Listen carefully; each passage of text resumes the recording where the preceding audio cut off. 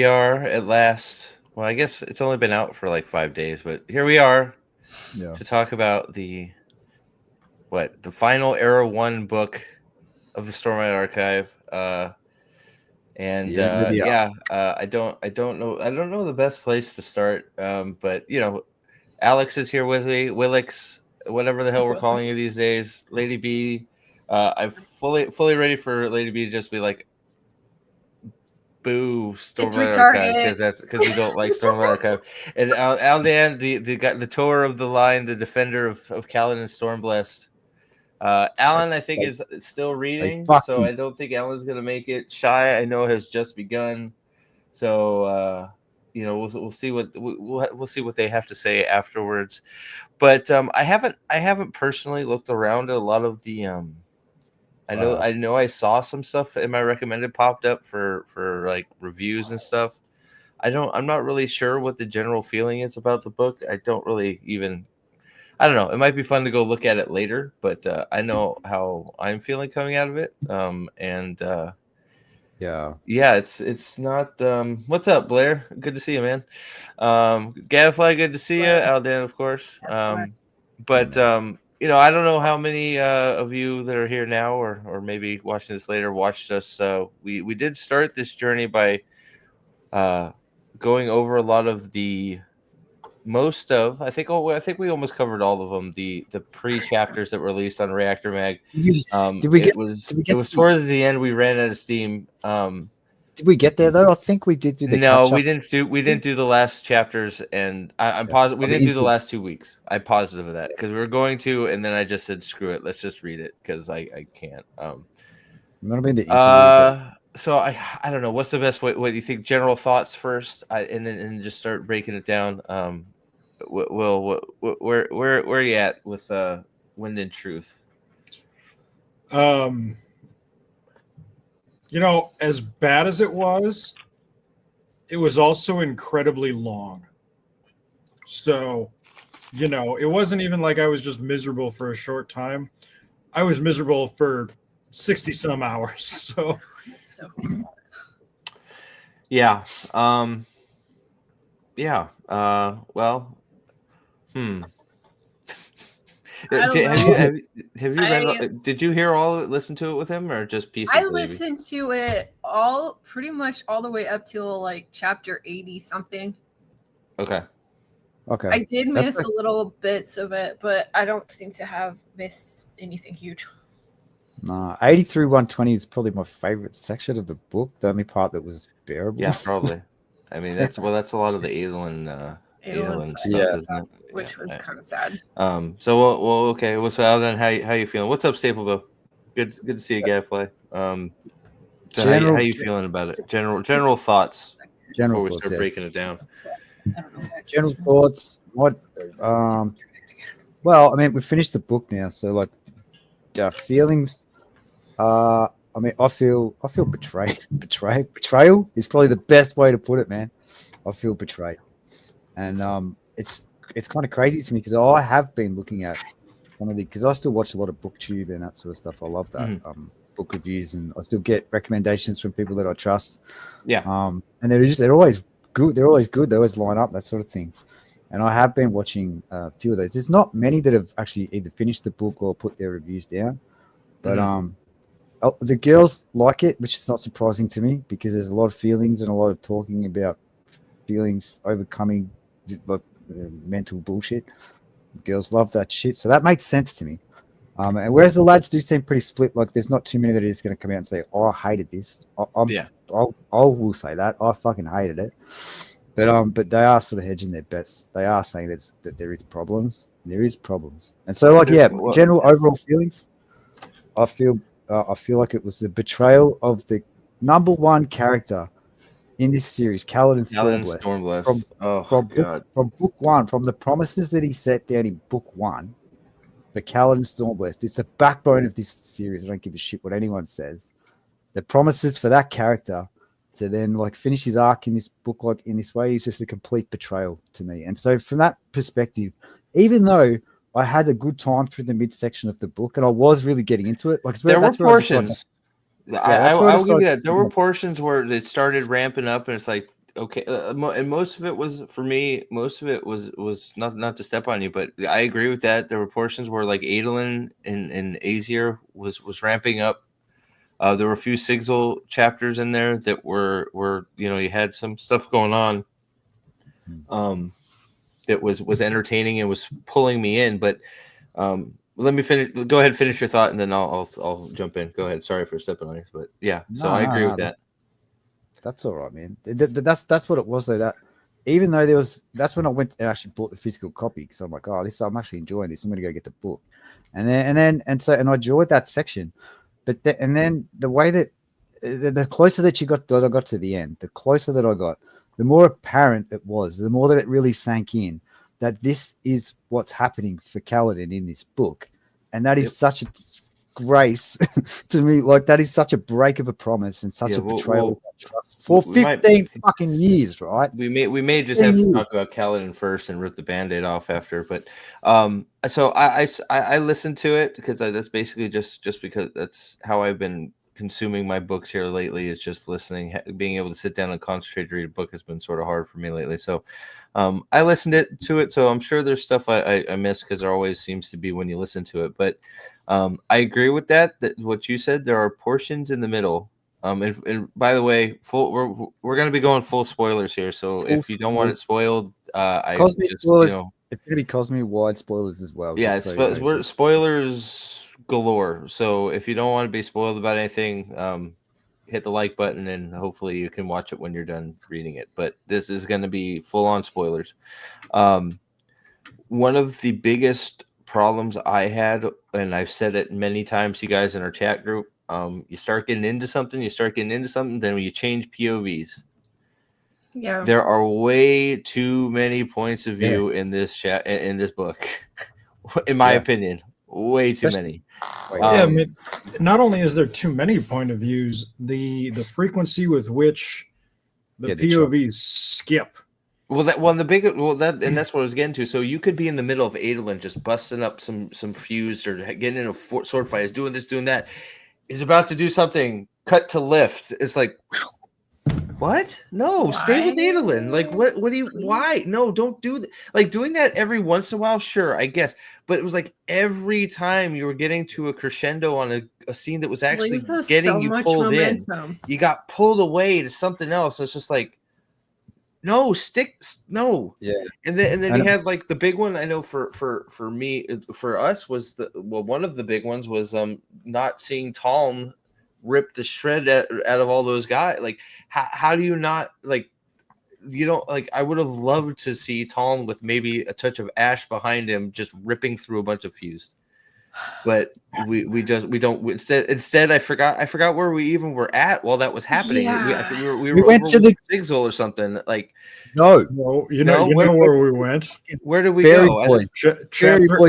Chapter 84. We get 5 minutes of Adelin versus the Thunderclast. We get Taln standing up for 5 minutes, and then we get 45 minutes of Renarin and Relaine. That's Fairy Boy flirting fucking bullshit. So we didn't get we didn't get Taln fighting a bunch of fuse. Instead, we got Relaine and Renarin figuring out if they're gay or not. Yep. The part of that actually had me laughing even more was you could tell that Michael Kramer was like using his like climax voice, is like, this is about to fucking go off, and then it switched POVs to Renarin and Relaine, and he's using his like, this is the most important moment in the series to describe these two gay dudes flirting with each other. Well, it's because I still would love to know how the fuck their powers work. I sort of know how they work. Me too. But I don't really understand. Like, so what are Truth Watchers? Because we don't know what a regular Truth Watcher does, because they're not regular Truth Watchers. They're different Truth Watchers. So their Truth Watcher powers are different than Truth Watchers. Like, I don't. Then all of a sudden, like, they have full control over the spiritual realm. Yeah, they seem to have a significant amount of control over. They're better at controlling it than Dalinar.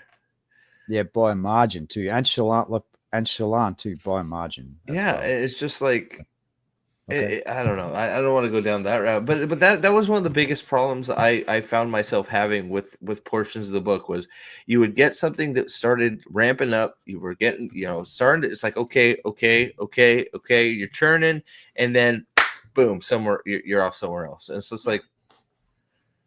And then it totally just and it's not like you're off somewhere else into another battle.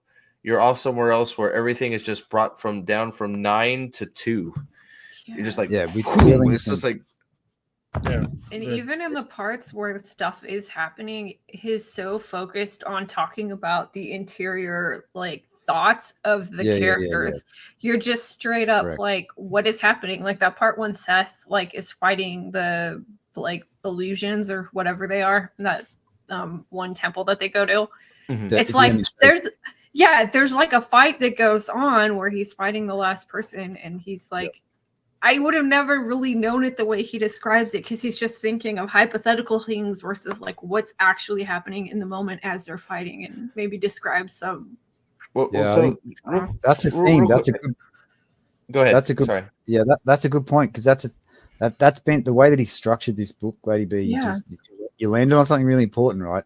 Is that for a lot of and this is what made Brandon's books so great early on, right? That they were written like these Marvel cinematic movies with these like that would build to crescendos for these moments that people would do. Characters that you cared about would do something amazing. Mm-hmm. And what he did in this book was he built these crescendos and then switched to someone that you don't give a shit about that's thinking about something inside their fucking head.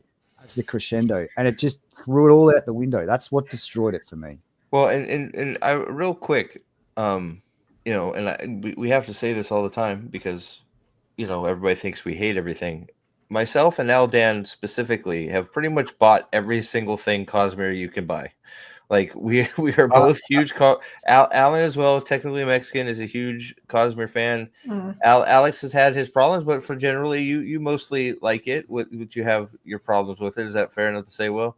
Yeah, but I will go so far as to say that I believe that I own every single Cosmere book on Audible. Mm-hmm. Yeah. So this is not a victory. Like this is not us going, yay! I am crushed. This is not what this.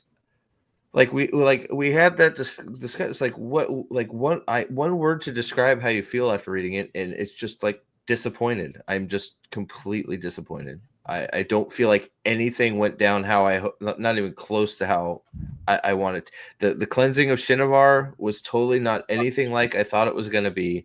Kaladin's journey was nothing like it was going to thought it'd be. The showdown on the top of Urithiru for the champions was nothing like I thought it was going to be. Then you have problems like the Gavinor problem, which I still need to figure out and unpack how Gavinor works and all that stuff. The Ghostbloods storyline was a complete waste of time and nothing happened. It was more than a waste of time. It was Kelsier was like an Easter egg that we just want to keep saying Kelsier's name, so you keep hoping Kelsier does something, and then he does nothing. Aldan, you nailed it. Kelsier was a post-credit scene. Yep, he from was an MCU movie. He was, which is like, why would you have it? Well, and so was Vasher. Technically. Yeah, Vasher was the same thing. Vasher. The only reason Vasher was in this book was to set up another book. With now Vasher has a new apprentice who is Lift. So you're doing in this book was setting up Vasher and the adventures of Vasher and Lift. That's why Vasher was in this book. Which might be amazing. It could be great. It could be great. Why have him in the book since fucking book 2 as this like to train Adelin in swordsmanship? Come on. Sam 8,000 for $5. This book is longer than War and Peace. The audible book is the audio book for this book is 62 hours long, while War and Peace was 60 hours long. So, wow, I did not know that. Wow, yeah, that's brutal. Holy all I crap, have to say is like I haven't actually read all of the books. This is probably the most I've listened to from Stormlight. I tried to read Way of Kings. I got into like maybe the 4th chapter, and then like Will's like, okay, let's try just the Kaladin chapters and see if it's better. And honestly, we stopped where Kaladin was going to start a rebellion, and Frankly, it's just that there's no more Bridge 4 people, that he never went out and did anything and became sort of like leader of anything. Just seems so like depressing, like just what happened. Well, Bridge, like the Bridge 4 holders on, I don't know. Like Bridge 4 feels like it's meaningless at this point. He's like, fucking wrecked. How could you wreck Bridge 4? We keep trying to reference Bridge 4. Yeah, like there was and then it's like, but it's just like it's lost all meaning. At least I feel like it has. Moash, what that? So Moash is just floating around. Let's do. What happened with that? That was weird. Somebody explain that to me like I'm 5. You just want to go character to character? Might as well. That's the only way to. Okay, so let's just start with Moash since we brought him up. Go ahead. I gotta grab another beer. Hang on. Yeah. Oh, actually, me too. So. So I guess the best way to go about this is just going to be sort of going from either group to group or character to character and just unpacking what happened.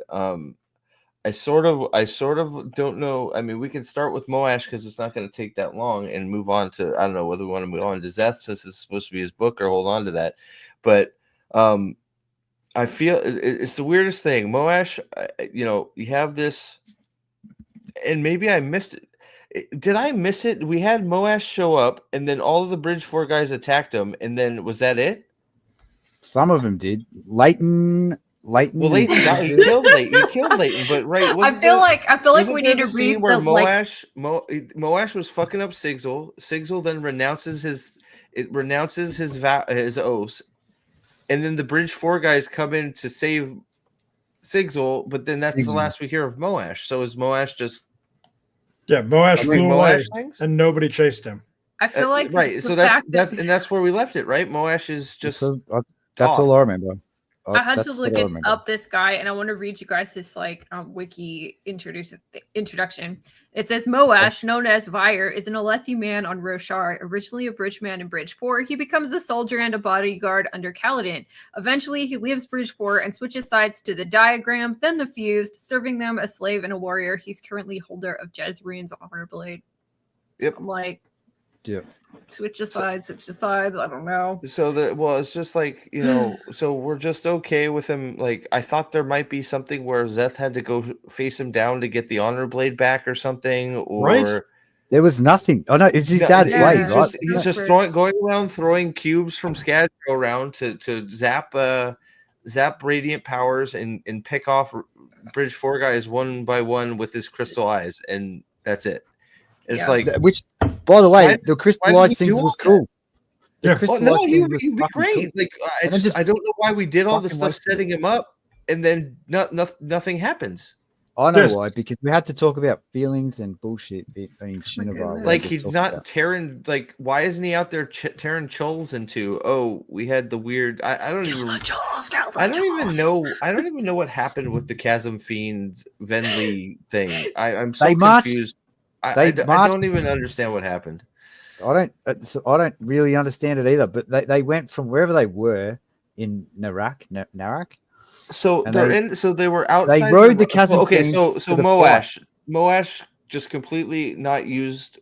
It seemed to be ramping up to something, and then it just stopped. Right? I mean, that's basically where we're at in Moash. Moash's storyline stopped when Sigzil denounced his oaths, and we get the frankly a terrible explanation as to how Sigzil killed his friend, because his friend isn't dead.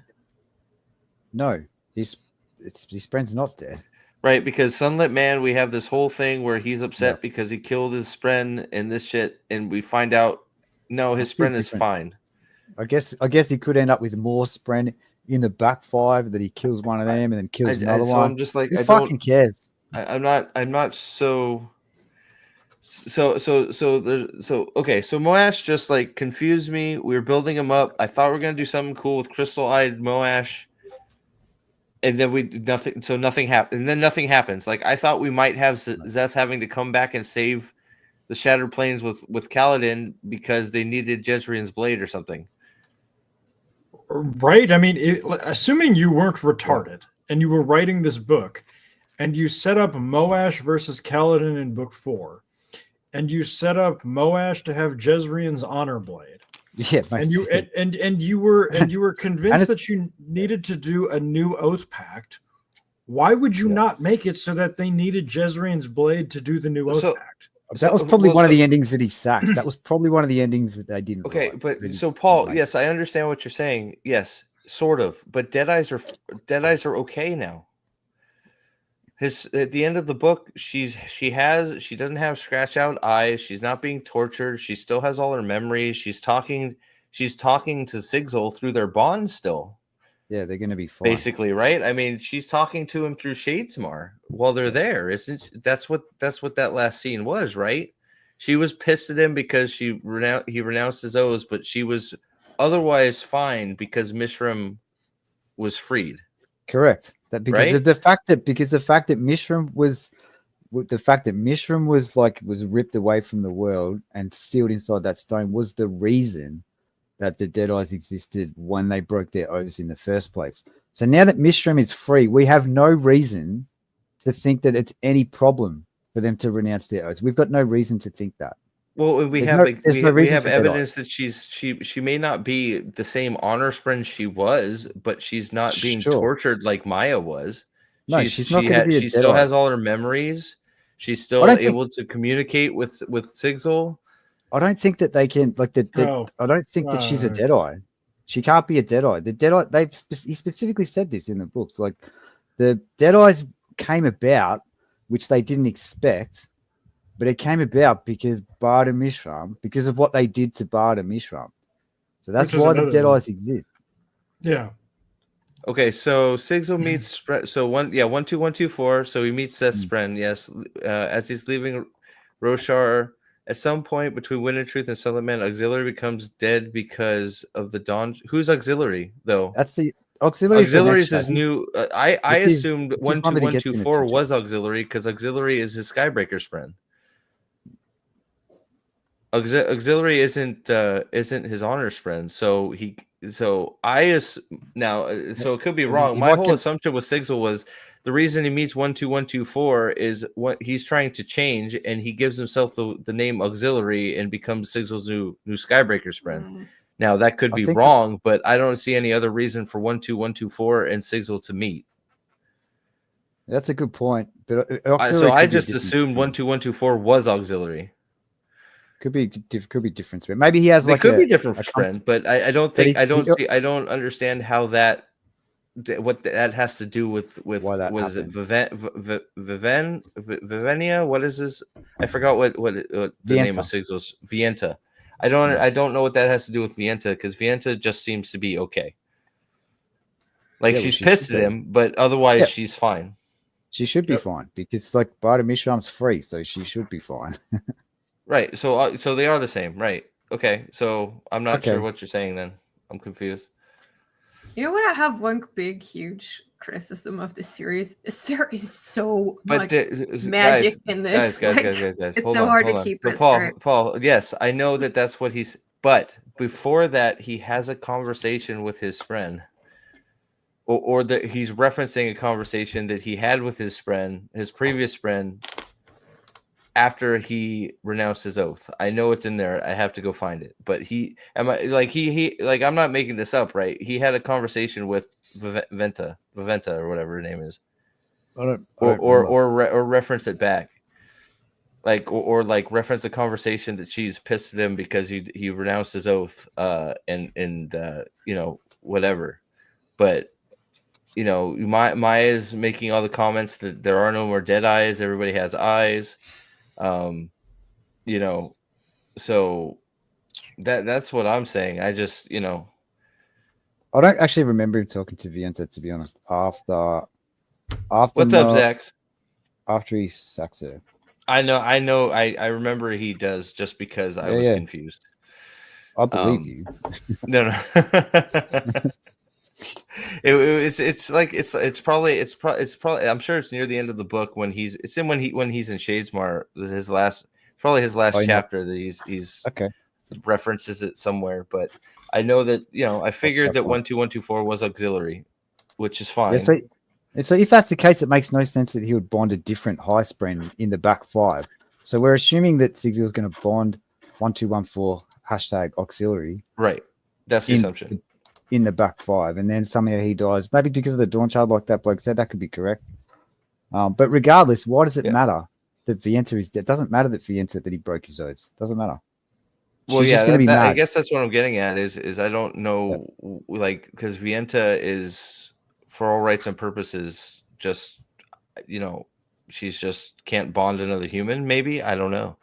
I'm not sure. I'm trying to find the chapter, man, where it's Sigzil. Do you know what chapter it was that Sigzil? I don't know. I'd have to look it up. Like I said, it was right at the back of the book. Yeah, it has to be right at the end. It's his last chapters, because it's when he's talking to it's when he's talking to auxiliary that it comes up. Yeah. I'm pretty sure it's the same scene. ZC says it's page 1318. Oh, thank you. That is right at the back. It's literally the second. Is it right at the end? So not to. It seems to be better to be like. I mean, Adelin ends up in a better place not being a Radiant now. Yes, yes, he does. He really does. So the undead-eyed Spren seem to be more beneficial than the actual Radiant Spren. Well, he can even call his armor Sir, which I much prefer the Sir than the Shalon. It's really cool, and that was a great scene. It was. That was a great scene. It's amazing. But you're right. Like, there's more benefit to being one of the unoaths than being like a Radiant, I would suggest. It sure seems like it. I mean, and just like where we're at right now, those Spren just are happy to do whatever Adelin says, which makes Adelin pretty goddamn powerful. I mean, he just what it had to be 10, 20, a whole bunch of Spren trusted him, and we gave what was it? How was that little girl that was following around, 10-year-old, walking around in shard plate with a blade now? Who's that? The little girl, remember that he was trying out for the army, and he said, "You're too young." Yeah. And then she was one of the only ones left, and they needed shard bearers. So what was she her got name? to be a soldier? Zebra. Zebra. Zebra. It was just like, okay, I guess desperate times, but like, you're not going to take you're just going to let her have it. Okay, I guess we'll train it up. I don't know. I mean, that's a smaller problem, but Yeah. That Spren is I agree that Spren is definitely auxiliary that he meets in Shazma at the end of the book, for sure. Yep. What's that now? Well, no, I'm pretty sure that's auxiliary. I'm almost 100% positive it's auxiliary. Yeah. So I mean, which it's good to have some of those answers. I just doesn't say anything in here about Vienta though. I swear it's in there somewhere. I'll have to look it back. I know that maybe I was just freaking making it up. I don't think I was, but I'm pretty sure there was some sort of reference to Vienta in there about. Yeah, there is a reference. It says her being pissed off at him and but being fine otherwise. So I don't know if it was just a short reference, but I was just curious. Moash.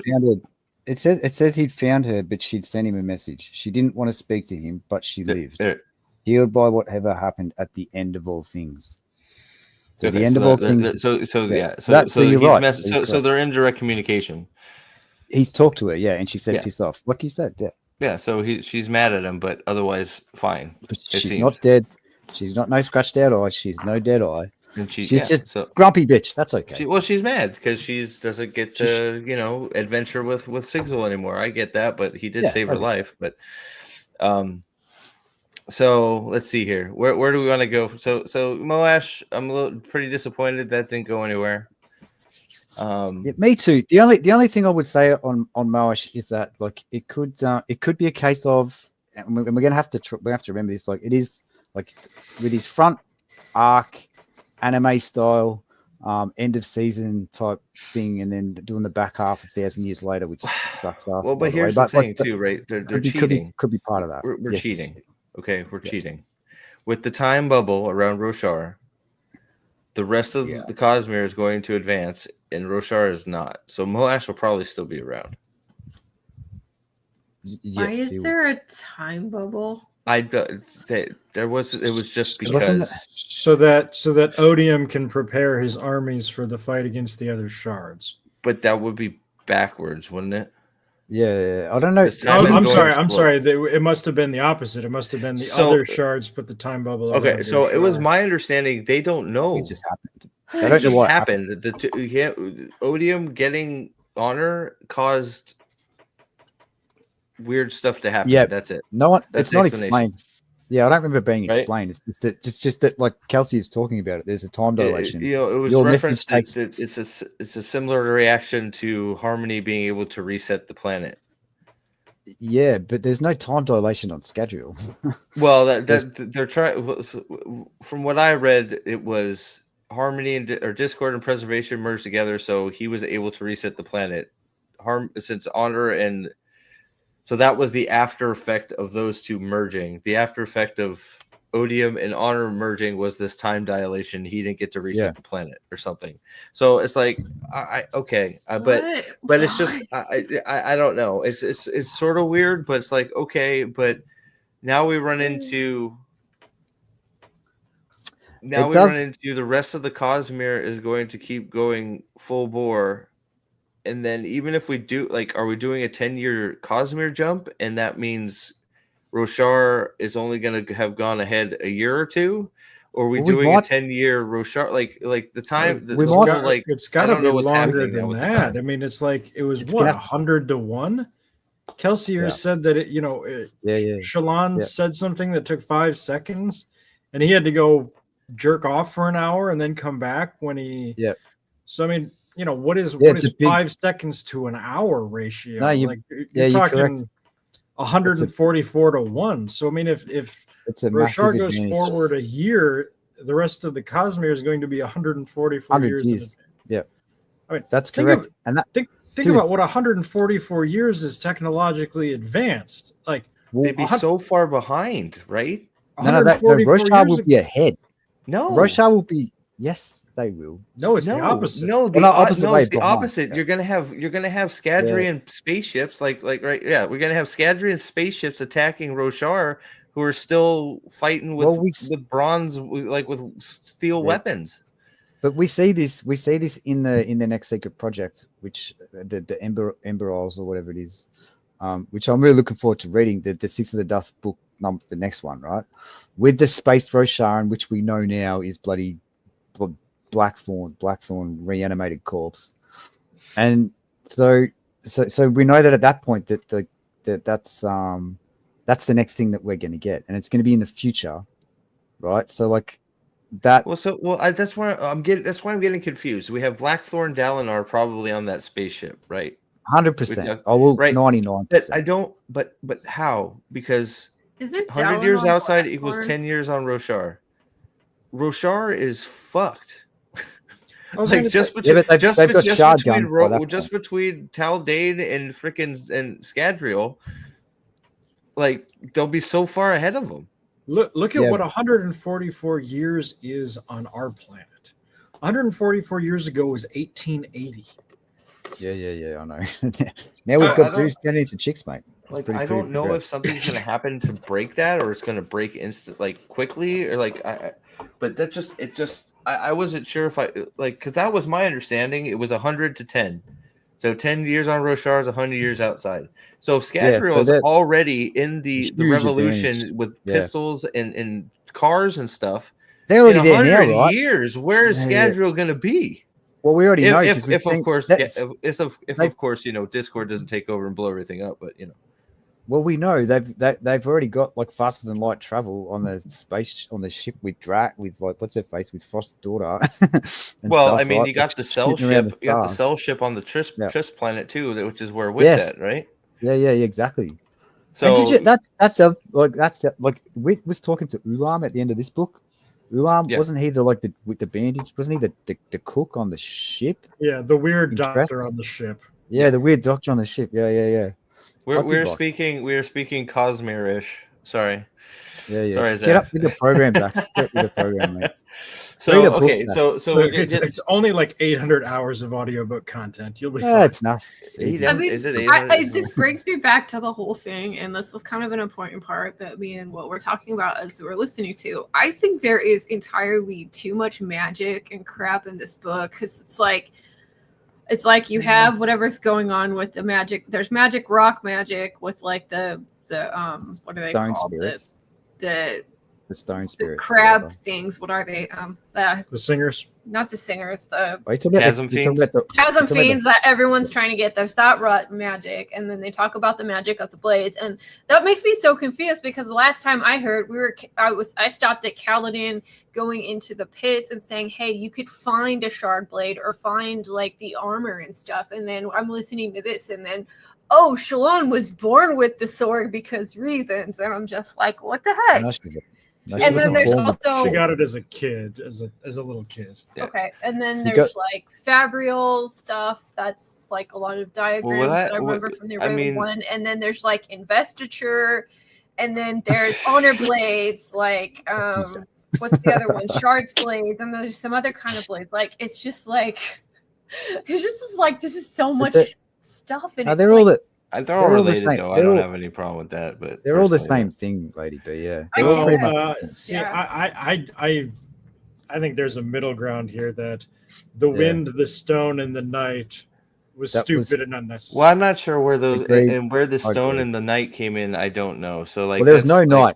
We never got no night. I think we'll get that in the next. Was stone actually? So I don't know. We didn't get stone either. The Chasm Fiends. I thought the Chasm Fiends stuff was all relation to Risen. Hang on, talking to all the yeah, like people can talk to Chasm Fiends, like what? Well, and then there's the whole, she at least can. It's something she's been doing. She's been talking to the Krem and stuff like that. So I thought that was going to have some sort of interaction with Risen, but Risen is just booking it off planet. Yeah, Risen was weird. Risen was a weird thing. We did get the stone spirits, by the way. That was what That was what Venli's ship was about. Is that what that was all about? Yeah. So the stone stuff was Ven. Oh yeah. She was talking. Yeah, I remember that. She was, but like we didn't get nothing with night. Just the one scene of her talking to the stones, and then they decided. It was actually that was listening to them. That was like what. I don't. I checked out on some of the Venli stuff, if I'm being honest, because I just that's cool. I actually that's a strange thing. Like I actually without Venli being like a flashback sort of like main character for this book, I actually didn't mind her stuff. It was just pointless, right? But it didn't like bother me, but like I didn't know it was like all of a sudden like so the Chasm Fiends were nearing extinction, so they decided instead of it being extinct to talk to the singers. So they're not enemies anymore; they're friends. Are they friends now? Is that? But that's the reasoning, right? Was they were going extinct, so instead of being rivals, they decided that hey, maybe we can be bros. Yeah, they started to work together. Yeah. That was it, right? There was no like exterior force like bringing like because I thought that was all going to be like something Risen did. She like went to the Shattered Plains and was able to communicate with the Chasm Fiends because she can. I thought that's what they were. She could talk to the Krem and all the Krem, all and of her talking to as well, right? Like in her cool Krem partner, the guy that like turns it. I forget his name. Like Rock Dragon, they're just wait, did nothing? Well, Churi, and then there's the other guy. Talking about the two bodyguards. Yeah, if they form themselves out of the Kremlings, I wanted to see more from those guys, and they're just like, "Nah, we're out of here." It's just like, okay, great. Like, we've got nothing about the Horde at all, which is really weird because the Horde, the Horde, right? Exactly. I thought the Horde was going to come into play somewhere here, and especially after Dawn Shard. Especially after Dawn Shard, I was like, why introduce this if then it doesn't matter? Like, I assumed that was going to be there were going to be little parts of little Kremlings around all around the place, right? Yeah, they've been like gathering information and had some Grandmaster plan to do whatever. They're supposed to be protecting fucking the forces that could destroy the universe, but there's just like nothing. So what? That just makes no sense. Did that even happen? The Dawn Shard story makes no sense that it happened. Well, like if she has if her ultimate goal is to just protect the Dawn Shard, fine, like fine. then why is she hanging out on planet? She should be gone. If she has a way to get off planet, she should be long gone because she knows shit's going down. And there's right? let's get something else straight, right? There's 3 Dawn Shards on Roshar. There's fucking Risen's, and then there's that fucking weird dude, the Shin dude that turned up or whatever. And you've got the one that Wick gave to Sigzil, which we knew happened from Sunlit Man, right? But that means that, but we talked, I think we talked about this, Steve. Like, we thought that there's no way they can't be on there at the same time because that's a world-ending event. I know. That's something they say, like, in the Risen chapter. She's like, oh my gosh, we're going to die if they're in the same spot. And I'm like, and yet here we are. And there's another one as well, right? It's even worse.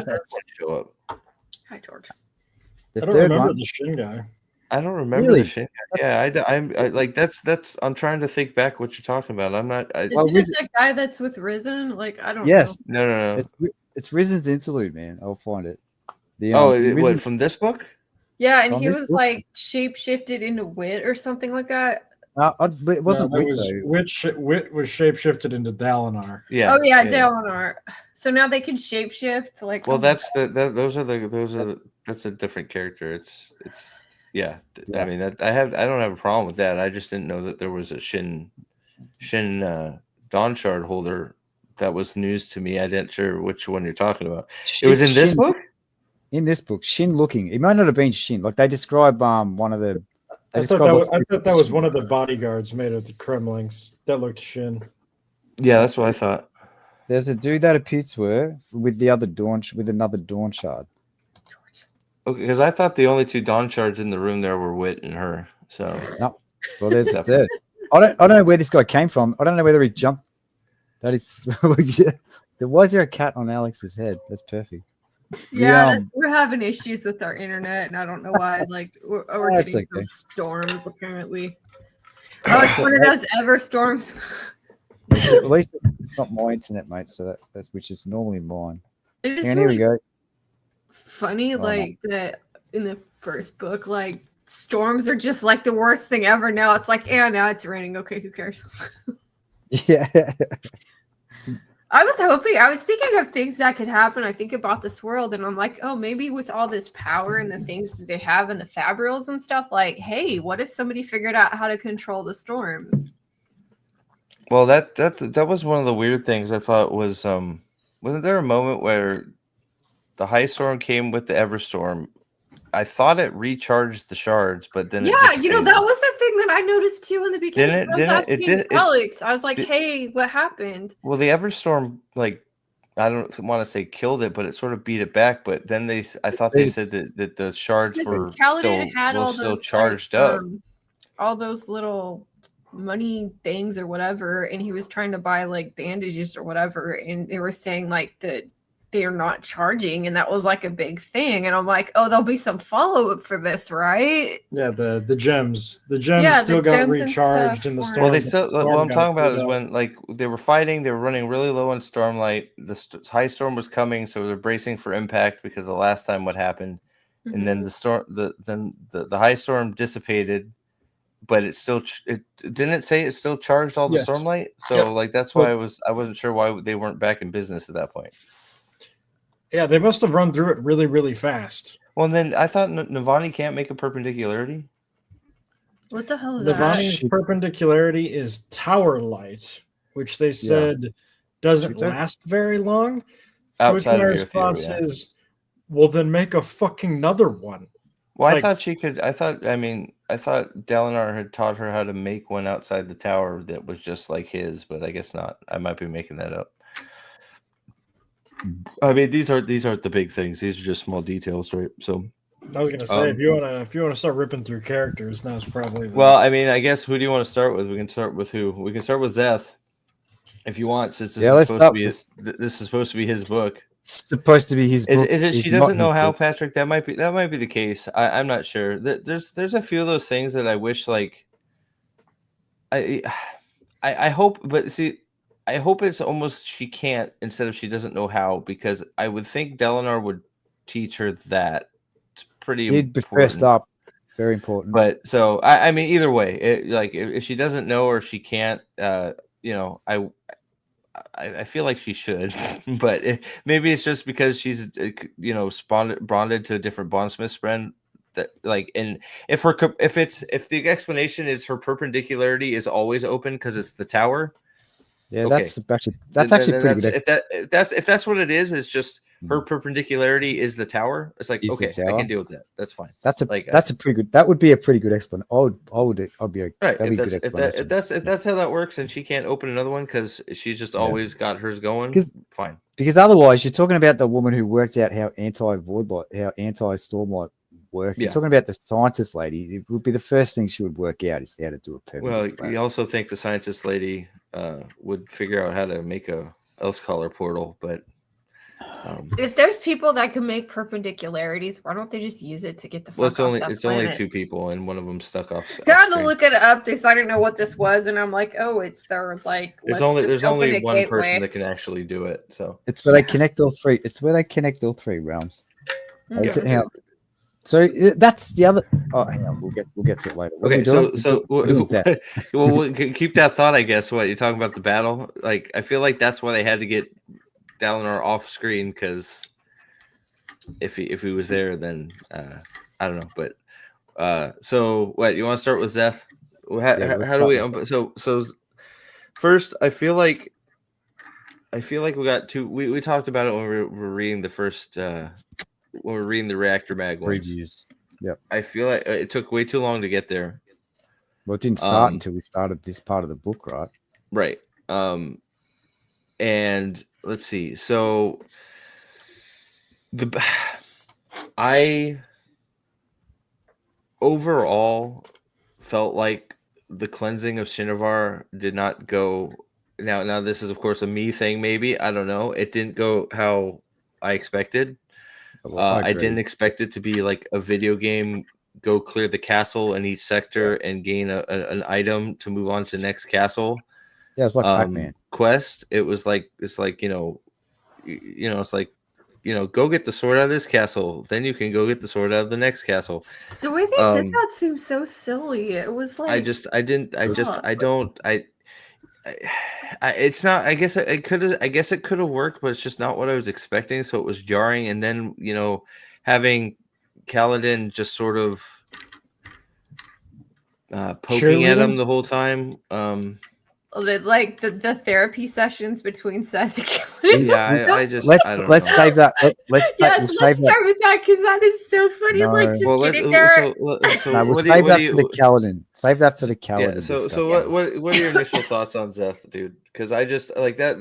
I think that's the biggest thing until we get to the end parts. Is just like, some of the fights were fine. They were okay, but I just the cleansing. The fact that the cleansing of Shinovar didn't go nearly how I thought it would be, and then he never actually cleansed Shinovar. Yeah. You guys bothered. What's that? You guys go, Lord and Lady B. You guys go first, but yeah, I've got thoughts. There's no doubt. I have to go to the bathroom real quick. I'll be right back. I have so many ideas about Kaladin. So like, no, Kaladin later. We're doing Szeth. No, Szeth. Okay, I felt like Szeth, and I felt like the character was like kind of racist, but in a racist way that like maybe it was the way Michael Kramer read it too, was that it was like somebody trying to describe like a really stereotypical like sort of ninja character or something. Like it was just really strange. I'm like, what is this guy? And he's so like, or like it felt like a retarded version of Galad because he's so stuck on like legality and like following the laws and stuff. And it's like, this doesn't make any sense, nor does whatever his culture is. Like, I don't remember what was he from, babe? The Shin, yeah. And they talk about, we don't step on rocks, but we'll walk on soil. And I'm like really into gardening, and I'm like, bro, what do you think soil is? Oh my God, stop! Like, he's been like that. Oh, you know what's funny about that character too was like his sheep girlfriend that he had. Like, I was like. Yeah. The way they describe it, it's like I'm laughing probably too because like my mom, like she had sheep like when she was growing up on the farm, and my grandparents still had a few baby sheep and stuff when I was a kid, and it's like he's talking about the sheep licking his face, and it's like they don't act like that. Like, honestly, Hey, I had sheep that did act like that. Just so you know. did. Yeah, I did. Like they lick your face. I'm like, Yeah, maybe if you a raise dog. them, if you raise them, if you raise them with a dog, like a dog, they will do that sort of stuff. It's hilarious. It's actually Hey, really funny. I thought you were Australian. You weren't from New Zealand, dude. Watch it. You got Velcro Please, gloves. Okay, enough sheep jokes. Okay, we'll get back on. What did you think, Alex? What did you think, mate, of the Shinovar of Szeth's character? I have a blistering hot take that is going to make a lot of people mad. Excellent. I'm glad I'm back from the bathroom for this. I want your hot take. Szeth is a fucking awful character. Yeah, he is. I fucking am just done with this bitch. On paper, Szeth should be awesome. And we've all been tricked because we were like, oh, a cool, calm, collected monk with awesome powers who just, is really honor bound and cool. And then, so we're like, all right, cool. Well, let's learn a little bit more about Szeth. Let's get in Szeth's head. And this motherfucker can't order off the dollar menu without like having a crisis of faith. Like, he because he's so he's so lacking in confidence. He doesn't stand for anything. He doesn't have any morals. There's nothing interesting about him.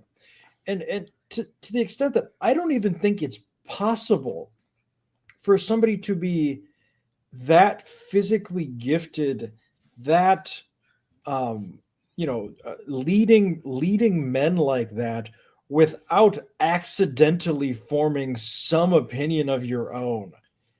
And he had no. It's hard. Just where they. Thank you.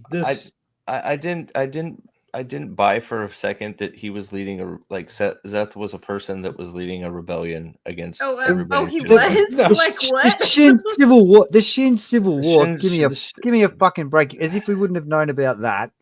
Like there's been this massive civil uprising in Shinovar. It's like I understand the leader of. It's like I understand Shinovar is a secluded country, but it's like but it's just like it's Shinovar. Like nobody knows that this huge civil war that almost brought down the whole nation happened.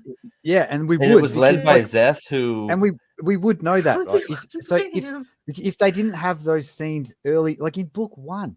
Of Vistim and Ryson going to Shinovar to do trade, and that's like they do trade. Yes, they're very xenophobic and all that sort of stuff. But they still do have contact with the outside world. So we would know. I beg your pardon. What's this? Was it? Where? Yeah. No, I think he's right. I think it was a throwaway line. I just don't believe that Szeth was fucking. I don't remember that at all. I know, right? Like this dude is so like.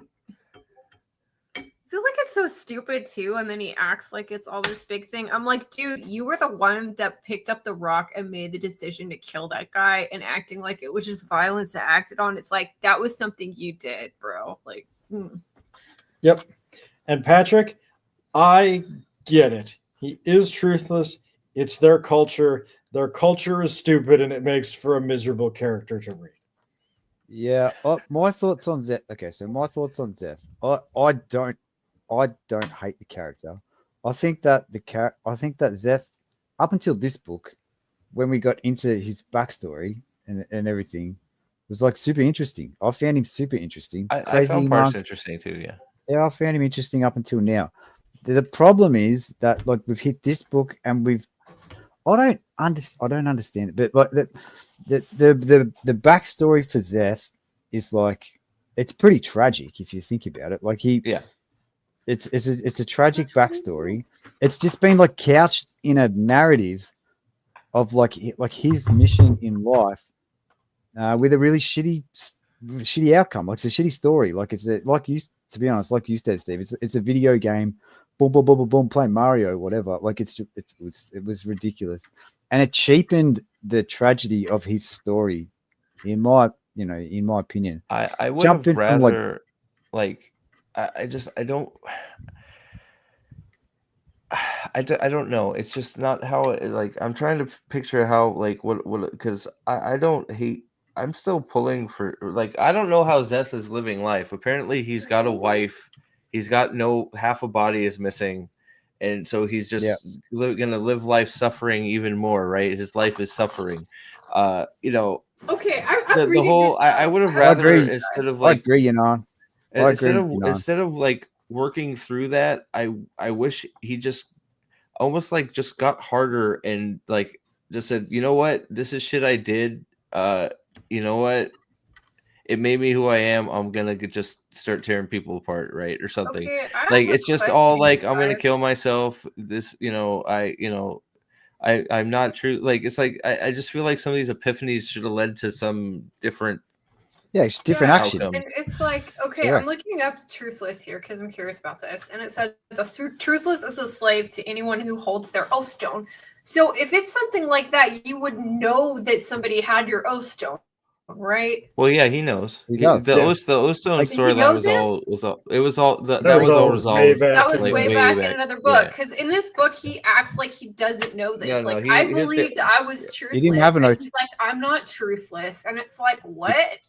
That's because he learned that stuff was resolved like books ago. Yeah. Oh my gosh. He learned that resolved a long time ago. Oh my gosh. That was resolved way back. But I don't know. It was a waste of a really look. It could have been the thing with Szeth, right? When we came into this book, I think that everyone that was interested in like this story and the Cosmere in general was like, I can't wait to see Szeth's book. I can't wait to see, how Szeth became the person that he is, and like, what that's going to mean for the story of the Stormlight Archive in general, like how Szeth's little story is going to fit into that, because it's really interesting. We don't know much about him. It's really mysterious, and it could be really awesome. And it's just dropped the ball like you couldn't believe it. I wanted violence too, Yanan. Yeah, well, I wanted a lot of violence. Correct. I thought we were gonna go purge Shinovar, not just like go kill 8 guys because they were also manipulated by Ishar. Like it's all Ishar's fault because Ishar crazy. It's just like that. But don't forget, we killed depression, guys. I was gonna say, Steve, did you not read it? We killed depression. I would have rather him been depressed and just take responsibility for what he did and just be like, I did all this wrong shit. I'm still wrong, and I'm still fucking. You know what? That's who I am. I'm gonna defend my people, and that's it. And I'm gonna cleanse this land of all this evil shit and go. And I don't know. I just it didn't feel like that's what was happening. Same thing, Why isn't there a depression spread? There has to be. There will be. There's so many. I'm just trying to unpack what all happened since he got because we had the Brock flashback. We're learning about he's upset because his sheep got murdered, so they made him into a mercenary because he killed a guy because he murdered his sheep. Yep. And then because he did exactly what they wanted him to do, which was kill the invaders. They were mad at him because they didn't want him to kill the invaders, so they made him even more then they promoted him to an honor bearer. They did that because he was. Yeah, they promoted him because he heard Ishar's voice in his head. That's the only reason. Right. Okay. So right. So is that what you're gonna say, Alex? Yeah. No. So what, dude? Just because you're behind is not my fault, bro. Like I don't know. I didn't even get all through it, Shar. You should just come and talk to us because I'm feeling what I've been watching your messages come in on Discord and yeah. So he's like, okay, so then he has an affinity for killing, so they have him go on his pilgrimages. Yeah, like why? How? Okay, so just somebody explain to me that because I'm trying to walk myself back so I can remember some of what's going on, because that's part of the problem too. Like it sort of left my mind. How is it that Szeth, master of every single goddamn fucking, he's a master of every single shard blade. He's a master of every. I can't find the word for some reason. He's a master of every. Every surge. He's a master of every surge binding. He didn't go to Adelin and say, "Hey, man, I can help you with these radiants. I can train half of these with. I can teach Yasna how to make a fucking Yasna's of the fourth ideal. I could teach her how to make an else caller. I can teach you how to teleport. I can teach you how to teleport armies en masse. I could teach you how to teleport to another planet. Like, why is this never brought up by Szeth to anybody? Know. Yeah, that's the question. Why is Dalinar? If we know that there are 9 honor blades sitting in Shinovar, why aren't we going to Shinovar? Yeah, like should it not be the first thing that you do? That's 9 nuclear weapons. Why is Shinovar not a free country at the end of this? Because Odium did not control Shinovar, so why is Shinovar not free? I just started thinking those like honor blade things were just like. No, they said Shinovar is Azir is the only free nation on Roshar is what they stated at the end of the book. I'm not sure they even include Shinovar in any of their talk. Like, it sure seems like they forget about it. They don't even think it exists. So it's just like those are like some, and then you have so Szeth is a master of every. You find out he's a master of every surge. He's not only a fucking surge binding magician. He's a surge binding fucking Mistborn. He's done them all. He can do them all. Now he has all these swords and he can do them at will. He doesn't ever do anything with them. Except for when he's fighting, because I guess honor, I don't know. And then, not only do we find out that he's brilliant at every surge, he's also a brilliant tactician in military mind. Yeah, because he led a rebellion. So many people that have these amazing talents in this land. Why are we not doing anything? Well, it's funny because Ishar even says exactly what the readers are saying. Why did Dalinar send his 2 most capable fighters away? Yes, you even have freaking Sigzil, and all of them are going, man, I wish Kaladin was here. The Fused are out looking for Kaladin. I know. There was a few Kaladin. Going around like playing Pokemon basically with these blurs. It just was, you find out all these cool, you can do all these things, and it's just like, oh, okay. Well, Dude, I had the exact question every time one of the Fused asked, "Why isn't Kaladin here?" I was thinking, why? Yeah, man, you and me both. Why? What a great question. Because he had to learn how, guys. He had to learn how to play the flute. That was very important. I was like so mad when that happened. I was like, "What the fuck?" Like, gee, it sounds like this other story that I've read a million times before, huh? I guess Narok is free, but it's under new management, so who knows? Like, because they're just like immediately like, we don't give a fuck about the humans again. It's just like, it's okay. So like, I just, and what? So I don't know. It's gonna Roshar. If we ever go back to Roshar, it's gonna be weird. I don't know. We are going to go. They're going to go back to Roshar, and then Scadrial is going to hit it with a nuke from a spaceship. I'm completely. That's going to be the end of it. You know what's crazy? I'm completely on Team Kels here. I'm 100% Scadrial and Scadrial versus Roshar war now. Not even a doubt. I have to. But that's been do it. That's been the way for a while. For me personally, I'm Team Kelsey 100%. I don't care. You just gotta get Wax. Gotta get Wax involved. Let him be what makes Wax and we're gonna get high on Mercury. Hey dude, if we can reanimate Dalinar's spirit, maybe we can reanimate Wayne's twice, spirit. Bro. Twice. So maybe we can Dalinar. Okay, so hold on. So we can talk about Dalinar now. Are we talking about Szeth? I'm sure more will come up about Szeth, but I'm just gonna grab a beer then. Yeah, for sure. Yeah. Because is there anything else you want? Because Szeth, the purging of Shinovar wasn't what I thought. It pissed me off that he didn't even do that. Then we haven't even talked about how the fact that he skipped the 4th oath and went right. He spoke the 5th oath. It worked, and then he immediately discarded it. What is that supposed to be? Like, what are these oaths? You're supposed to get levels of power and more access to the different abilities from Surge Binding. You lose. You don't drain Stormlight as fast when you're a higher oath. There's certain benefits you get for being I'm just a higher oath. Like on a long-term thing here, it's like if like everything of this world between all the gods and everything is just based on like people giving their oath, and I'm like, like people never lie, and there isn't like I've never seen in the story. Like I'm just saying in this one book and the parts that I listened to, it was like there's never any like consequences of say breaking an oath. Like we never see what happens. So it was just like, why? Like they're just like this is a good faith thing. Like they signed a piece of paper, and that's what's holding this whole world together. Well, I mean, there were some consequences. The consequences seem to have disappeared now because, Mishram is free, but you're breaking an oath too much would kill your spren, which would then lose you your surge bindings. But all oaths don't have to do with truth either. Just there's every order has a different set of oaths that so some of them you can be a filthy lying asshole, and some of them it doesn't even matter, right? There's a whole spren order where lying is what they do. So it all depends on whatever it all depends on perspective and your truth, right? Your truth, right? Oh my gosh, speaking truth to power. Wow. But so like I didn't like him skipping to the fifth ordeal, saying he was the law, and then immediately going, "I'm not the law." Yeah, that whole thing. Speaking of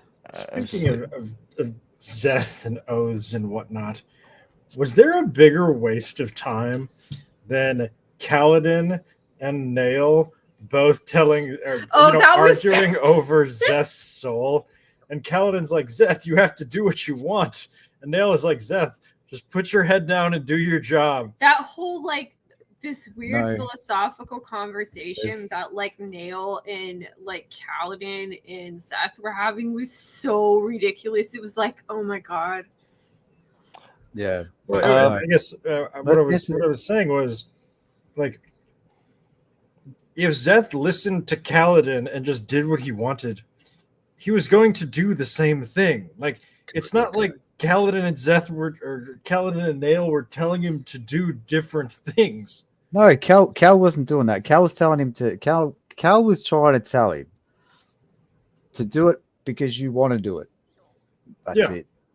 That was what it was. Yeah. Which is good advice, sure. But like a whole book, that's a theme that's an arc of a book. Come on, for Kaladin and Stormbless, get. Let's answer this question. So Patrick asks, I don't know you guys, but what are y'all expectations of the concepts of champions? A physical fight, intellectual. Once Taravangian took it over, we knew it wasn't going to be a battle of might. Go. Does somebody else want to field this first before I say my piece? My lovely wife answered for me. What was it? I was hoping the Ghost of Power Armor would fight with it. Yeah. These guys, you guys are nice. In freaking mecha suits. You have anime swords. Like this is stuff Brandon Sanderson has said about when he described this. Like I did watch his writing lecture, so I had like the basic of what the sword was supposed to be, and I'm like, that's insane. We just have like the anime battle fight. Like, come on. He says in his lectures, Lady B, hang on, I watched them too, right? I really enjoyed them a long time ago. They're good. I know, but he didn't do any of that in this book. No, he doesn't. He doesn't take his own advice. It's like, listen to yourself, bro. Well, exactly. So like I was sort of, when Taravangian took over, I expected it was going to be more a battle of wits than might, but I expected there to be some might in there. I did too. I didn't expect the giant Gavinor twist where he put Gavinor in a corner for 20 years. So he could grow up and then be mad at Dalinar, and then they could not fight at all. Oh my God, why were there 50,000 Dalinar flashbacks to like the start of the series, that like first chapter where they murdered the king? No, some of the. Well, because he's working through his shit. Because he got to do that. I mean, come on, that's what they're doing. Like that's the whole point of his thing. So I don't agree with that at all. Patrick, my hope for this was that Taravangian was going to have a brilliant plan to make it into an intellectual thing. And Dalinar was going to figure out a way to turn it into a physical fight. And then Dalinar was going to punch him in the face a bunch of times. That was my hope. Yep. That was mine. That was mine too, man. Like, honestly, it was. Especially, like, I figured that there'll be a point based on the death rattles that Dalinar would have to choose between killing like a boy Gavinar, like a young Gavinar, or a Gavinor, and working out some sort of different way to resolve it, which would eventually end up with him punching Taravangian in the face a lot of times. Yeah, well, yeah, or yeah. I heard part of what you both said. I think that would have been the best outcome. A little bit of both, right? I totally fucking hated the Gavinor twist. It I hated it. I fucking. What did you? What? I don't think Gavinor should have been in the spiritual realm at all. The whole reason Gavinor ends up in the spiritual realm is because they left him with Lift and some babysitter that's horrible. They can't. Who leaves a kid with Lift? Or it's like yeah. Well, so they either left the kid with Lift, or they're letting Lift play with the kid. And like, why would they do that? They know that she's a terrible influence, so fine. Or she's busting in the room to playing out with the 5-year-old, which is also weird. But then for Gavinor to get where he is, he then has to sneak through the walls of Urithiru. Whoever is keeping track of Gavinor has not figured out that Gavinor is gone. And then we have Lift, who is magically caught by Wit instead of Gavinor to not go into the spiritual realm. Because luckily, at just that time, the Ghostbloods were there to screw everything up, to go into the spiritual realm for no reason. Which also made no sense, right? Like, how the Ghostbloods? I still don't know why the Ghostbloods were in the spiritual realm. Why were they there? To take Shalon out of the story, make Shalon a side thought. That's why. Well, we thank them for their service in that regard. Fuck you. I like Shalon. No, I know you love Shalon. Speaking of Lift, was Lift declared the chosen one by? I want to make sure that I got this right. She was declared the chosen one by Wit when he said, "Oh, your investiture was so bright as you were getting sucked into the portal, I couldn't possibly miss you." Yes, he did. She was declared the chosen one by Vasher. Vasher, yep. When she rescued him, and she was like, "Wow, you're the most impressive person I've ever seen," which was freaking weird. And like, she was declared the chosen one. Yunan, hold on. Yunan, hold on. That is worse. It kind of is, yeah. You've put somebody in charge and watching the future king. So who's right? The future king. Who's the minder? Let him sneak off enough that he he snuck off enough to follow Lift around, who's been hanging around with him enough to influence him in this way that now he thinks it's fine to just roam the walls of Urithiru and say nothing. And nobody's running around the tower going, the king is missing. The air is gone. The air is missing. There should be 8 radiance around Gavinor at all times. Gavinor should be under, like, he should have Drehy and Drehy right there. Drehy found him. I want to see Gav and Drehy have this awesome relationship because Drehy is the one that saved him.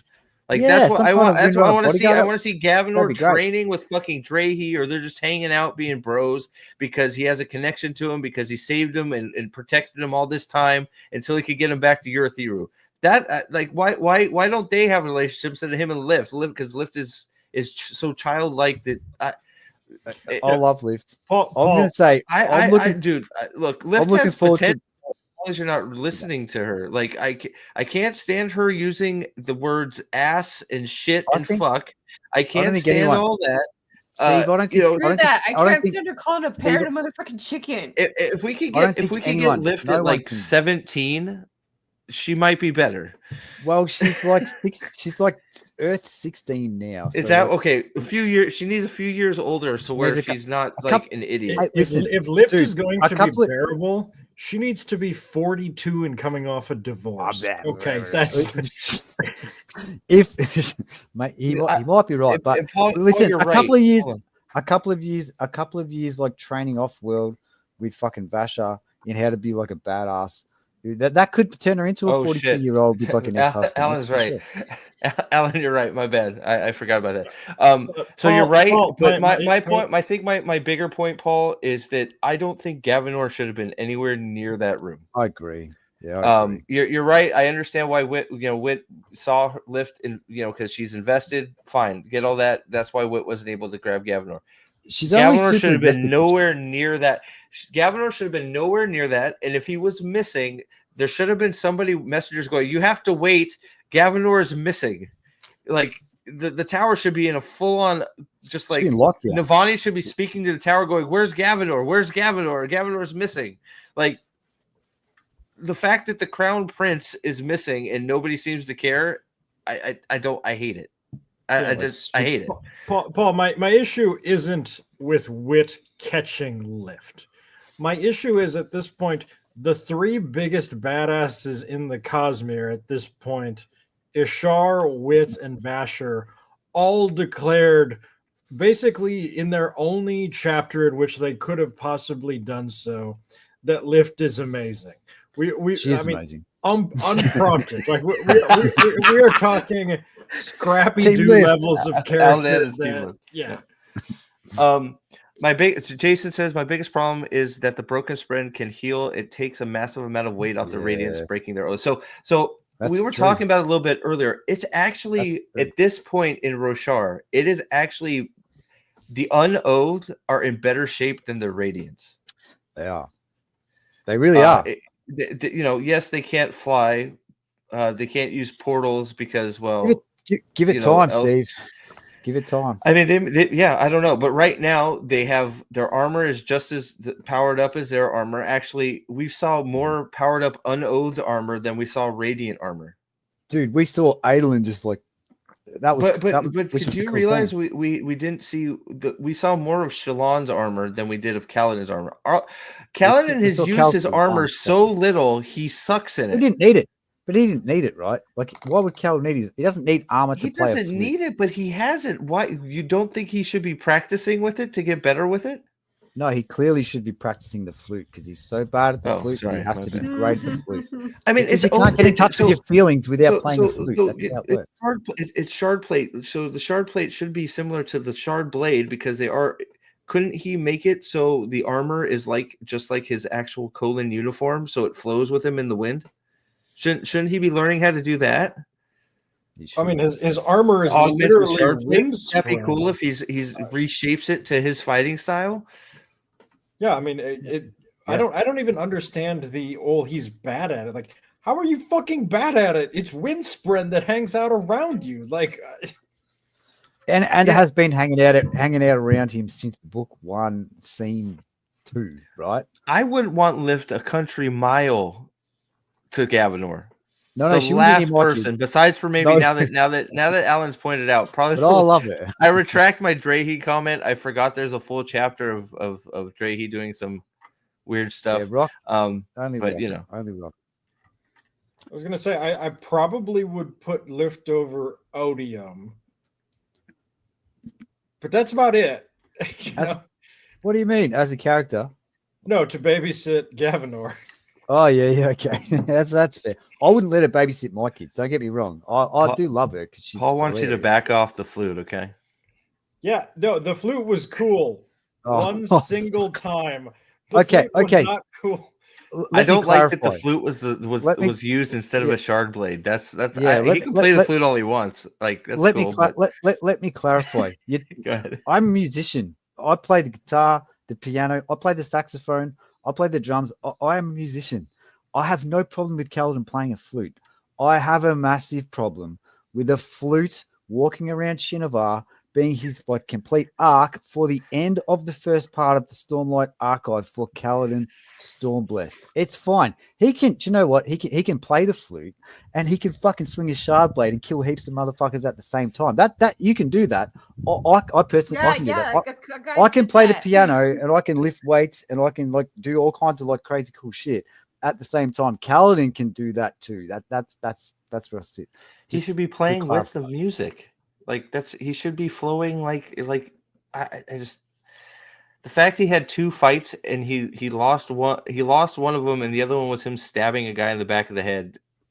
Not great for Kaladin. That was his role in this. He didn't even go fight. How did he not go help?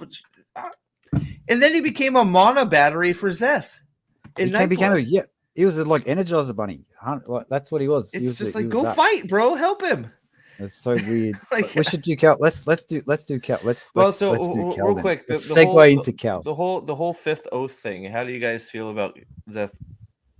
Which one? Do you want Szeth? Szeth's fifth oath. Well, because we need to talk about it because it's a big. I feel like it's a big thing that we haven't. The fourth. So we skipped the fourth, and then how do you do literally the fifth oath was "I am the law," which I thought was especially ironic considering he has literally no thoughts on the law at all. He's got no concept of what the law is. What is the law, Szeth? Szeth, tell me what you think the law is before you become the law. It's what he says the law is. That's what he said. He says, "I am the law." So sure, he chooses to be the law. Dude, if you ask Szeth what the law is, Szeth's first response is going to be to go ask Kaladin what the law is. Well, it should be Dalinar technically because that was his third oath or whatever. Are you talking about? Are you talking about Lift? Yeah, I sort of lean that way, and now that Lift is. I think they set early stages. Yeah, very early. He's set Lift up beautifully. Patrick, his fourth ideal was completing the cleansing of Shinrawar, which he never completed. He never cleansed it. The whole point of what Kaladin and Kaladin was supposed to be up there to distracting Ishar or something, so he could kill all the phantom shard bearers. To cleanse, to free all the people of Shinrawar who are under the dark influence of, it turns out, Ishar, not an unmade, which I still wish there was an unmade in Shinrawar. It really pisses me off that there wasn't, but fine. So it was Ishar all along, sort of like Agatha, and so the whole point was Kaladin was supposed to be convincing Ishar or distracting him, so Szeth could defeat all the shadow honor blade holders. He did not defeat all the shadow blade honor holders, therefore he did not complete his quest, therefore he did not finish and speak the fourth ideal, therefore when he said "I am the law," it should have not worked. It should have went boo-hoo. You may not enter the realm of the fifth law. You have not completed the fourth. Go back to fourth before you complete the fifth. Right? It should have said. It should have been one of those messages like in the game, Steve. It was like you missed the loot box back on. No, 12124 should have popped up and said 12124 should have popped up in front of him. Says you have completed this quest too early.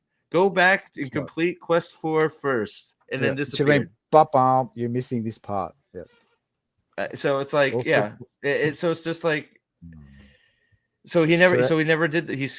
And if he completed the fourth, then where was the well of power that he got from finishing the fourth? There was none. Right. So he never did the fourth. He just skipped right to the fifth. Please note the goat Talon. Talon is the best character in the fucking Stormlight Archive. Yeah, I love Talon. Hey man, Talon is the best character.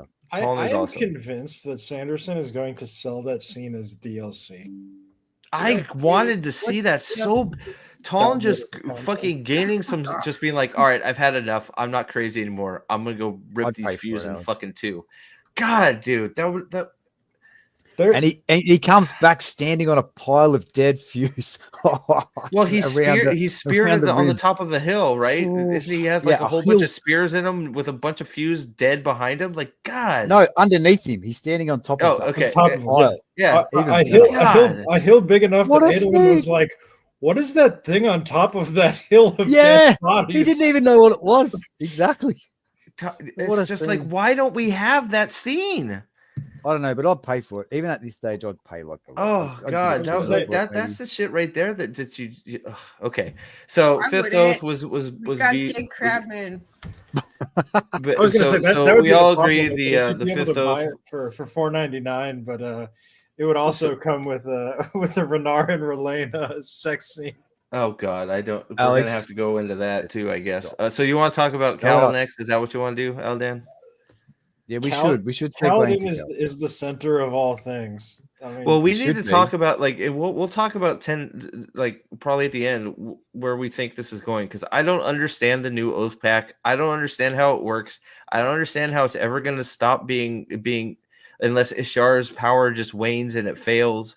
I don't get the new Oathpact at all. I don't either, and I don't understand why they didn't do this in the first place. Like, if Ishar has the capability of like putting people's minds in a different location than their physical bodies, yeah, why didn't he think about why that? didn't he just before? do that in the first place? And that never would have broken. Fucking idiot! What a dumb person, silly person. So, yeah, I sort of equate the new Oathpact to sort of like the end of Game of Thrones season 8 when they send Jon Snow back to the Wall. Yeah. It's like go protect the Wall, Jon Snow. It's like, well, they're all dead. It's like, well, we still need somebody to upkeep the Wall. And it's like, okay. Yanan, if I'm going to accept this is on the same level of Danny kind of forgot about the Iron Fleet. Well, yeah. Wait a second, what are you talking about? Honor made a whole bunch of visions for Dalinar to hide in. What do you mean he didn't have the idea? We're gonna get to Honor. That's a whole nother category. We'll get to that. Dude, nobody got it worse in this book than Tanavast. Oh, he's the worst. Fucking, he's the worst. I don't look. I'm sorry. I don't buy. They didn't think of it. That's such a bad excuse. Especially for King Plotter. King Plotter. Brandon plots everything. He knows everything. Well, I don't like. He didn't think about it because it's like after all the many years, he didn't think about going. Okay, well, you know what? I could make these desolations last longer if maybe they weren't being tortured. Maybe I can mind fuck them, and it'll make it last longer. Fascinated also by the fact that nobody thought to put fucking Shalon's mom in an asylum. Yeah, like what was that all about? Did they have asylums on Roshar? Well, Rand might be in it. I was going to say they're not in Rand. Is Rand in there? All right, Kaladin. You want to go to Kaladin? What happened to him? Why is he a therapist? Oh my god. So we've said this a few times, you and me, Aldan. Yeah. He's in the right place. Yes, he ends in the right place. Doing all the wrong things. Yes. He is literally King Kaladin, therapist of the Heralds. If the thing of this series is I'm sorry, buddy. But that's what he is. He's King Kaladin, therapist to the Heralds. I know. Why? This is so dumb. They're gonna spend the true desolation in AA talking about their problems. You know what? I lost it when we were in Way of Kings and they started talking about Kaladin's seasonal depression. Okay, I'm like, that's okay. Just get the fuck out of here. Just shut the fuck up. Like, stop. Like, stupid. It's have a slave revolt. I'm waiting for this. I don't understand why they can't nobody can seem to move forward. Kaladin keeps dealing with the same problem, even though we've been told and we've seen him get over that problem many times. Shalon can't get over her same problem, even though we're shown many times that she's gotten over her problem. Like, I don't understand we can't just move on and be better people. It's because there's two different types of psychs in the world, right? There's one type of psychiatrist that genuinely wants to help you with your problems when you come to them and you've got mental health problems. There's one type that wants to help you get over your problem into a place where you can function in society as a regular human being and you don't have the same problems. There's another type that wants you to have the same problems forever and ever so that you keep coming back to them. Unfortunately, we get descriptions and examples of the second kind throughout all of our characters in these books, and it's become worse and worse and worse as the series has gone on. I have a question. Can I be the guy that tells Liren that Kaladin's dead? Hey, you're seeing the wrong type of doctor. My son is out there doing something. He's a doctor of the mind. Yeah, Liren, because you made him into a giant puss, he didn't fight back and he's dead. Good job, Liren. What was somebody in this book calls Liren a dipshit? I think it was Wit. It might have been. I think it was in the panic when he was when Wit was trying to get to Sigzil. Yeah. It was at the end. Wit told him to get the fuck out of the room because he had something important to tell Sigzil. Yeah. I have never liked Wit more than in that moment. Hey, sir, this is a healer's room only. Liren, shut the fuck up and get out of here. I need to talk to. Fucking loved that moment, and I do not like Wit, but I loved Szeth's dad actually. Szeth's dad was cool in this book until he turned into whatever Pokemon boss. But Szeth's dad was like went back and forth for me. He would do something awesome, and then he would also be like, "Szeth, you naughty boy, you can't kill the pirates attacking our country. What are you, crazy?" Yeah, but his justifications for like standing by his son were really, really strong. Yeah, I liked his dad for most of it. Yeah, but so Kaladin. Yeah. I don't even. You got to start somewhere, Steve. I don't like. Do we start in Shinovar? I guess we start in Shinovar, where I guess the mat. So I was very irritated that the start of all therapy needs to start with a stew. Oh yeah, how are we still on stews? I'm like, wasn't it your fake Aiel like Polynesian dude was your stew maker? Yeah, I get having like comfort in a but it's just him and Szeth sitting at a fire eating stew awkwardly. Like it's supposed to be a group of camaraderie. You have you get people around, they start talking to. I get what you're trying to do, but like he doesn't know any other way. If he's going to do this, it's just like I don't know. It was like, okay, the stew is the magic bullet that always works to get people to talk. It's just like, and then it works, and it's just like, couldn't Szeth been the one that been like, hey, you got to find another way because just feeding people stew doesn't get everybody to talk. See, I actually didn't hate stew as a concept. Like if my goal was to get a bitter dude to talk, hey, here's 2 beers or here's 3 beers, a joint, and a sandwich. Like that's probably where you want to be going with it. Why didn't he just play him the flute? What? Yeah. Because he's a dancer and he might like music. What do you want me to say? No, it was because I'm just look. I get you got to start somewhere, and the stew is what helped with Bridge 4. So you go back to your bag on stuff that fucking works, right? Fine. I miss Rock. Patrick Randall, MVP comment of the night. Fuck yes. I was so pissed that we had no Rock.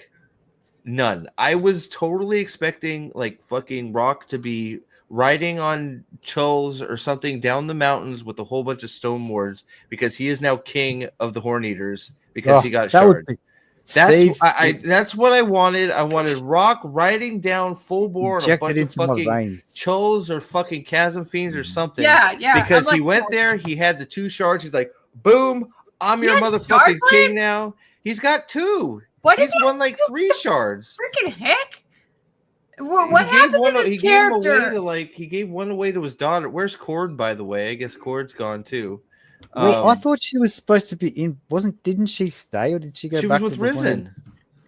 So she came back to but she was part of the Windrunner, the group, wasn't she? I There's a guy that they dispatched her from. And we didn't get him in this book. Oh my goodness!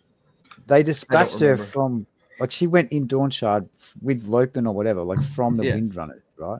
So she's part of the Windrunners group. So apparently one of the Windrunners stayed with Risen. So I thought Cord stayed with Risen too. Oh well, I thought that's what they said.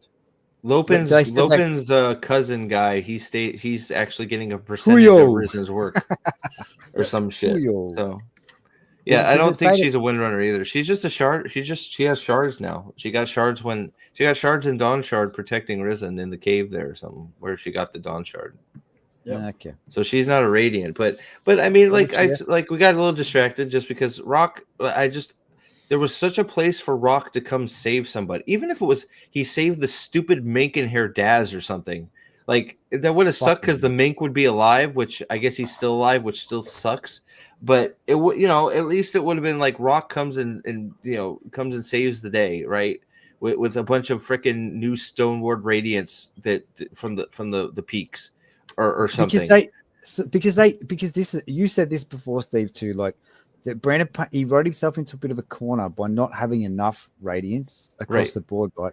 So a massive army coming out of the Horneater Peaks of like Stone Wards with Rocket there is like a great way to fix part of that problem. And it just didn't even because it's also believable because he's been gone. Yeah, for it is a while. believable. So they he set goes it up there. too. They crown him king, and then there's just an outpouring of what is it? I forget what the Stone Ward Spren are, but he's basically Kaladin for the Stone Wards up there. Are they the Mist Spren? The ones with they Mist Spren? I forget which Spren are the Stone. But I mean, it's cultivation. They're right by cultivation's perpendicularity. Yeah. Just have the Spren just shoot out of there and start fucking bonding them. They train for a month or so, and boom, you got an army of giant horn eaters in fucking shard plate. Yeah. It's a natural foil to the dire forms. An army of rangers with like rocks, like rock skin, like thing type rangers, amazing. Well, because you got dire forms now, you got all kinds. You got these new forms coming, but you have no counter to them. So it's just like. That would help with the. That would help with the foil to the giant fucking peak fucking spread, fucking going. Just Stormwall is the guy that is the Stone Ward that spoke the fourth ideal off screen, and we have no time with him. That's him. I would have loved to see some for him. Me too, Pat. Wouldn't that be awesome? Just fucking Rock out of nowhere, saving somebody with a whole bunch of Stonewards riding on ground waves because they figured out how to fucking make weight. Like they're instead of horses, they're riding the ground like they're fucking rock benders and earth benders and fucking the last Airbender. They're just fucking riding the rocks. Benders. Like Jesus Christ! Fuck. What God? What like? Come on. What are we doing here? God, that would where? Oh, I'm so upset that Rock wasn't in this book. Right. Speaking of that's his nickname. They call him the Stone. Is it Stormwall or Stonewall? Stormwall. Yeah, that's his nickname. And he seems pretty cool. I wish we had more than 2 seconds of him. Yep. Well, he's there in the fight on the Shattered Plains or whatever. Like 2 seconds. Yeah.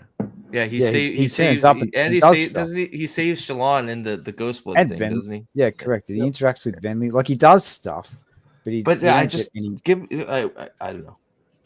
So speaking of justice for Rock, the OG Bridge 4 boys, the Lopen. We'll go back to Kaladin. Sorry, not Lopen specifically, but when the dude loses the arm at Azumir, and he makes the comment. Well, I guess I'm ready to be a bridgeman now, like in reference to Lopen. Yeah, that was awesome. I like that too. I don't even remember that. I forget who said it, but yeah, somebody loses an arm. He's like, I guess I could be a bridgeman now. Yeah, soldier just loses an arm, and Adelin's coming to check up on him, like hey, thank you for your service, and he goes, yeah, man, I guess I'm ready to be a bridgeman now, and I was like, yeah, that's sick. Whew. Well done, Brandon. Yeah, that was a good one. I like that too. He didn't get it all wrong. That's part of the problem. There's bits in here. It's just does nothing. It's not. There's no glue. It's just like you have little bits. It's like okay, let's build, and then Relaine and Renarin are doing some fucking nookie in the corner. And that's actually the major part of the problem. The replacement of the arcs. I wanted to know about their what was going on with their fucking powers. Yeah, I don't care if that he's like. And we still didn't learn about what's going on with their powers. It's like, can I touch Relaine? Relaine, will you touch? It's like, I don't care. I don't care about that. It doesn't matter that it's two guys. I don't want that from I don't want that from Shalon and Adelin. I don't either. In the middle of the end of the world, and we're talking about like, can I put my pee in you? Yeah. God. It's yeah, like, why? What was this? Oh, this part, man, it was so gross. And then Shalon in the corner going, ooh. She's because the kiss. I She's know. happy jumping in the corner, and the world's ending behind them. It's like I know, right? Like this book is broken down in days, right? So Yeah. like I'm assuming this is before the world's gonna end, or there's big battle or something. I don't really know what's going on, but like I'm just like I don't even. there's no Okay, urgency. so we'll get back No, because I need to unpack whatever the hell their mission even is at this point because I don't know what the hell Shalon, Renarin, and we'll get to Shalon. We'll get there. I don't even understand what the hell they're doing at this point. But Kaladin, back. I know we're avoiding it. Kaladin. So Kaladin solves all of his problems with stew. Fine. Everybody likes a warm cup of stew, I guess. And then he proceeds to therapy Szeth, and then he therapies Nail, and then he therapies Ishar, and then he therapies all number one, and then he therapies all the heralds, and he says the fifth ideal because he needs power to therapy the Spren. Is that about it? Yeah, dude, I have never been less excited during a book than when Kaladin goes in the same chapter, goes to Szeth and is like, tell me about your feelings. And then Szeth's like, no, fuck off. And then Kaladin runs into Ishar and goes, oh, hi, Ishar. Do you have anything you want to talk about feelings-wise? Like, and I don't mean that he like had a conversation with Ishar and then asked him how his feelings went.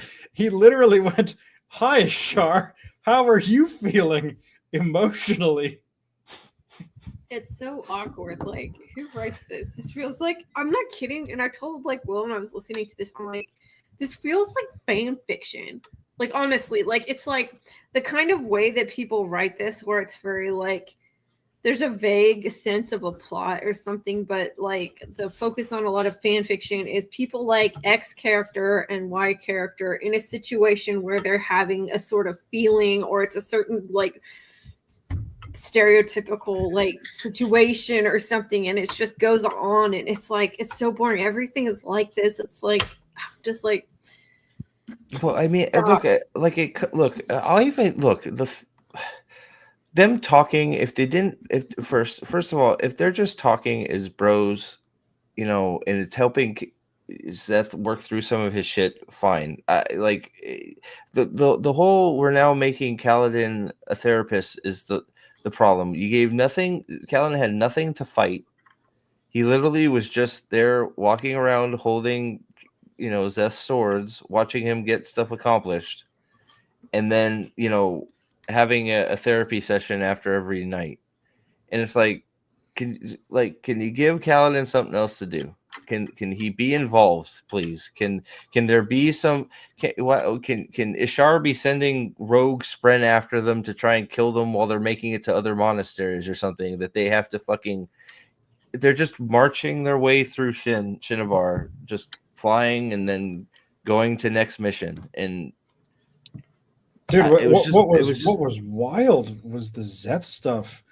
You know, there were times where if I lost focus, I would come back to a Szeth part and I'd be, okay, he's fighting an honor blade bearer, and then he's talking about his feelings. And I could legitimately go like 20 to 30 minutes and not be able to tell, is this 16-year-old Szeth or is this 36-year-old Szeth that is doing this right now?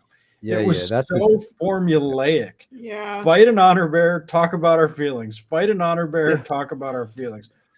It's like a video game. You kill the boss, then you walk your way. You get the next mission text, and as you're walking to the next big boss fight, you have to talk to all the NPCs on the way there.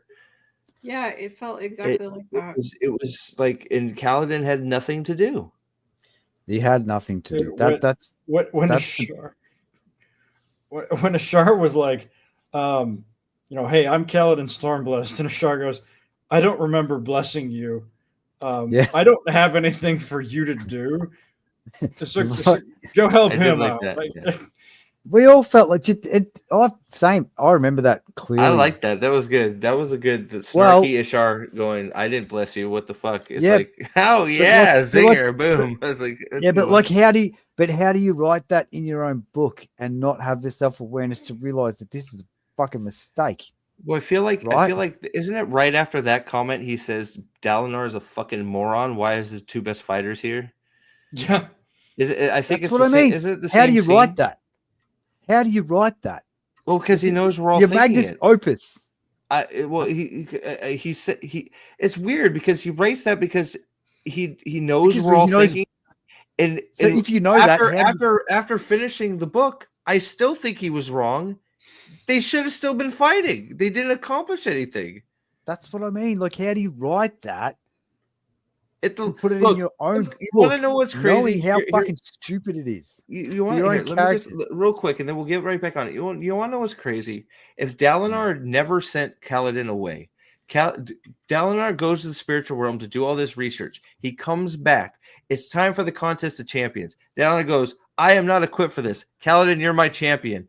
He goes up there, and then Taravangian pops out Gavinor, and Kaladin is like, well, who's this? Whack, you're dead. Like, it's like, right? I mean, it's like, like,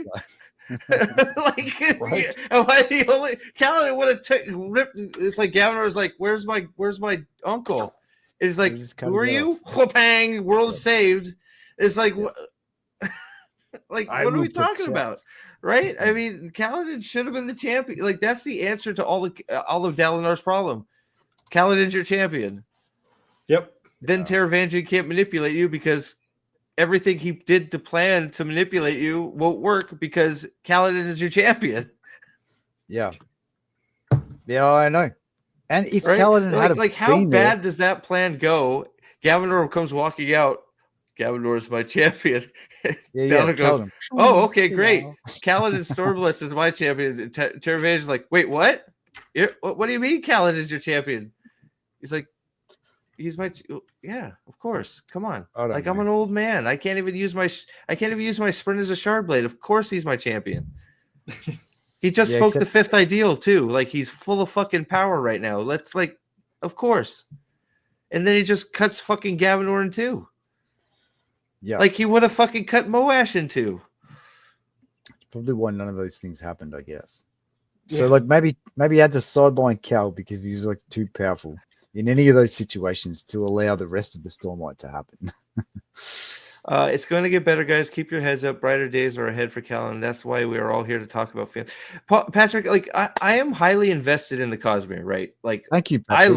I love the Cosmere. That's why I'm upset at this book. Now, are you right? Is there potential that we can fix some of this stuff in the next, like, sure, I guess. I'm curious to see what happens with Era 3. I really hope we don't lose Wax too. I hope Wax is actually Mistborn and he can actually hang out. Steve, Wayne's coming back too, mate. I fucking hope so. God damn, I hope. That's the only good thing about the end of this book is that now we know what's possible, that someone grabbed Wayne's soul and like injected him to some kind of shard and then he's back. Maybe, yeah. I it's just like I hope Wax and Wayne are like it. It's sort of sad for me that now this book made Era 2 my favorite part of the Cosmere. Did it really? I think so. Ooh. I like the first look, the first three are like, for me are fantastic. I love Oathbringer. I love those three. Rhythm of War has its moments, but I like the Lost Metal a lot. I was really geeked up that Wax is now Mistborn and Wayne was Mistborn.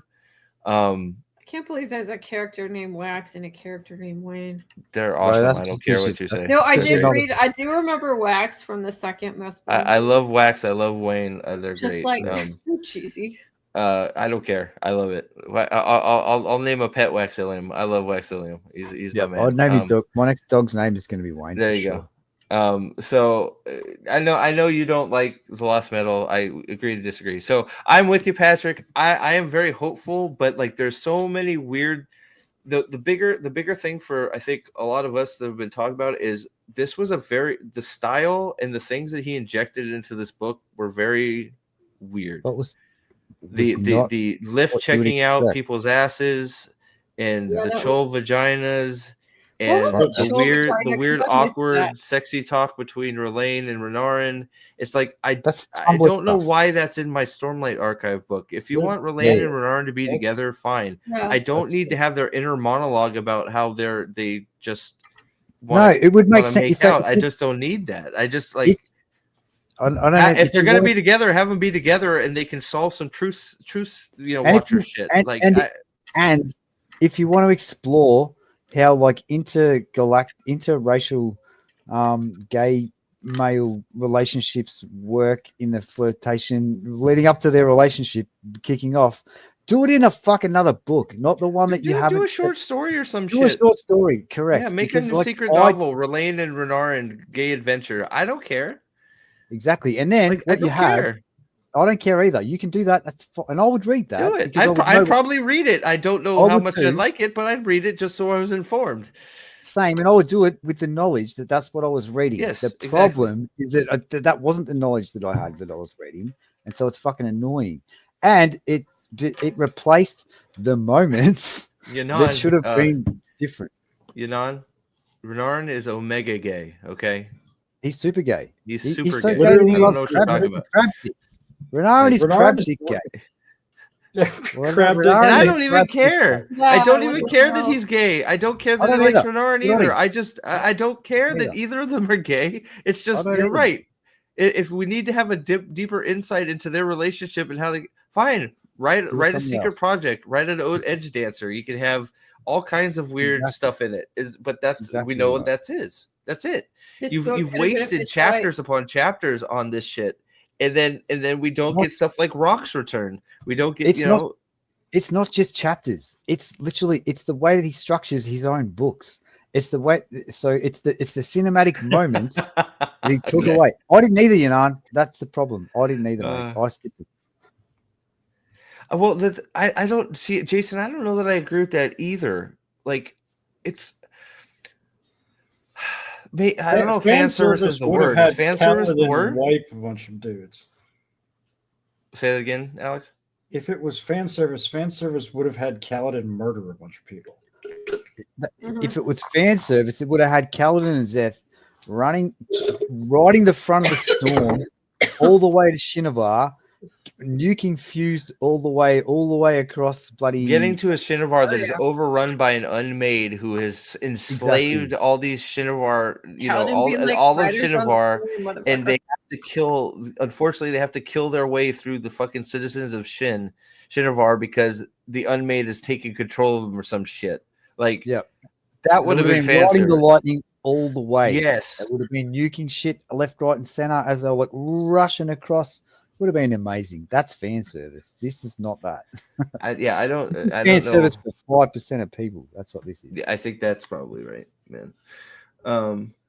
There was no unmade, Shy. There's no unmade in Shinovar. It was a Shar. It was a Shar. The Shar is the unmade. And Shar is the unmade. There is no unmade in Shinovar, which I felt was horrible. No, the Death Rattle one apparently showed up in Aesir. Was there a point to all those death rattle things? Why all of a sudden were there death rattles in Aesir for nothing to happen with it? Well, that is an excellent question. Because Adelin hears the death rattle, right? Is it Adelin or wait? No, is it Sigzil? Yeah. So it was on the Shattered Plains. So in the Shattered Plains, the unmade shows up. The death rattles start, and the unmade doesn't do anything. It's just like there, so they can predict Sigzil's death and save the Spren? Is that literally why it's there? So Sigzil can unoath? Yep. I don't think we know why Morlach exists. I don't think we know what Morlach does apart from create these death rattles, right? What does Morlach do? It allows you to peek into the it peeks into the future. I'm not. Yes, so it's totally just BS. Like that part is complete BS. Yeah. That unmade is there just so we can get the death rattle, so Sigzil can save his friend by unoathing. Yep. Wow, that's. I did like the one line from Sigzil when he's when the fuse is like, "I'm gonna kill you," and Sigzil is like, "I know the man who's going to kill me, and it is not you." That was pretty fun. Yeah. That's the thing. Sigzil actually had some cool moments in this. Sigzil had some okay parts. Again, though, this is the problem. The problem is that you've got these, like, he set this up that Sigzil has these cool moments, but like Sigzil is not one of our main characters for the Stormlight Archive front 5. So we don't care. So when Sigzil has the big moment, you don't connect with it because you don't care, because you want it to be Kaladin. You want it to be Shalon.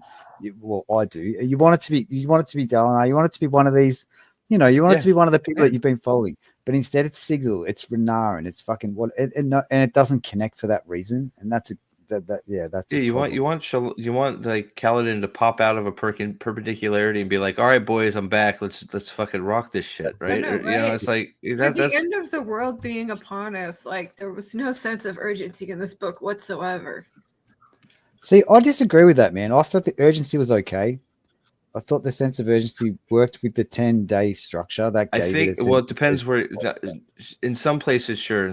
In other places, no. So, like Shinovar, they just seem to be wandering around, and it's just like, oh, I'm not going to make it for the Contest of Champions. That sucks. Oh well, yeah, that's true.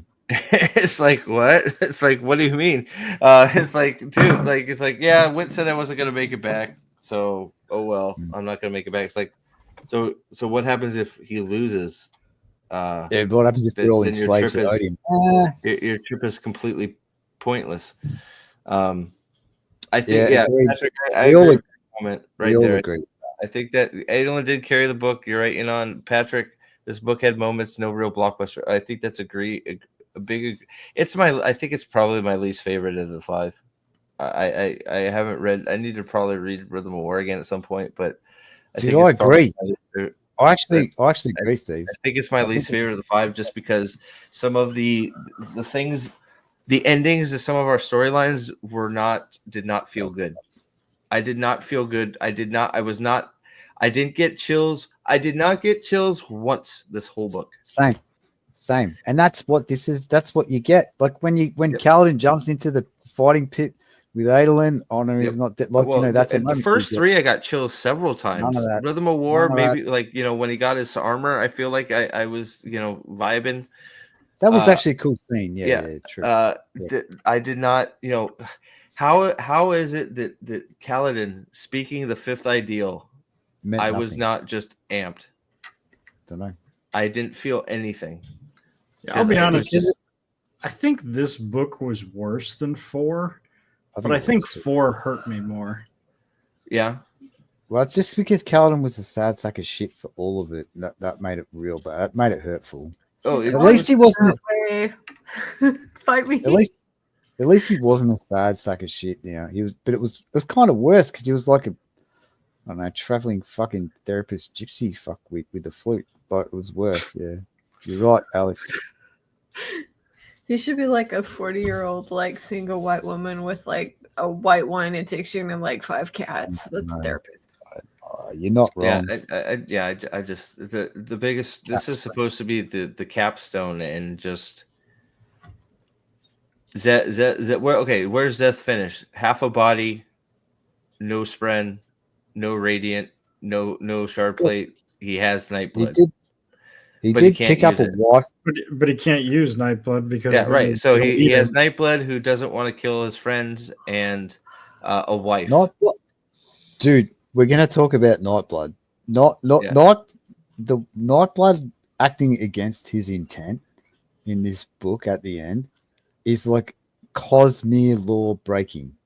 It makes no sense. Well, because he's talking to the Honor Blades, which shouldn't be able to talk. So that maybe that's new information. Whatever he can. I guess I don't know. Let's give him that. Let's give him. I can now talk to the sentient Honor Blades, which weren't sentient, but they are now. Okay, because Nightblood is sentient. We know that. But so now the Honor Blades are sentient too. We can talk, we can communicate. Okay, fine. Well, apparently Nightblood can give surges because that's easy. So I couldn't believe and maybe this is just like a stylistic choice of the breeders, but like the way that they narrate the shard blades talking was so annoying. Like, oh my god, stop it. But Nightblood's narration nobody really likes that much. I get you, Lady B. I hate that too. I can't stand the way that he does Nightblood. Whoa, that's like just I know not good. everything sounds like some retarded caricature, even with the Spren and stuff like that. And it's like, okay, the writing isn't that great, but like that doesn't read tone of like voice, like it's just killing it. It doesn't read. It doesn't read like that at all. So Shy, at the end, Kaladin Yes. says the fifth. He gets this huge font of power. He then gives permission for Nightblood to suck his Stormlight instead of hurting Szeth. So he apparently, like, I don't know, mini bonds to Cal to use his Stormlight instead of Szeth's Stormlight. And then He uses Cal as an adapter, like as a he generator. uses Cal as a battery. Yep. And then when the battery runs out, he starts eating everybody. And then he stops himself because he's friends with all of them and he doesn't want to kill his friends. Which is completely against his intent to destroy evil. Yes, that's also, Patrick, that's no also sense. a very good comment. I got a lot of answers from this book that the previous four built up, but once you're finished, you have 100 more questions that don't seem to fit the rules of the Cosmere. Yep. Yes. I think that's a great comment. Thank you, Patrick. Correct. Yeah, that is 100%. a great way to put it. It makes you more confused.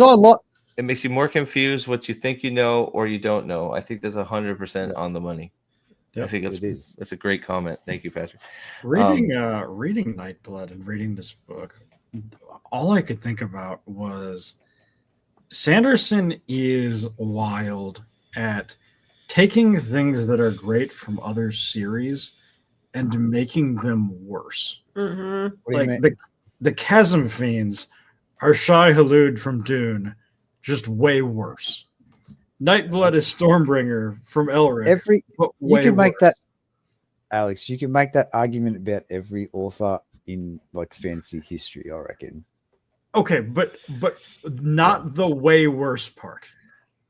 Okay, so all right, please explain. I would have rather had the Chasm Fiends just been Chasm Fiends. Show me the correlation between the Chasm Fiends and Shai Hulud. Go. The giant insects in the desert region that they ride around with, and then 5,000 pages into the series, the natives start learning to talk to and can use in battle. I'll give you that. I'll give you the second one, not the first one. Get all of the ripoffs from Wheel of Time, especially like the Kaladin all of a sudden plays the flute. Like, gee, I wonder where I heard that from. Yeah, true, but. Or like there's a character named Lopin, and it's like, come on, that was a character from Wheel of Time. Like, oh my gosh. In defense of that one, both of these series have 2,500 named characters. I don't. Like, it's like, if we look at the list of things that I went on like listening to about this, where I was like, this is straight up from like Robert Jordan, and that made me just really yeah. I don't, borrowing names doesn't bother me too much. It's one of those. It is what it is. So, but. Yeah, the Chasm Fiends talking to the singers and stuff is just like. Well, see, I didn't actually have a problem with that. I didn't have a problem. Hang on. You know, we have to. That's a great comment. Yeah, he did. We got to do the land acknowledgement. You're right, mate. L turned into a moron. I don't even. L is one of those characters. I just still don't understand what the hell he is. I don't know. I don't know what L is. He's a fuse that jammed metal into his body instead of carapace. Okay. He seemed like a cool dude. He seemed like an okay. But it's just I don't know. Yeah, he seemed like he could be cool, but I don't know shit about him. Happened. Yeah, he's gonna be like Szeth. We're gonna be like, oh man, what an awesome guy, and then we're gonna get in his head, and he's like, I wonder if I can go to the bathroom without Odium yelling at me. Well, it's like, can he use allomancy? How does he know what the metal does? Where did he learn that he could do this? What benefits does he get from having the metal carapace instead of the other carapace? Why does he have this relationship with Odium? Like I don't know, but like the more important question is how do we learn like hemalurgy with crystal spikes in Roshar? How did that happen? When we like stuck these spikes through because the Herald did it. The random girl Herald. The random Herald in the basement of of Carbronth. I also thought it was a big move that everybody in Carbronth is alive. Fuck that. Right. That shit. What a all should have been dead. Wow. That was weird. First of all, way to make Taravangian a bitch. I feel like it took away from that so much. They should all be dead. It did take away from. Way to make cultivation a complete loser. Bro, she's useless. She's if they can just warp people into the spiritual realm. Why didn't she do that? And why didn't they do that? Correct, from day one. It's just retarded. It's stupid.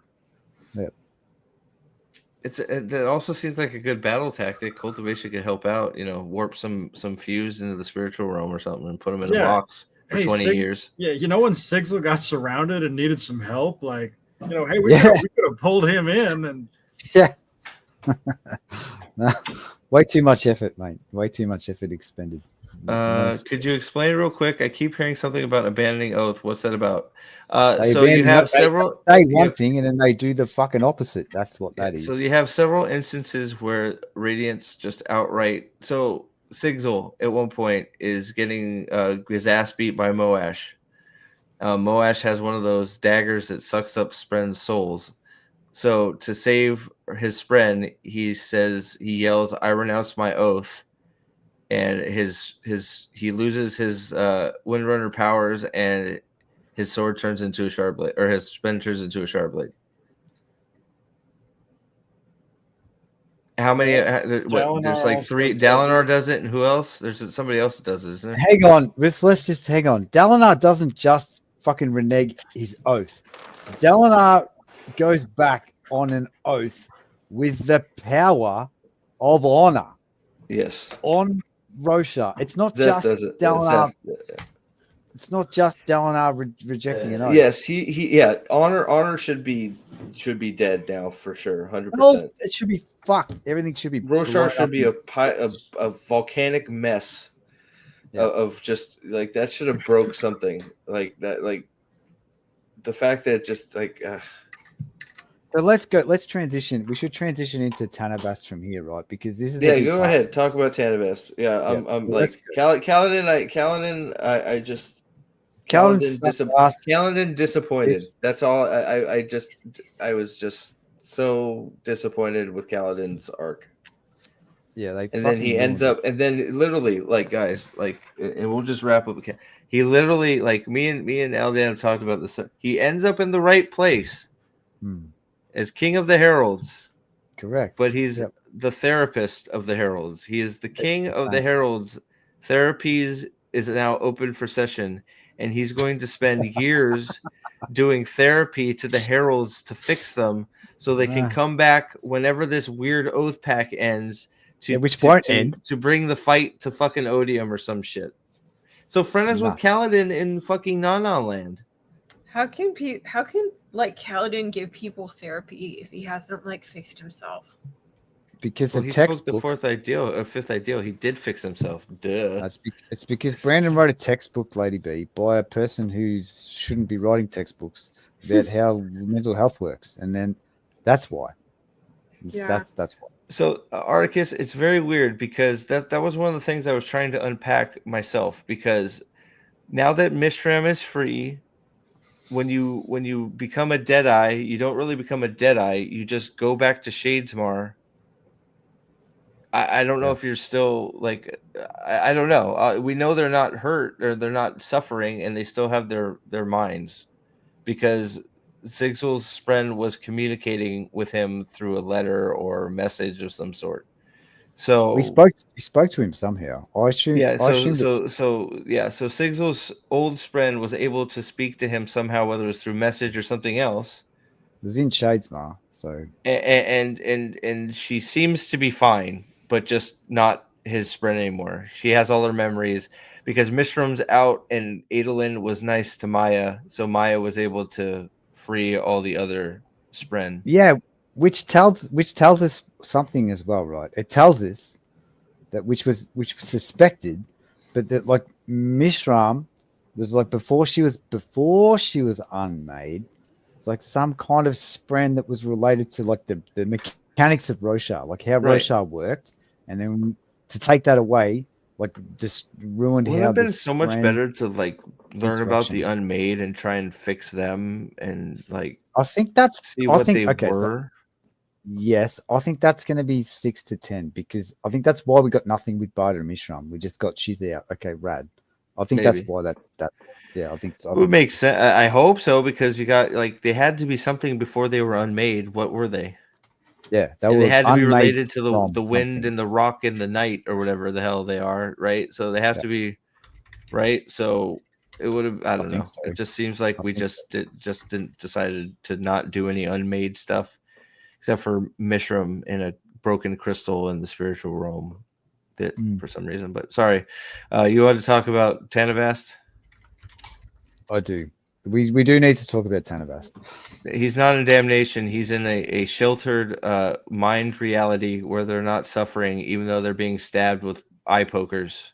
His body is in damnation. His mind is in La La Land. Seems like it, Articus. Yes, yeah. So literally, think of Braze, people stabbing him with hot coals and pokers, and Kellen's just like. Because his mind is off wherever. Yeah. Right. Which is which is a pretty good solution.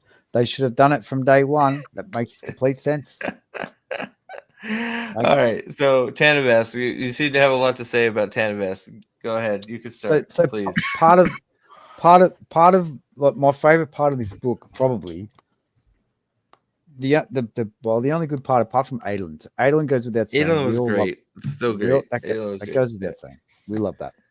Yeah. But the Tanavast, okay, so the Tanavast revelations and the chapters with Tanavast towards the end of the book, which is not really Tanavast, right? Like it's Dalinar going into like talking to 12-year-old Honor. Yeah, talking to the Stormfather who has a piece of Tanavast that's connected to him because of the way that the connection to the investiture worked when Tanavast died, right? Like when he actually died, and he imprinted onto the Stormfather in that moment. And so Dalinar is getting access to Tanavast's memories and his thoughts via the Stormfather, via this little piece, this little chunk that like ends up on the Stormfather as an entity, right? Right. And so I really loved this. Like, I really loved the way that it was done. Like, I loved all of the conversations that he had with Tanavast, all of these little memories and everything. I like the memory parts. I did, but same. I thought it was cool as I needed those answers. I like seeing some of the memory parts. I don't understand why the Stormfather wasn't giving him up, though. I don't know. I don't understand why the Stormfather was so scared of Tanavast, who is long dead. And the Stormfather is not interested in his own survival because. You know, if he gave up some of this information earlier to Dalinar would have been able to plan a lot more effectively of what he was going to do. That part made no sense. Dalinar didn't even have to go to the spiritual realm. The Stormfather had all the information. He could have just fucking asked him like straight up. He could have told him straight up. So I don't understand why the Stormfather is so afraid to give him the information. It doesn't make any sense to me. Well, I mean, the reason that the book gave is because in the past. Like the backing out on honor had caused like all kinds of problems. Well, like but the reason the book gives is because he doesn't want him to take up Honor's shard, right? Yeah. Basically, sorry. You finish what you're saying, and I'll go. Sorry. Yeah, he doesn't know. Like the Stormfather's trying to find someone. He's trying to find someone who doesn't want to take up the power. To take up the power. He's been doing this for a long time over like many different people. We've only seen one other apart from Dalinar. We saw him try and do this with Gavilar, who was clearly the wrong candidate for the job or whatever. But, no, it's not shattered, Articus. It never was. What's that? Articus just Honor's shard was never shattered. No, it was never splintered. No, Honor's power. Honor is intact and hiding. It's just like he's in the spiritual realm. He's not even really hiding because when they get to the spiritual realm, he's everywhere. He's just there. So real quick, let me just for Articus. So Honor's shard is in the spiritual realm because Tanavast sucks so much. Honor said, "Fuck you, I'm out." I actually really enjoyed Tanavast being such a loser that he made the same mistake twice. You know, hey, He made we he went made to it multiple. Ashen and we saw that Odium is injured and we could take him out now, but it's going to involve losing Ashen the planet. Well, guess what, dummy? You lost Ashen the planet anyway. So, you know, that didn't help you. You could have gotten rid of Odium and then you didn't. And then we get to here, and again, you could take out Odium, but again, it's going to cost you the planet. And he folded again. He folded a second time. Yeah. No, I don't think Odium is under the impression I thought that Honor is dead. Well, he did kill Honor. From his perspective, he killed Tanavast. So, okay. I want to finish. I want you to finish your thought. Then I'm going to have to walk through this with just you're going to have to let me muddle through because I'm trying to.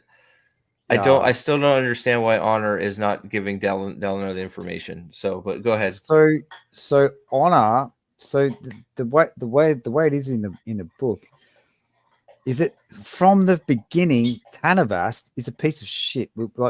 Is an absolute piece. It's all his fault. There's no doubt about that. Oh yeah. From the beginning, Tanavast is working against the intent of the Shard of Honor. Like he's acting dishonorably right from the start. So from day one, the fact that he ends up on Roshar with another Shard, that's a breaking an oath. Yeah, that's already breaking already an oath.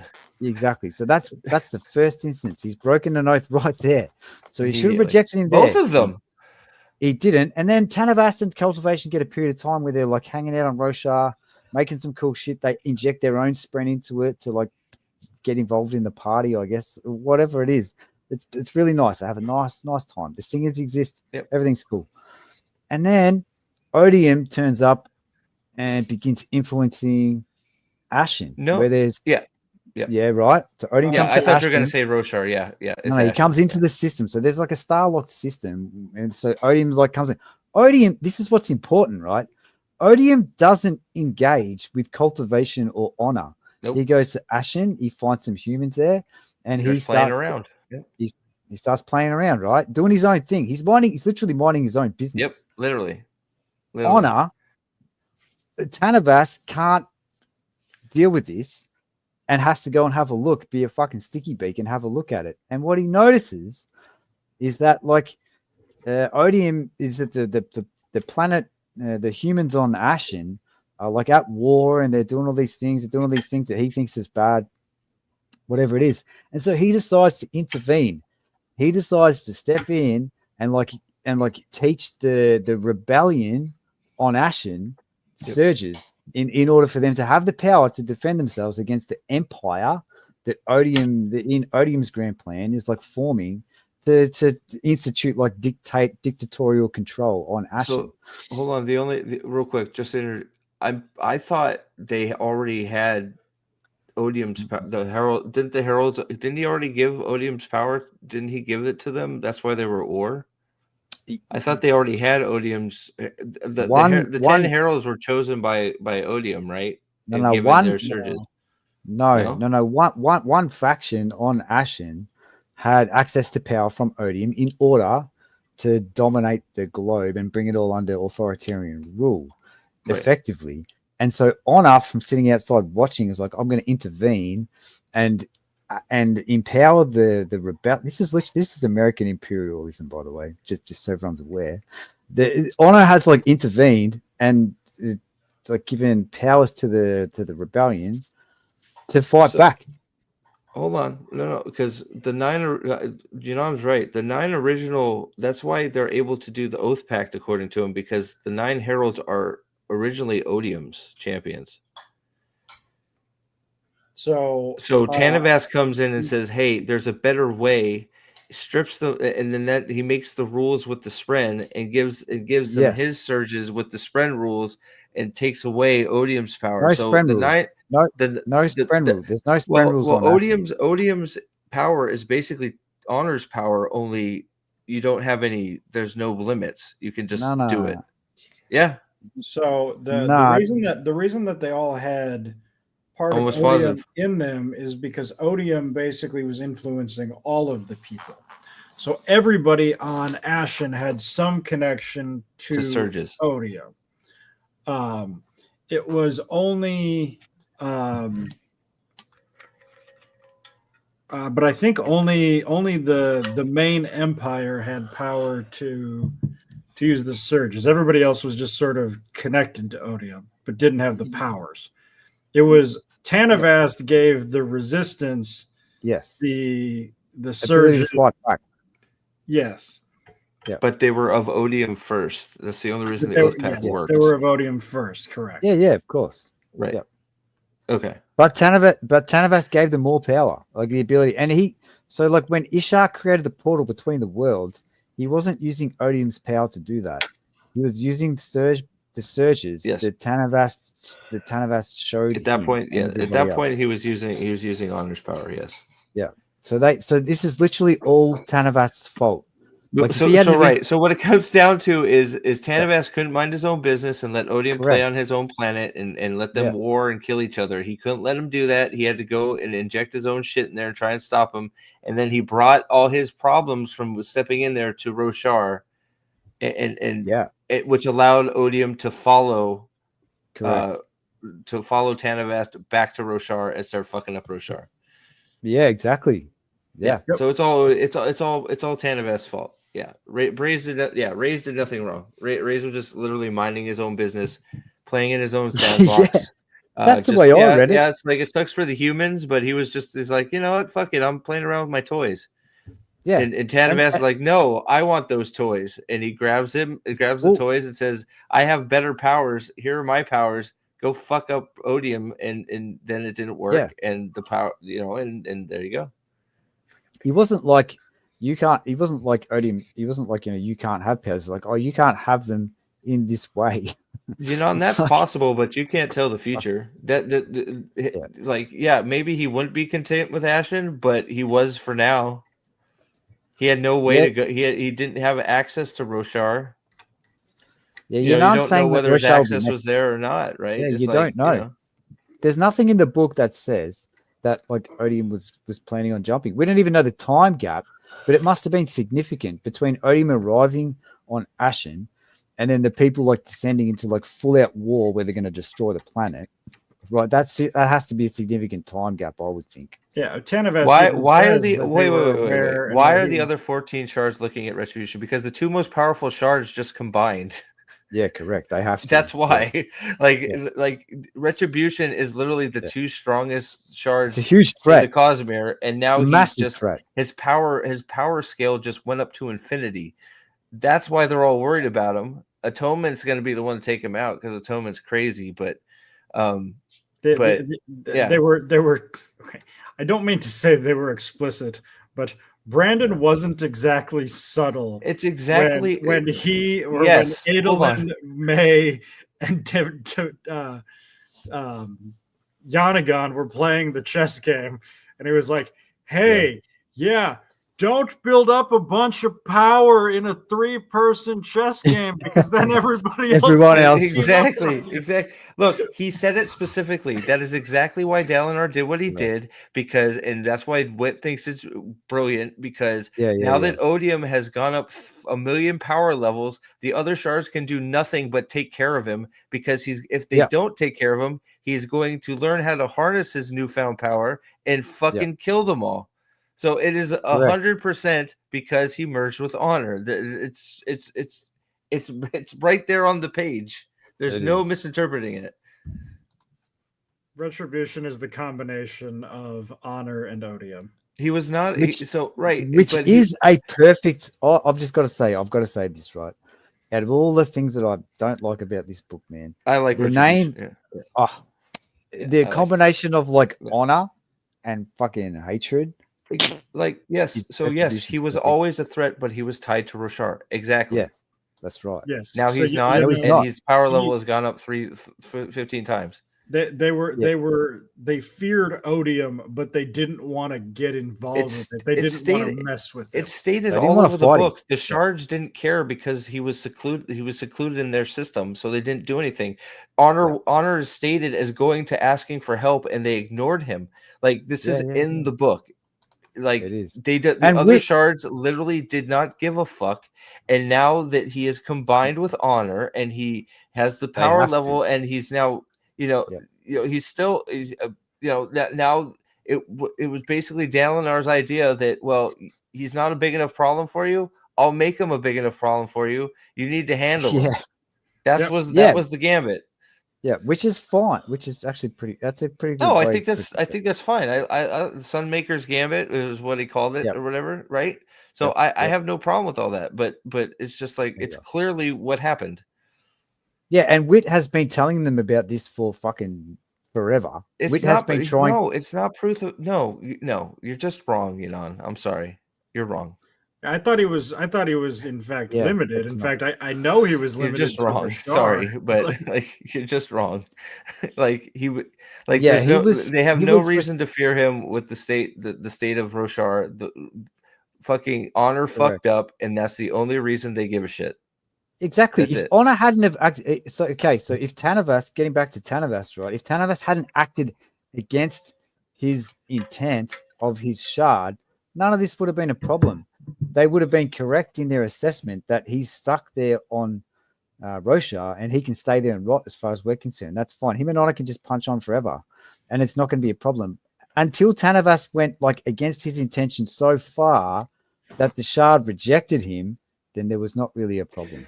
So it doesn't matter. Who cares? Wit on Ashen, it doesn't matter. We're living in the world that's there. So now you're saying that because he wasn't bound early, them not attacking him. I don't know what point you're trying to make. Well, I think what he's saying is that Tanavast had to do the preemptive strike, because if he hadn't done the preemptive strike on Odium would have built up the huge army on Ashen and come and wiped out Roshar. Maybe, but you would deal with that when it happened. He also could have destroyed Ashen himself because he was, letting them use surges unbound. So, we don't know, because Honor decided to step in on his own accord because he didn't like that people were dying. His motivations are completely selfish. No. Hang on. They're not completely selfish. He stepped in because he saw honor in Nail's rebellion, in the way that Nail's rebellion was handling themselves. Right. So okay. True. Yeah. Okay. Fair enough. Yeah. Which is still fucking stupid from his, but maybe he had no choice because of the intent and the way that it works. Well, image smashing. It's another level of irony to the Yasna moral utilitarianism debate. Yeah, true. True. Tanavast looked at it and went, "Well, we will be doing more greater good by starting this this rebellion. Only it was actually I was wrong. Actually, I've destroyed the world. You are working under an assumption, not a fact. So that's all I'm gonna say. So that's it. Well, I don't think he's necessarily wrong, because you don't know Ashen could have killed itself. You have no idea. It's true. You have no idea. You have no idea. Ashen could have just ate itself anyways without Honor stepping in. It's possible, but we do have some. I suppose you're right. It's possible that they could have blown themselves up, but I think it's far more likely, based on Odium's record and his pattern of behavior of wiping out 2 shards, that he probably would have continued to try and expand outwards. Except that we do know that the entire reason for this conflict is that Odium is not confident that he can destroy Honor. That's the whole reason. Especially as injured as he was. So Odium would have likely been on the bench for another couple thousand years before anything kicked off. And then maybe kicked off, took his move. Yeah. Yep. Yeah. Yeah, you could be right. Yeah. All right. Well, the other problem ultimately is that cultivation is a little bitch, and that if cultivation would have signed on, she and Honor could have teamed up and killed. Well, you could also say this is all cultivation's fault for putting Taravangian in the line of fire, which was the worst choice. I don't know I don't know how cultivation is sleeping at the fucking party so badly. Going, Taravangian is the one I want to give all this power to. He does speak about this. He does talk about it. He does say that part of regrowth and regeneration is conflict, and without that, Yeah, regeneration is not possible. She wants the war. Yeah, no, she wants the wars. Yep. She wants the conflict, right? But I still look, Taravangian. I mean, come on, what are you doing? Yeah, I know. Like that was literally like even I think it's Wit that even says Taravangian is the worst choice possible. Worst choice. Yeah, like that's what Wit says is literally the worst choice possible.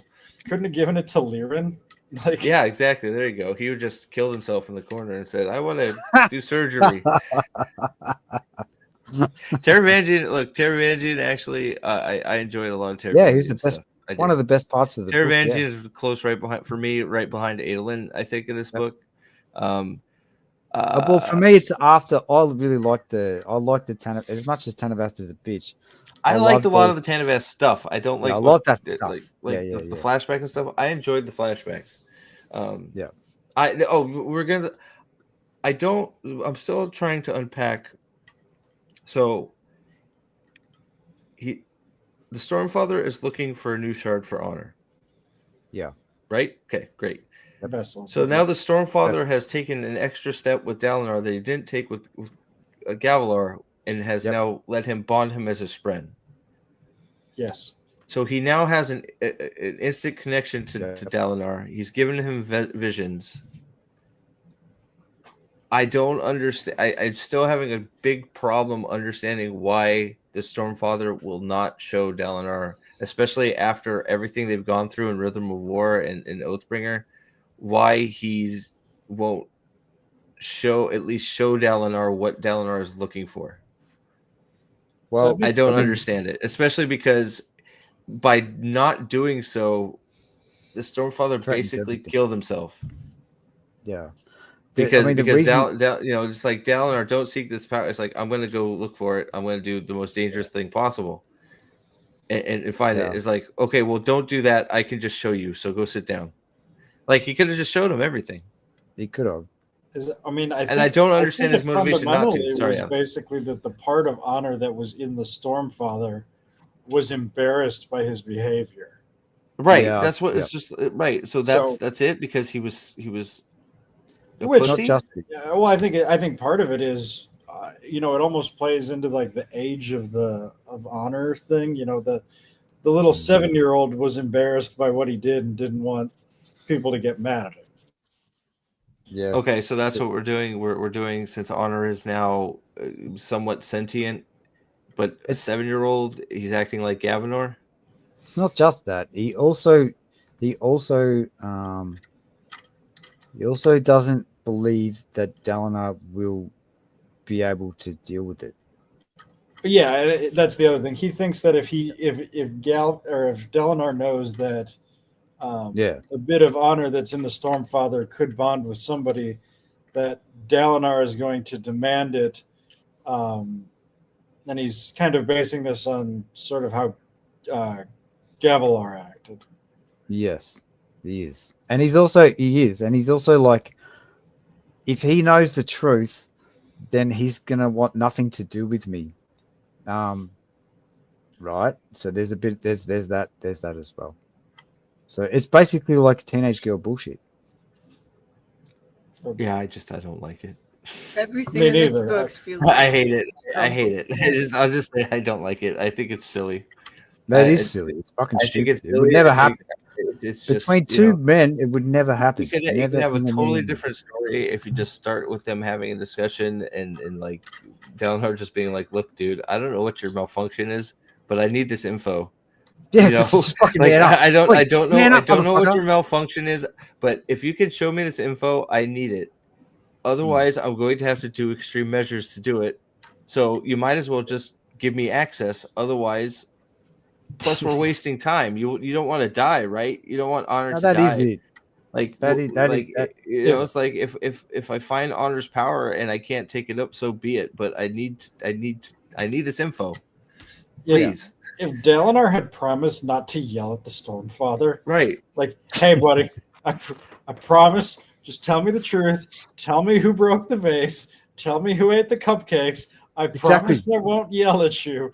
It'd be fine. Would have been fine. Exactly right, Alex. Not hard. So, who took the cookie from the cookie jar? It's okay. I'm not going to hit you. It's fine. I just tell me, exactly. we will deal with it. Okay. All right. So as long so I okay. So it's just silly. I get the mechanic of it. I just think it's I don't like it. So we can move on. Could somebody explain to me what the fuck the Ghostbloods wanted? So as far as I can tell, the Ghostbloods basically had two goals. There was the Kelsier goal, which was to find the gem holding Ba'edo Mishram and take her off planet to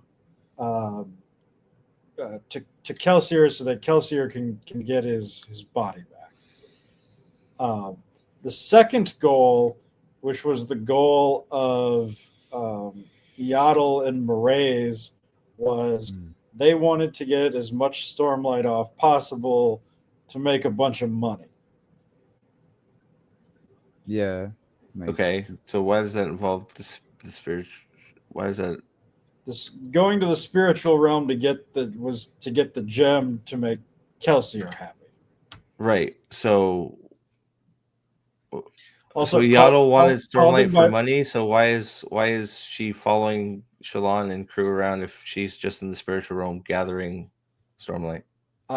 They believe that their only ability to move around in the spiritual realm. Have a good one, Patrick. Thank you. Was to be connected to Dalinar in that group. And their assumption was, and it was a correct assumption, that following Dalinar around, they would eventually get to Mishram.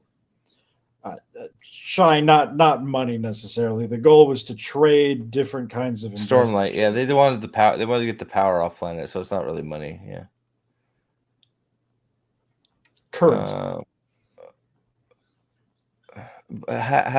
they wanted to get so they were trying to get the gem. I don't know. It just all felt very anticlimactic because the gem was there. They found the gem. They broke the gem. Nobody seemed to care that they broke the gem. Well, by breaking the gem, they unbroke the promise that Honor made, allowing Honor to power up. Dude, the Ghostbloods. Okay, first of all, we need to call them by their proper name. They're Team Rocket. Team Rocket. Team Rocket? Yes. What do you mean? Why like Rocket the Raccoon? No, blasting off again. Okay, I forget we lost again. Bye. We'll be back. We're annoying. So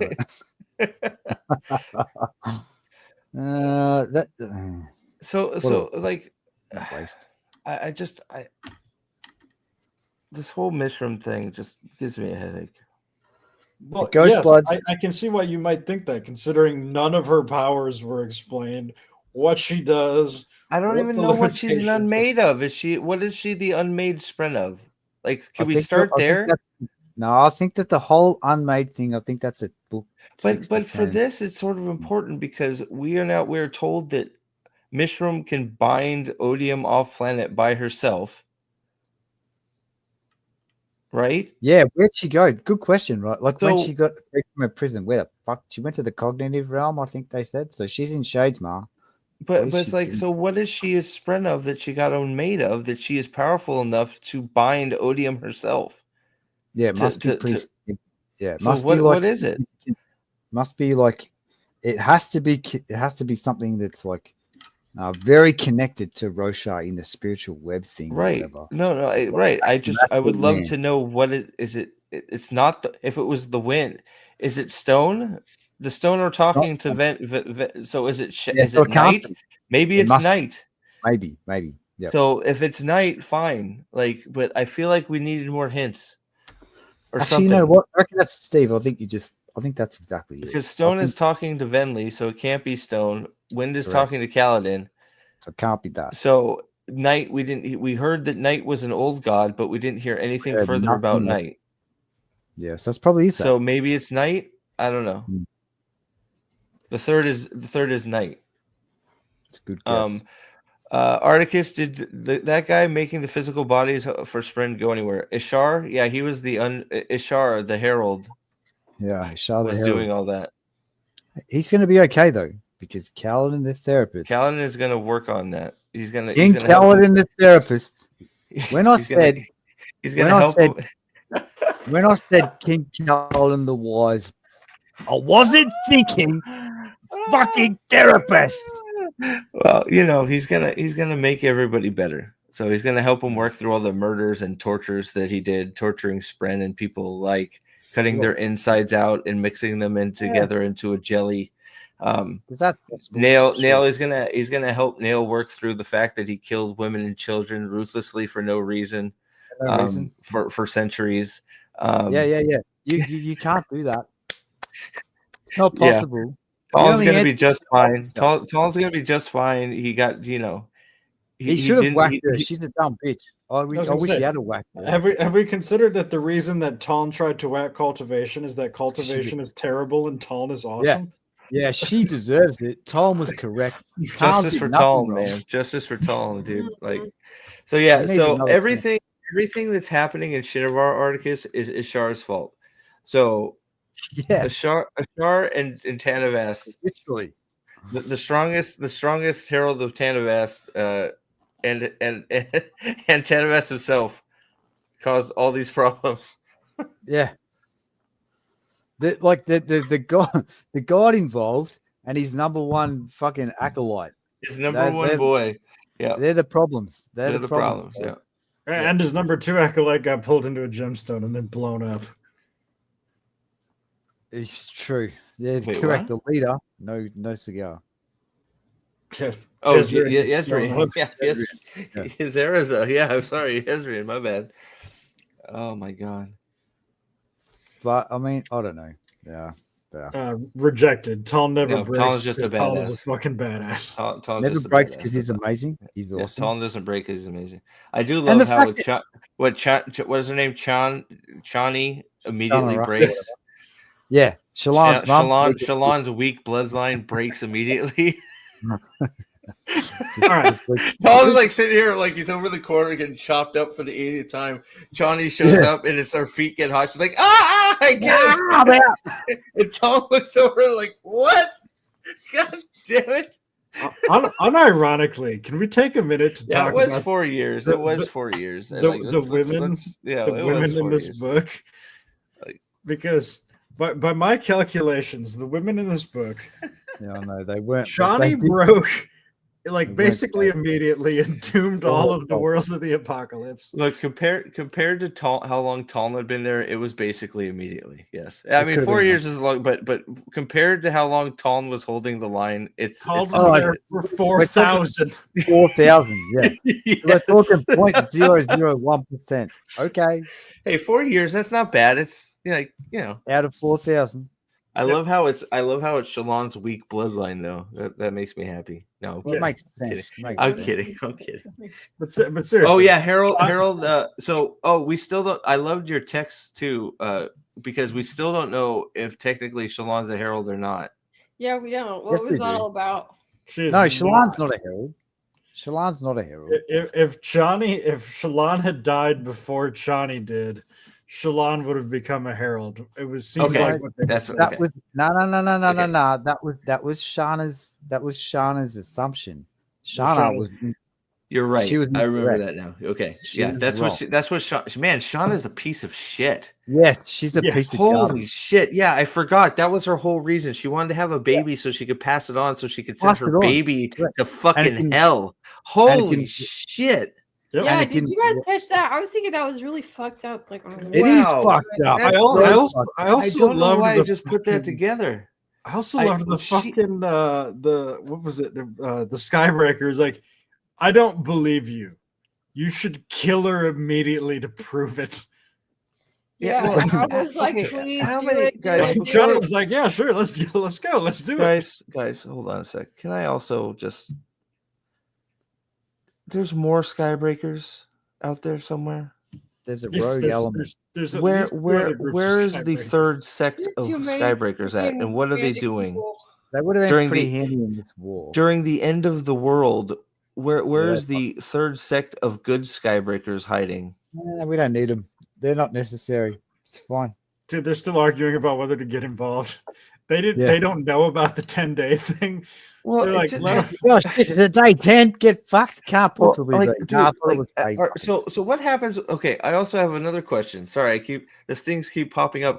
Was it Patrick that said like you get some answers, but you get a million more? That's exactly Yeah. right.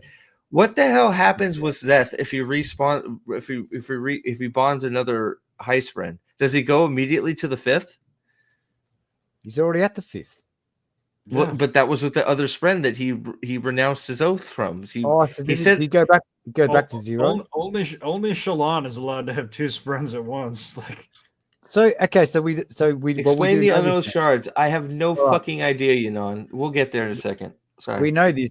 We have an answer for this because Shalon had her spren, she sacked it, and then she went back to ground 0 with Patton. So it'd be the same thing. Alex, Okay, yeah, you're right. You're right. So you're right. You're 100% right. but Okay. in this Unless he one, changes that shit. she made. I thought she made her 4th oath to pattern or to what is it may cross over. Like there may be a problem. Yeah, you're right. Like there was some like she to fucking MacGuffin Spren who nobody likes. Fucking intention or whatever. I don't fucking know. Testament. the Mary Sue Spren. I don't need no testament. Because like I'm still having such a huge problem with him speaking the 5th ideal and immediately just going fuck you 42115 or whatever your name is, get the fuck out of here. It's like Szeth, that would be pretty fucking. I know, right? Szeth, being the law would be pretty handy at the end of the world, bro. Maybe you should just hold on to that for a little bit. That's right. I say this. Okay, I am the law. You and Judge Dredd can hang out. All right, like a super gay wax. Unoathed shards. You can't. I can't explain it. First of all, I still think it's a crime that not only Adelin but Yonaghan aren't radiant. Yeah, but I'm okay with the fact that Adelin ends up in this spot with his unoathed. I have a big problem with the healing of Maya didn't make her actually healed and bond him. Now they have some wackadoo bond that's now better than a radiant bond. So yeah, it's weird. Are we going to explain that as the old magic bond now? This is going to be something else?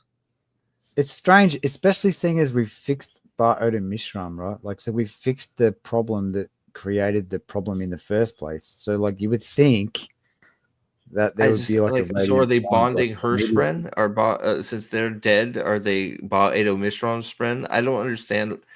And then they're just able to just plop out armor because they like Adelin. They love Adelin. They love Adelin, so we're just gonna give you a bunch of armor and swords. So what are those spren too, right? Like what are like Adelin's armor spren that like they turn up and just go sir.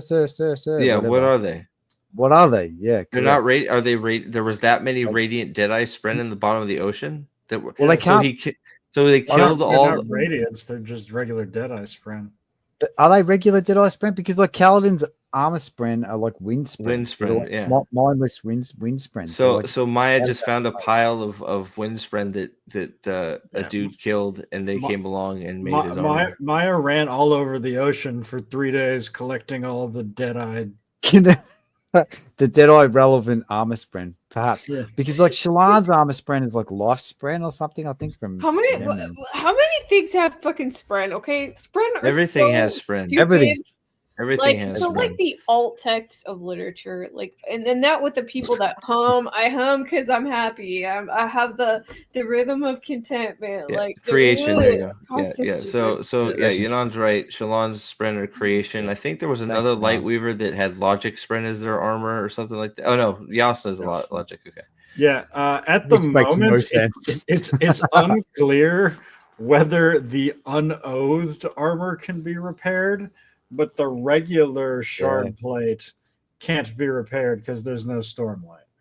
Yeah, so being unoathed is better than being a radiant right now. Yep. I don't even think because I assume the shard plate gemstones will eventually just run out of gas on their own. Well, I think it's actually isn't it stated if you're a Theru, they're healing and stuff. You have to be under tower light to. But isn't Tower Light just a combination of Stormlight? Yes, but and it's Void still Light? working because Navani's in her crystal tome. It's a cultivation. I think Urithiru is still working. Yep. No, it's not now because he went back to comatose at the end of this book, right? No, Yeah, Tower Light's still. I'm pretty sure it's only in the tower. Because Hang on. No. Everything's. I'm almost positive. It says everything is still working in the tower.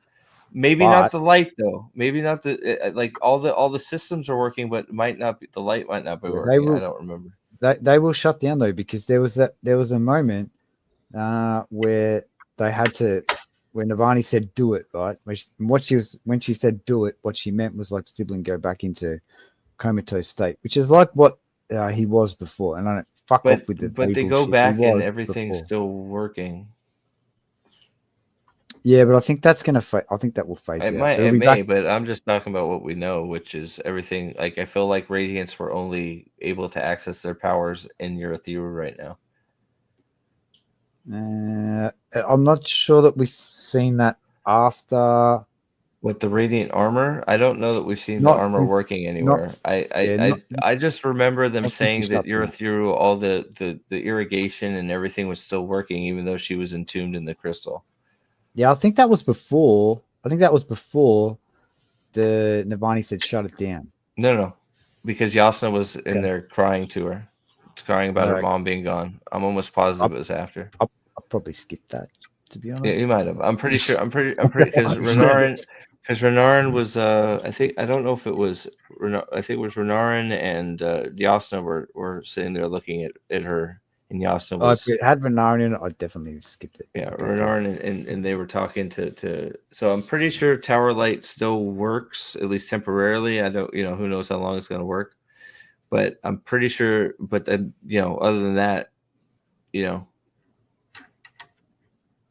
Tower Light doesn't work outside the tower. So I was gonna say, so you can be a Radiant for 8 square blocks. Right. Exactly. Yeah. So. Not that it matters because we only had 5 Radiants that could use armor. So yeah. There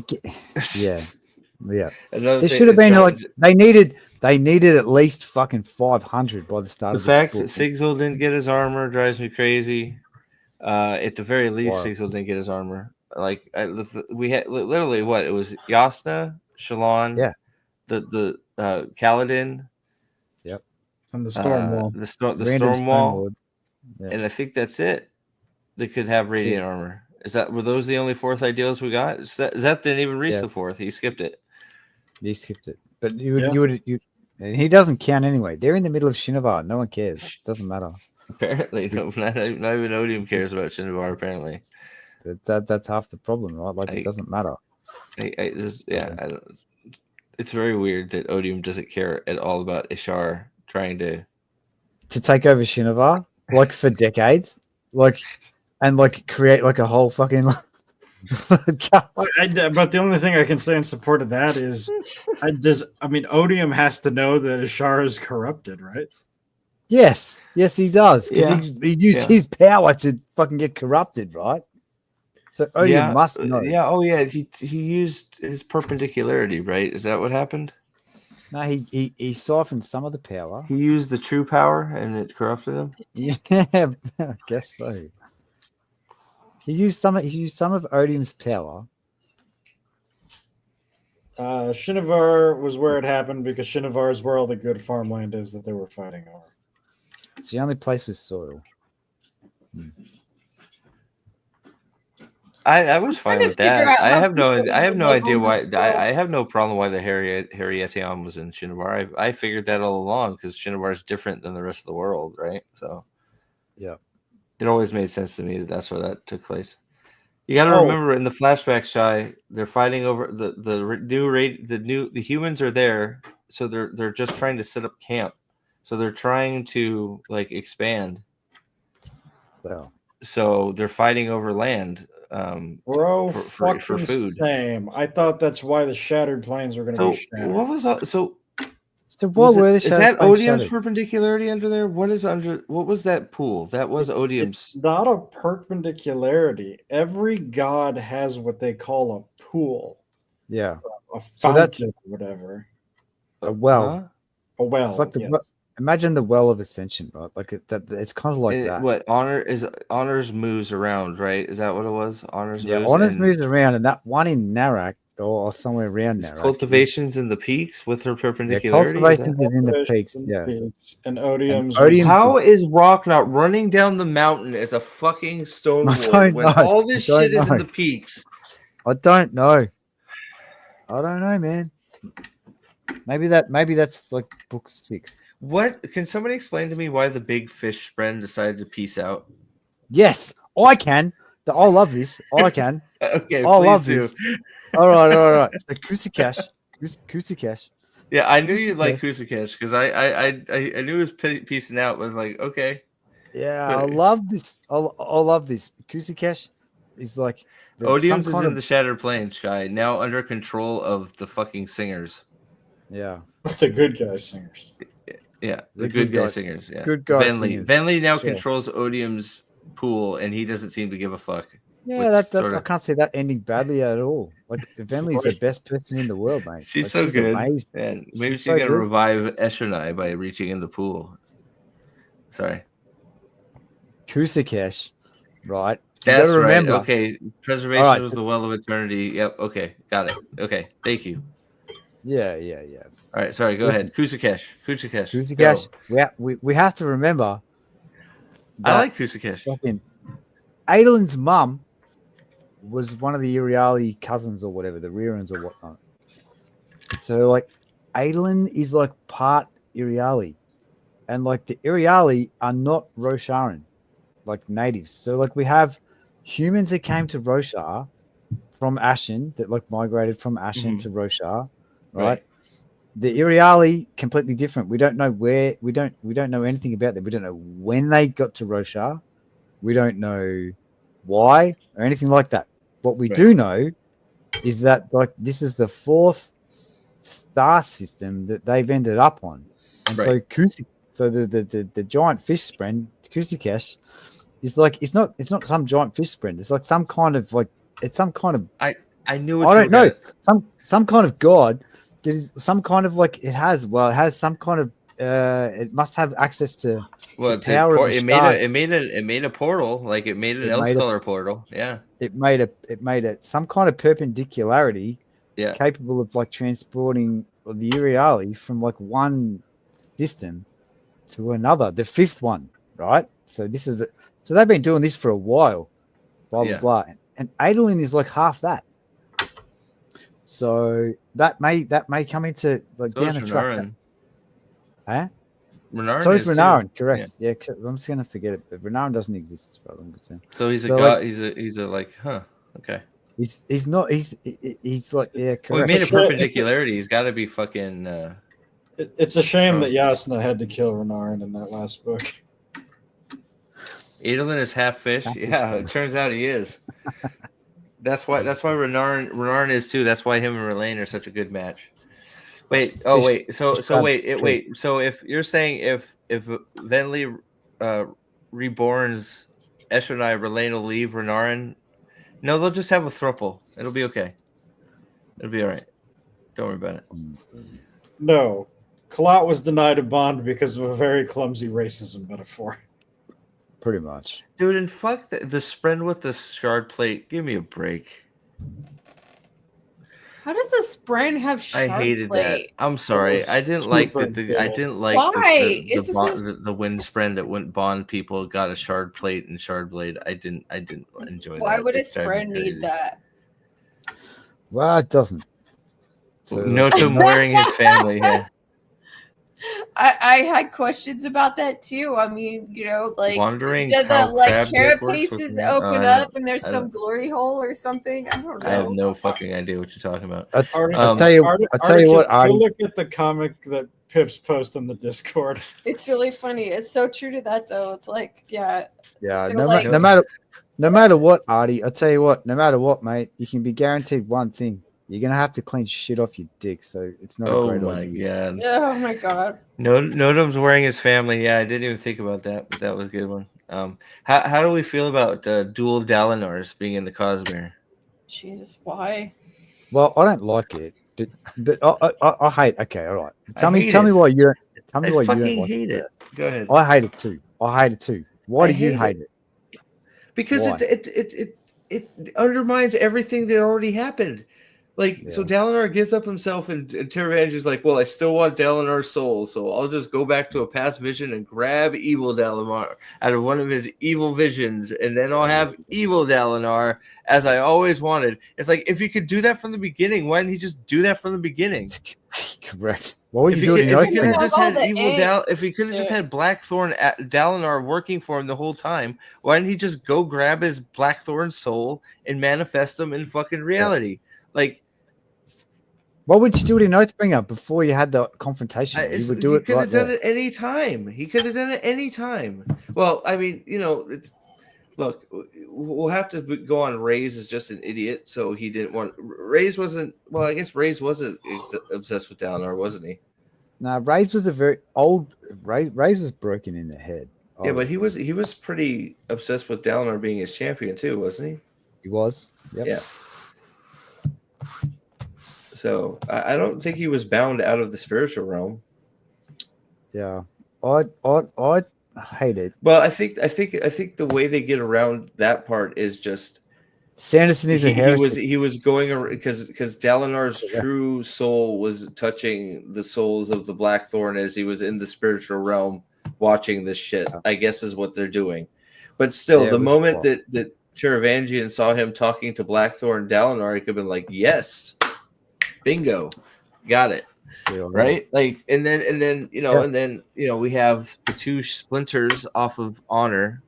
So now there's two splinters of Honor still fucking around on Roshar somewhere. Well, it didn't say two. It said a few, didn't it? Like it could be. I thought I don't. It might have. I don't know. I thought it said two, but and then we get the offhand comment that's not going to mean anything later, where Taravangian went to grab Dalinar's soul and he couldn't because it's already been claimed.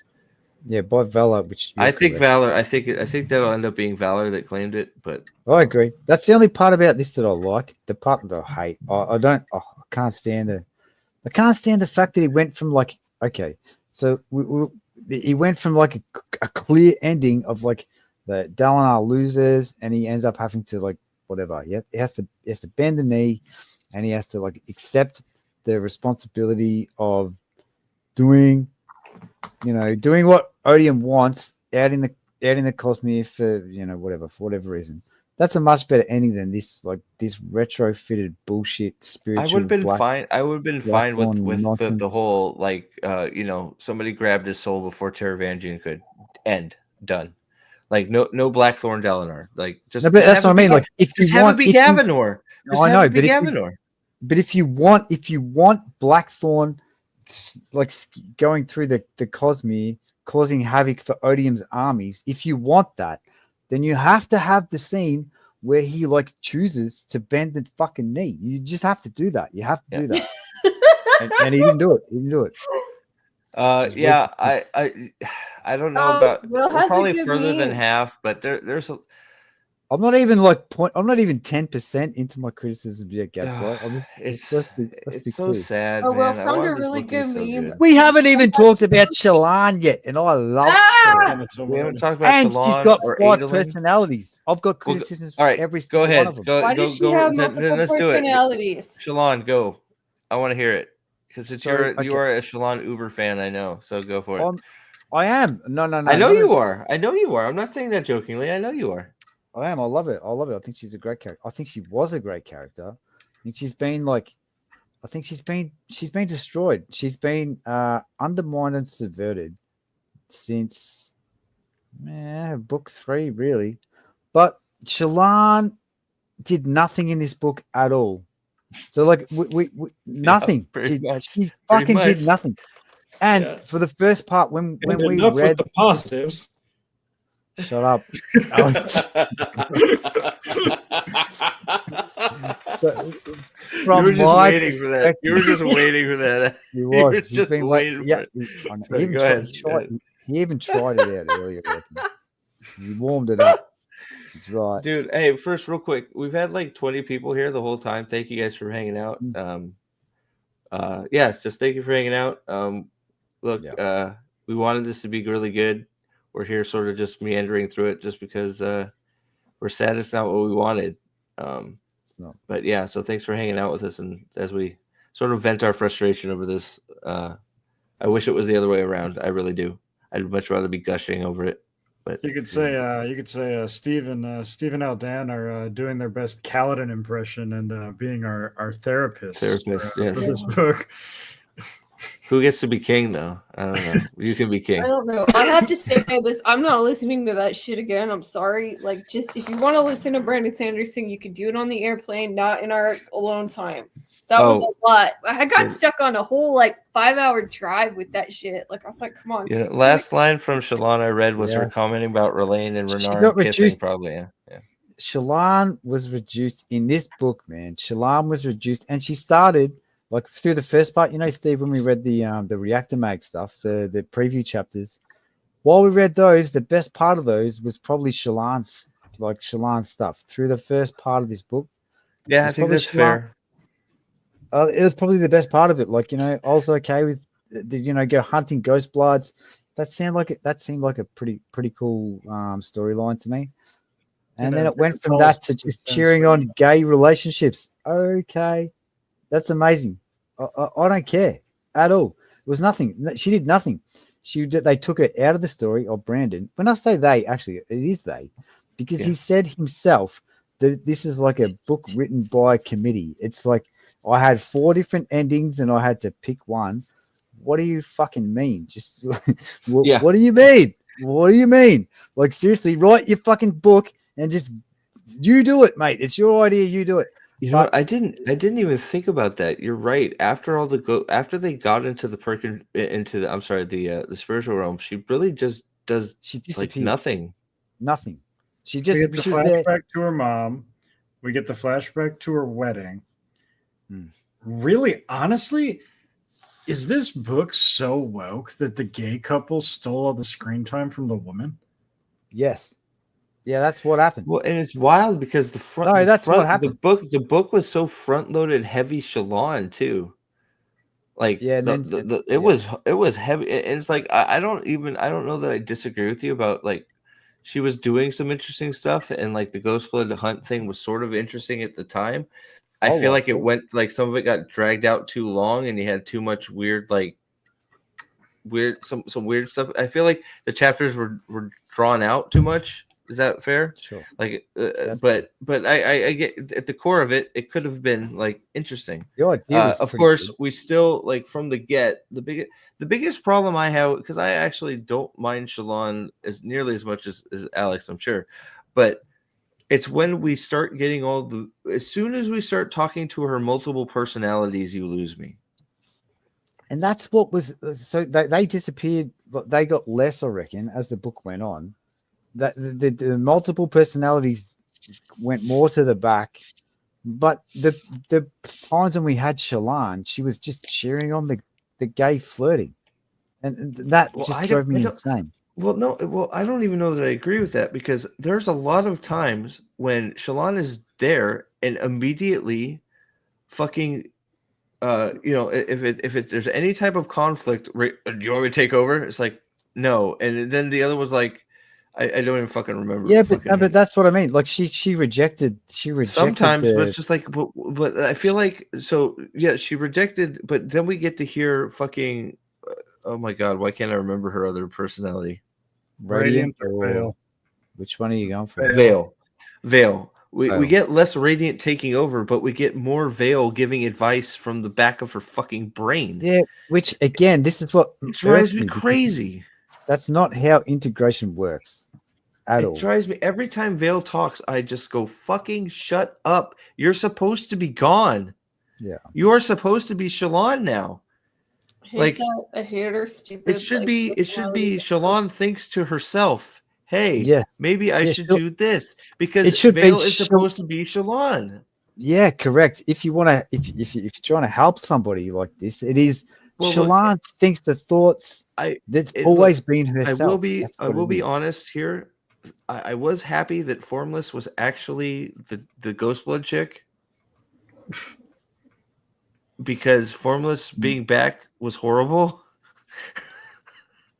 Dude, Yeah, that was actually all right. I like that. So too. I was okay with it. Actually, no, it's not.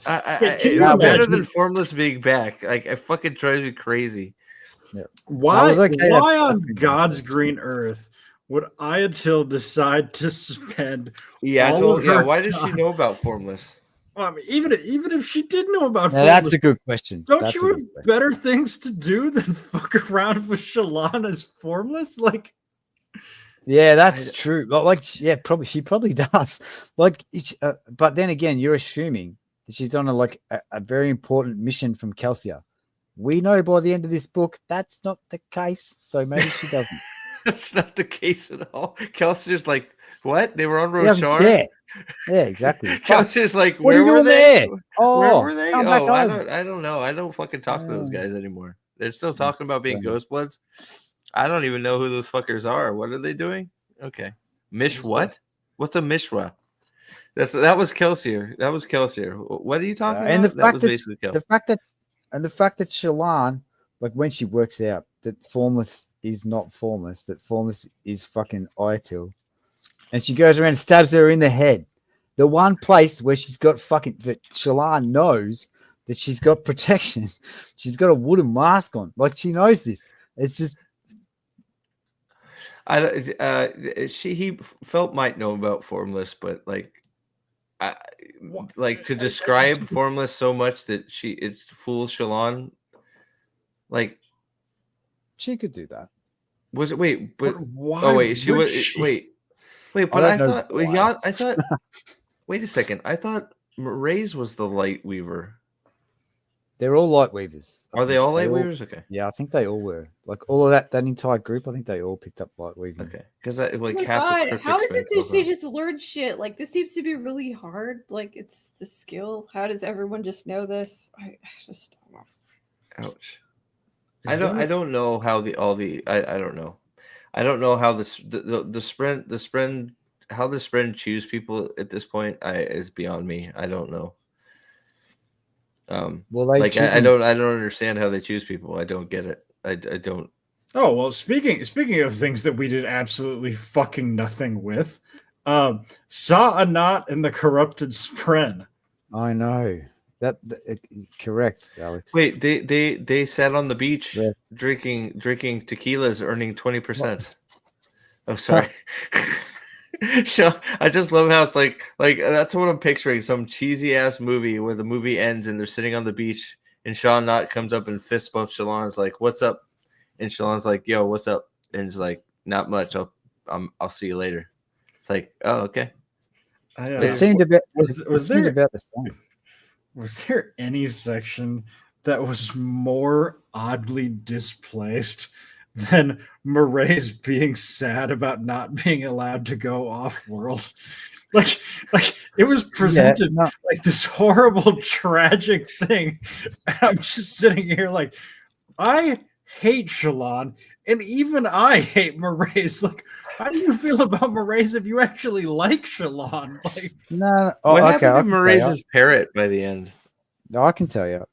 I'm not sure about the parrot, but Mraize being like not. He's always they've always been at that. Like, he's always wanted to be a world hopper. Isn't Mraize? I get it. But why isn't he a world hopper? Fuck Mraize.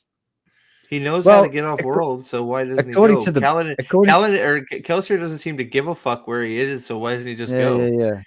According to the book, it's because Ayatil's been stopping him this whole time. That's a great question, and I don't understand. But sorry, keep going. What about Mraize? Mraize is isn't that parrot supposed to be an Anavar? Aren't there supposed to be highly invested parrots that can do shit? They are. They're AVRs. Right. So why doesn't it do anything? Because it's a fucking bird. It's a chicken, bro. A parrot. Oh my god, that bugs me. Well, it's supposed to be chickens. The joke is that every bird in the universe they call it. Yeah, that's what I meant. Everything is chicken. It's like you said parrot, so you thought of Zale. Yeah, it's a parrot. I don't know. You know, we talked about this earlier actually because it annoyed the fuck out of me that he is probably one of the most highly invested and powerful characters in the Cosmere, and every time we listened, every third time he's in a book, he's captured somehow, and he has to be released by some pleb. That's ridiculous. This time it was Lift, and he goes, "Oh, you shine like the starry night of God. Are you God?" And she goes, "Yes." And he goes, "Okay, I will train you to be God." And they go, "Okay," and they take off together. Yeah, like, sweet. So great. I'm looking forward to that book. It could be good. I as long as Lift stops saying shit and. I'm gonna need a disclaimer on the cover saying, "Oh, there's no woke bullshit in this book." However, before I read it, because otherwise I'm not reading it. Mm-hmm. I'm not a creepy. Yeah. So I'm sorry, Eldan. Walk me. I get that. Moraes has always dreamed of going off world, and Yaddle won't let him go off world because I don't know. Apparently, she doesn't like him very much. It's retarded. That part's retarded. Why do I care? Fuck Moraes. He's the fucking worst. He's Jesse Team Rocket. Yeah, I know. But like if you're a Shalon fan, which I am, like, and I have been since the start, since book one. So like Moraes is a really big part of Shalon's story. And so you do know this if you're paying attention and you're invested in Shalon's story, then the Moraes connection, it really does. You do care about that. You do know that. You know that like he's collected all these things from like off-world, and he's like been looking at the stars from the start or whatever. So it does actually connect and make sense that he cares about that. And I understand the character, but you're saying that like when they were trying to make you feel bad about Moraes getting left on Roshar again, your response wasn't, well, fuck this guy, because I'll be honest, when I was reading that part and it was like, it was very melodramatic. It is very melodramatic. It was like tonally so off. What are we talking about? Because it was, when Moraes is sad about not being off world, my first thought was, ha. Yeah, I know. It's of course, there's a lot about this book that's tonally off, right? Like there's a lot that's like tonally out of character for characters and stuff. But for Moraes, I'll buy this. I'd pay it. Yep. I think he would be sad. He's a soft cock. There you go. Moraes is a softie. All right, why not? Is he still alive? I don't even remember. No, Shalon killed his ass. Yeah, that's right. Killed him. Yeah, that's true. Another mental. That's yeah, he killed them both, and then got to go have an audience with Kelsier, who said, "Who did you kill?" I forgot. Okay. I completely forgot he was on the payroll. I know. Fair enough, too. Kelsier's like, who? You killed who? Where?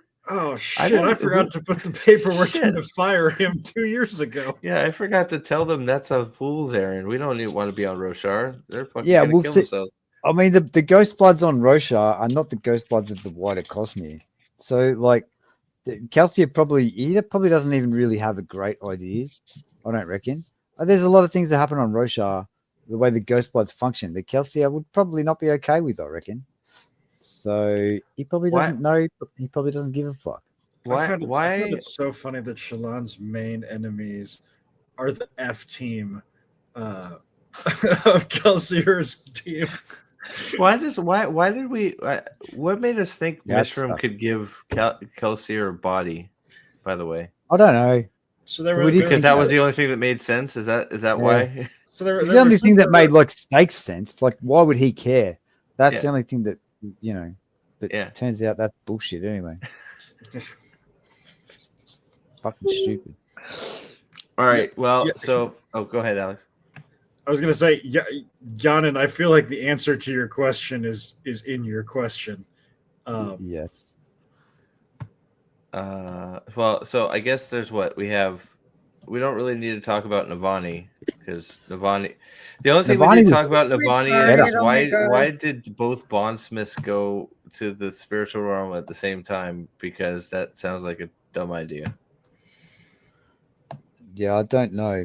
But I guess it's not as dumb since she's not a very good bondsmith because she can't make a perpendicularity. So this is true. It's true. So like, Navani wasn't as like annoying in this book as the last book. Again, same reason as was barely in this book. Navani's singular purpose in this book was to get dialogue bounced off of her. Well, why wasn't she taking anti-investiture bombs with her everywhere to counteract these fucking people who are trying to kill her? I don't know why, but I'm glad she didn't because that would have made her more of part of the plot. And so, like, it turns out that like side characters are great. Like good side characters are great when they're side characters. It turns out there you go. They fucking suck when they're main characters, and that's like Navani in a nutshell. And Venli, like side characters for this book, no problem at all. Main characters in the last book sucked ass. Yeah. So that's what that. So if we keep in mind the problem with the side characters being the main characters, yeah. So run it by me again. Who are going to be the main characters in books 6 through 10? Well, yeah, all the shit ones. So every shit one, every fucking shit character you've got. Well, I'm gonna make so Venli, Renarin, Jasna, Relaine. Jasna could be okay potentially. Jasna, we didn't talk about Jasna. Got fucking just completely wrecked. She got to adjust desserts. She did. I cannot. Perfect. As funny as Jasna getting dunked on in the debate was, that was perfect. Sanderson let out some anti-DEI stuff. I don't know if it was on purpose or on accident. I don't think he does any of it on purpose, mate. I think it's all unironic, which is very concerning. Yep, the part where our first paragraph with Jasna is her riding up, and she's like, yes, I am a woman general at the head of an Alethi army. I know. And then she thinks to herself, like, am I doing enough to put women in positions of authority in government? And then she thinks to herself again, I am a woman general. And then like 2 paragraphs later, she thinks to herself, I'm not going to be directing troops or fighting in the front line, or coming up with tactics. And she basically lists all of the things that generals do. I know. She's very proud of her title. And then she goes and gets her butt kicked in a spiritual in a talking battle. She gets her ass kicked, which is supposed to be her strength. Which is perfect because like that's how it should go. Because she's always been a pretentious, arrogant fucking asshole. Why does she think looking up city codes and shit was the way to go when studying for a fucking I'm gonna go look up precedent and city? It's like, why? What are you doing? You don't even need to do that. A lot of those questions, and I'm sure Alex has plenty to say about this, but a lot of those questions that Taravangian posed in that debate, very, very simple to answer. Yeah. I'm actually not going to take up the 45 minutes of thoughts I have on the Jasna debate. What do you mean? I've been looking forward to it, mate. If you want my thoughts, it's on the red hand. It's on the Red Hand Discord. There's a 7-part about Jasna alone. I gotta go check that out. The debate alone. Yeah, Alex loved it. Holy shit! I gotta have to go check that out. Yeah, Jasna was just such a non-entity too. Like she's just like, they all fucking failed except for. I still don't even like that Adelin won by sitting Yanagon on the throne. Dude, I hated that so much. That was rough, but. Especially because the Fuse knew. Like we were talking to Aldan about it. The Fuse knew that was the fuck. It wasn't even like it was a mystery. Sitting on the throne. He was just sitting there waiting. It's like, why don't you just have your underground Fuse grab all those fuckers and put them in the rocks and you win? Yeah, Is it wrong that I actually thought it was going to be worse? I thought they were going to end up taking the chair out of the city, and like the chair was Running going to around be with it. Urithiru, and he was going to be sitting. One in of the it. Windrunners is flying him around On the chair. Hey, I would have.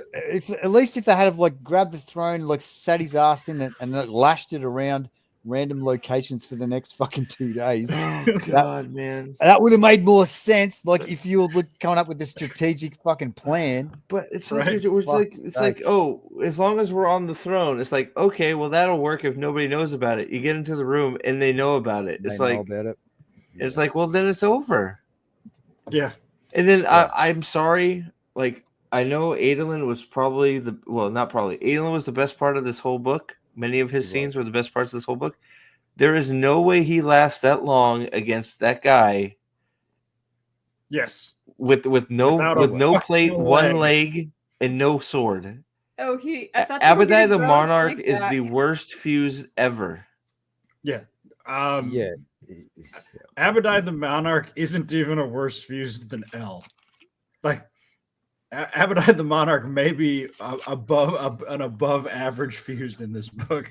It drove me crazy because he's like dodging and he's like, I am going to use the slippage of my peg leg as an advantage. So I will anticipate the slipping of my leg. So it won't really be a disadvantage. It will be an advantage, my slipping. Why It's did like, he write just like cut that? him in So two, boring. bro. Say he was in a fight. Like, what happened in the fight? Like, I have no sense of that because people are always like living in their freaking head so much. Yep. Some of the other stuff with Adelin's fights were but it's just like no, don't just skip it. No, just let him go in with at least Maya. And then instead he's fighting with an aluminum fucking candlestick and slipping around on his peg leg. And it's like, yes, peg leg. I said peg leg because guess what? We were having too much fun with Adelin, so we had to take him out of the game by having his foot get crushed so he couldn't fight anymore. And he would have died. Yes. I know, right? He would have died in the first. Crazy. It drove me crazy that we like the best scenes in the book were we get back to Aelin. All right, yes, okay, Aelin, whether it's action or him talking with Yanagon or whatever, blah blah blah blah. Yeah, he was good. And then the Thunder class comes, he's fighting it like the best he can, and he's doing, and then he stabs it in the neck and it falls on his foot and crushes it. Yeah, that was. And then like, what? right, and it's like, well, what the fuck? And then of course the healer chick isn't strong enough to heal her leg because she sucks. And then we're like, okay, well, Adelin now has to learn to be a pikeman and learn what it is to be a Dark Eyes or some shit. Yeah, it's like actually, I didn't Adelin is a man that. of the people already. He doesn't need this lesson. Yeah. I didn't hate that though, but he should have stayed there, and he should have that should have been the thing that should have been the final thing, that, allowed his radiance to come forth. And it would have made sense while he was in the guard in the front wall, taking the punches and stepping back, being a regular man, showing his honor. Yeah, no, I don't mind him fighting, but him realizing, coming to this realization that it's like, no, he already knows that. That's why Adelin is Adelin. Good night, buddy. Right? He doesn't need that lesson. So if he's fighting because he needs to fight and he should fight, and every man needs to defend, right? He's fighting because there's a need, and he's no better than anybody else. Fine, but he doesn't need the lesson. He's a man of the people. He already knows that lesson. He's the man that turned up when Kaladin was stuck in the prison. Yes, and he is the lesson. That is what he is. So, if anything, he should have been honor the shard. Okay, so let's the shard. He should have taken the shard. He should have taken the power of honor. Should have noticed that Adelin is the most honorable person. It's exactly right. The Stormfather should have been like, dude, I'm a generation off. That guy is. Look at what that guy's doing. He's sacrificed. He's given it up. He refused the power. He's refused the title. He refused. He's what he did. An inspiration to a kings and fought side by side by men. When Dalinar said it, he asked him why. Because you have to not want it. you have to not want the power. You have to reject it. The Stormfather told him this. I'm looking for someone who has all these attributes, and Adelin demonstrates all of those attributes. Nah, but he doesn't even notice. It's like, well, why? yeah, you're probably right, but we could split hairs and say Honor could see that as him defending the honor of his father, since Sadeas had bad intentions for everything. So you could warp that into an honorable situation because he was saving people from Sadeas's evil intentions. See, that used to be my justification for why he couldn't be the champion of honor. But now that we know that all Honor cares about is oaths, Adelin never made an oath to not kill Sadeas. Exactly right. Well, and it should have been. It could have been Dalinar that came to the fucking realization that Adelin is the perfect vessel, because he's not radiant. He's the most honorable. He's a son, but he knows he's the most honorable man he's ever met. Right? It could have been. It could have been. It could have been just him coming to this fucking. The fucking Stormfather wigging out over it used to be somebody that doesn't want it, and him just coming to this realization that you just described my son. Yep. It actually makes no sense because of the way that he wrote both of those things. Because of the way that he wrote the terms of of this, the honor that's pissed off. He wrote the terms of honors, the shard of honor, changing his mind about taking up a vessel, and then he portrayed all of those characteristics in this character, and then it didn't happen. Made no sense. I'm thoroughly convinced that was one of the endings. I agree. Yeah, Adelin taking up the shard. Yep. I think it has to be. I think it's the one that makes the most sense. Crumbs. It is the one that makes the most sense. All the crumbs are there. We haven't even talked about the sea, but. Yeah. Even fucking or Yanagon for that matter. Yeah, true. Yeah, the two of them. There's more honor in the two of them fucking learning how to from each other and backing each other up. Yanagon put himself on the field even though he has no fucking play. He won't not leaving without Adelin. He wouldn't leave. Yeah, Get Adelin or fucking we're not leaving. Yanagon did a lot of fucking honorable shit too. Yep, he's a good egg. And neither of them are radiant. And the reason neither of them are radiant is because the story knew that being a radiant at that point was worse than waiting to get your unoathed shards. Yeah. Yep. That's the only reason they didn't get Spren, is because the story already knew that if they got Spren, they'd be depowered, and they need them to be able to get the shards from Maya. To not be depowered. Yeah. Which sucks. It's the only reason that I have no other explanation why they wouldn't have attracted both of them haven't attracted a Spren. Yep. That whole group, to be honest. That whole group. Yep. Yeah. I mean, Notum's right there. He can't get his fucking wind run. Guys, exactly. I'm around some of the most honorable fucks I've ever met. Get the fuck up here. Yeah, exactly. We have to remember that the honor Spren are racist against Light Eyes. Yeah, we do have to remember that. What a fucking joke. Yeah. Two things that one that really bothered me and one that made me laugh. The repudiation of the Way of Kings and all the cool shit that the characters did in the Way of Kings really fucking bothered me. It bothered me too, man. Yasna getting raked over the coals for killing a bunch of murderous criminals. Yep. That's like the one cool thing Yasna has ever done. Stop yelling at her for this. Yeah. I don't know how many times Dalinar got it for fucking kicking Elhokar in the chest and telling him to fucking man the hell up. He was right. Yes, he was absolutely right. He was absolutely right. 100%. And you know why he's absolutely right? Elhokar fucking changed after that shit and started getting better. Exactly. Yes, exactly right. Correct. It was good for Elhokar. It was good for the nation. It was good all the way around. Yep. And Yanan, I'm not saying that Yasna's worldview isn't flawed. It clearly is. We know it's flawed. But in this one instance, she was 100% right. Yes, when you're talking about when she killed the robbers back in book 2 or whatever it was, Yeah. That 100%. That she was correct about 100% that. she was in the right. That was a positive action. Not even a question. My favorite part is Adelin got it for murdering Sadius. Kaladin got it a couple times. It was like he went through the Way of Kings, picked out the best moments, and decided that all of his characters needed to be punished for them. It was insane. And it's in line of what you would call in today's parlance, toxic masculinity type stuff. Like it's like, oh, this is far too toxic. We have to downgrade this.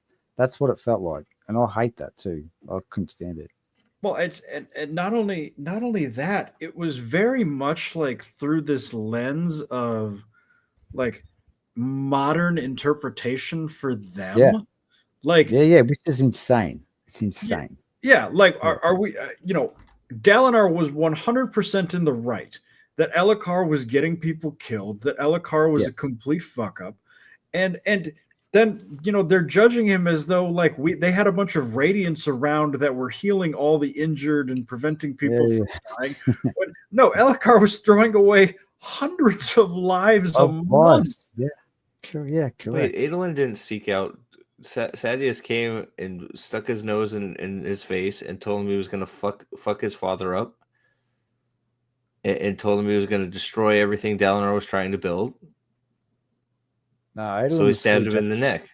Like, you should have stabbed him. Adelin didn't seek out. Adelin did, like I see where you could say like Yasna sort of did, but those were criminals that were going around killing people. So like if it's like I don't have that big a problem with her seeking out murderers to serve justice.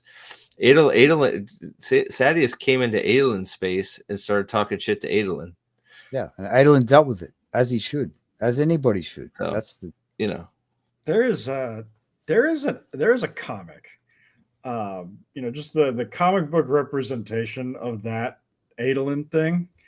And it is the only non-cringe webcomic in the entire internet about this series. I gotta find it because it's legitimately great. High bar. The only cringe non-comic. The only non-cringe comic about this series. I mean, you've seen the fan art of this series. It's absolutely horrendous. Tumblr. Yeah, it is Tumblr stuff, isn't it? That's like a lot of that made it into this book, Lady B. Like a lot of Tumblr made it. I know, right? I felt like I was reading fan fiction. It is like at least I'd say probably 30%, mate. It's like Tumblr fan fiction garbage. Yep. But then there's a good stretch where that's not there. So I don't know. It's weird. It's very weird. But another thing that I found a little bit odd about this is, it confirmed a lot of things that we'd been thinking of. We'd theorized, but it was I almost didn't like that. Like, there's something to be said for for the theorizing, for not having the answer. Yeah, there is. Yeah. That's a good question, on how much of it is actually Sanderson's writing. I do wonder about that. Fascinated by that. No, I like listening to this. I'm like, how did he get to write Wheel of Time? Like, that's insane.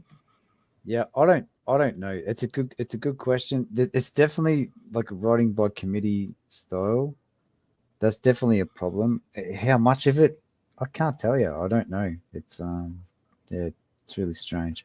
But I also think that like Brandon is a true believer in a lot of these things. So regardless of whether it is or isn't written by committee, he definitely identifies with a lot of these ideas. And so that is what it is. Yeah, and that's it's a problem. It's unfortunate, and there's if I'd have known this before book 1, let me give you the tip. I wouldn't have spent 15 years investing. And this is why right at the start of this stream when I say like, well, I feel betrayed. This is what I'm talking about. I would not have spent 15 years investing into this world based on this series if I'd have known that we were going to get like a bait and switch in book 5 of the Stormlight Archive to like start injecting all these like progressive, ridiculous ideas that I think are destructive for Western civilization. End of story. So that's how that sits. I wouldn't have read it. I wouldn't have read none of it. Well, so you're saying that Renarin and Renarin is your favorite part of the book. Oh yeah, I love it. I love it the most. So much. I'm gonna listen to it on repeat, mate. I'm gonna sit down and get some baby oil. I'm gonna rub myself to it. It's so weird, like how we just like force those two right to the front. That's what.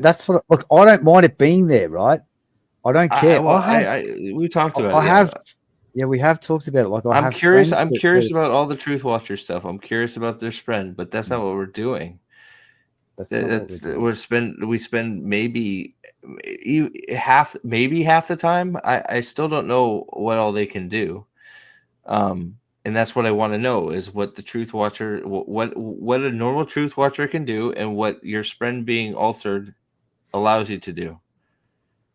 Yeah, I'm not sure. They seem very powerful. I can't make heads or tails of it, and half of the time is not spent with any of that. It's spent with, if I touch him, will he like it or right? Yeah. It's like man on man. It's man on man flirting, like male on male flirting. That's what it is. And if you like that, then good. I'm glad for you that you like it. I can't stand it. I find it repulsive, so I won't read it. And so, you skip all that stuff. And I don't know anything about the Truth Watchers. I know that they're powerful, Steve. They seem really, like they're really powerful in what they can do in Shadesmar and all around the place. It seems like a pretty good Radiant order to have around. I don't know how it connects. Shadesmar a ball pit, literally. Why is it a ball pit? It's a ball pit. He said that. I asked him what it was, and he's like, "It's a ball pit." And then that was I was like, "That's real. Okay, this is real life." Wait, how would you describe Shadesmar to somebody? I feel like a ball pit is a pretty good. Yeah, it's a ball pit. It is a ball pit. It's fine. I don't care. Ball pits are amazing. Ball pits are also amazing. I don't know if you guys have you never thrown your kid in? Well, I do. If everything has a soul, I don't know how you interpret the soul of millions of things without it being encased in some sort of glass. But I don't have a problem with Shadesmar. I like Shadesmar. No, I like it. If you have never thrown your kid into a ball pit and watched them trying to work out how to get then you haven't lived, mate. It's pretty cool. See, I thought it was one of the things that I found so disappointing was I thought the spiritual realm was going to be weirder. Yeah, it was literally just flashbacks. It's just flashbacks. Yep. Which is sort of not what I expected either. There's flashbacks and some kind of off left of center room with Renarin and Shalon and Relaine in it, looking at doing the mirror Truth Watcher thing. I don't understand why Truth Watchers have such power in Shadesmar or in the spiritual realm. I don't understand that at all. It would be good to get an explanation on that. But because you can see the future in. Can you see the future in the spiritual realm? Is that what we're dealing with? Is that what they can't? But we already know that. But we already know that they can't see the future perfectly. They can see it imperfectly. So who cares? Doesn't matter. Yeah, you might be wrong. Yeah, I don't know. I'm just trying to. I don't know how Renarin and Relaine are just so great in the spiritual realm. It's very weird to me. It was weird, but that I didn't necessarily care about. That was for that to be a Truth Watcher thing. I'm okay with that. That, but there was no explanation of it. It just sort of happened. Grifter. Hey, Grifter. Okay, I want to be here and partake, but I haven't finished yet, so I will lurk and stay muted for you. Thanks, Bud. We'll have to revisit this stream. Have fun. Also, Aldan raining in Briz, Vegas, Aus, 0 to 28. He's right. It is raining today.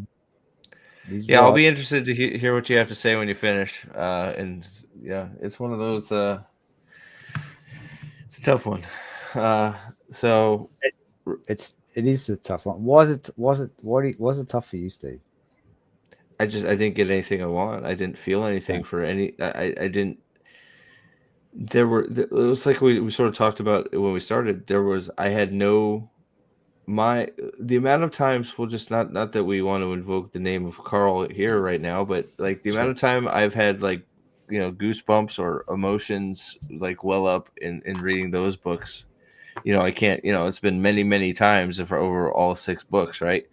Yep. Hell, even the first 3 and 4 in the 4th, even in Rhythm of War, there were a few moments where you got that tingly feeling, or you got that emotion hits you in the back of your throat, and you're just like, that was a good moment.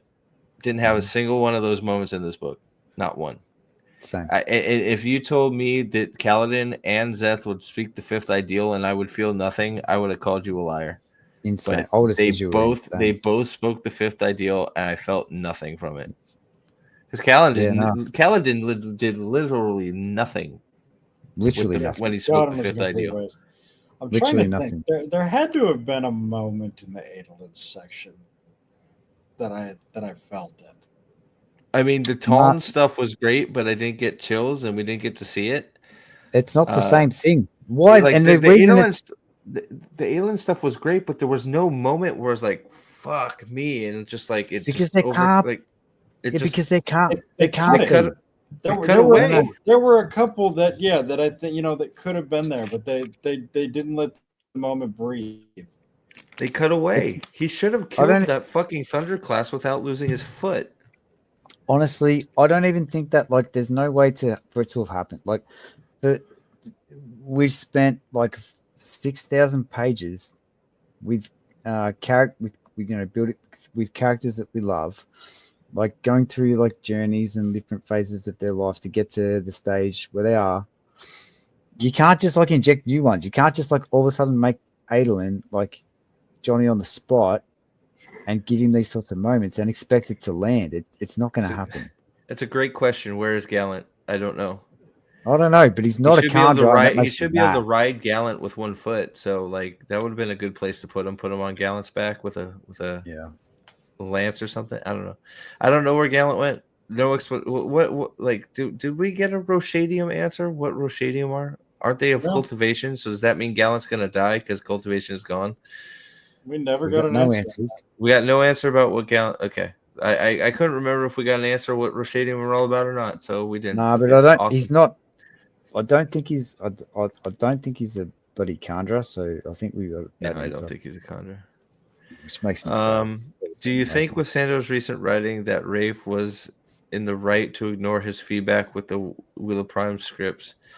Yeah, I did. So first of all, his take on Perrin, I didn't like it either. I think it was marginally better, but not better. So, maybe I don't know because what Sanderson's come out and said he would have done for Perrin instead of what Rafe did. I don't think it was a big improvement at all. So I don't know. I would have just done what RJ did. That's what I would have done. Yeah, hey, there you go. Who knows, right? Yeah. I mean, Articus is one of those things that is as bad as Sanderson's writing has been the last couple of these books. There's still levels to this shit. Yeah, and there is. Even Sanderson on his worst day is probably tiers better than Rafe at his best. So. Yeah, that's true. That's mega true. That's true.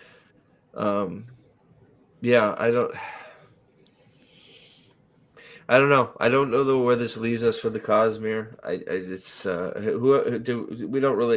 don't really have the energy to talk about Renarin and Relaine other than I hate that they got so much time. I don't have the energy for it either, or the inclination. I don't care. It's one of those. I have a fun exercise for us. Okay. All right, go for it. Let's go through what all of the women did in this book. Oh my god, I'm tired, babe. Shalon wasted her fucking time. Yasna got her ass kicked. Navani was okay though. Navani was okay. Well, let's go through it. So Shalon's goal, upon going into the spiritual realm, was to prevent Mishram from being released. Yeah, no, she failed. The only reason Mishram was released was because she brought the two gateways. Oh no. Yasna's only task was to prevent Thelena from being captured. Yeah, she lost. She single-handedly failed Fucked that that up. objective. Yeah, without a Which- sword which- being swung. Absolutely. I know. Yeah. Which I'm okay with that though, because Yasmin needed to get her ass handed to her in an intellectual debate. Well, 'cause she's I do most- find it hilarious that as soon as the contest was done, that everywhere but Azier and the Shattered Plains was in a full-on downpour with dark skies and fucking shit weather. It's like, well, hope you love that contract you signed. Yeah.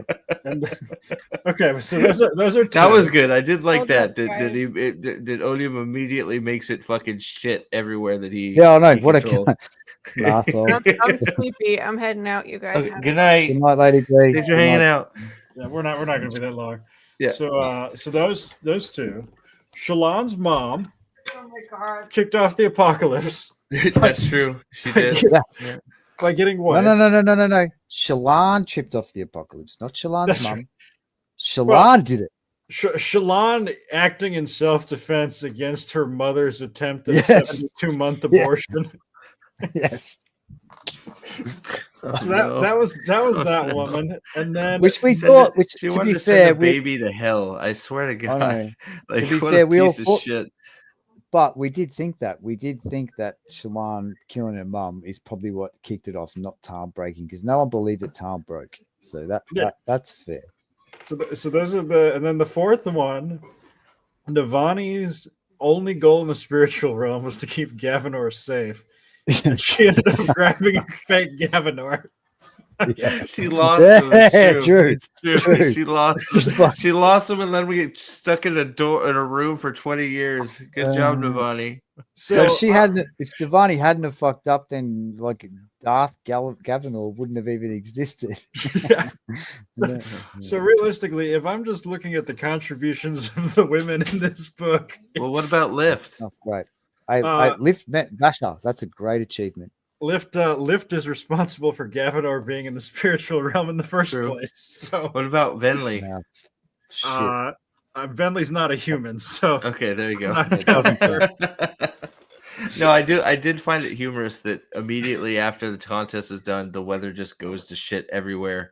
And Adelin's like in Azier, he's like, it's nice weather here. And everywhere else is shit. Everywhere else. I was like, that's a good touch. Like it's just dark and rainy and fucked up everywhere else. Yeah. And they're standing in Azier is like, Yeah, it's all sunny. right. We won Azier. All right. Yeah. I did like that. I did. Oh, did you guys catch the scene where right after Leighton dies, gets killed He by does, Moash? yeah. Kaladin Yep. makes a comment about him being pissed because his shirt is dirty.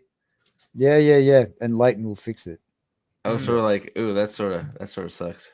Mhm. But that was a good one. So yeah. Yeah. I started to feel that way. And oh wait, hold on. I'm torn because the first two books feel like completely different authors than 4 and 5. I think you're right. They did. I started to correct. feel that way Agree. in Oathbringer. Also, too many POV characters who don't care about.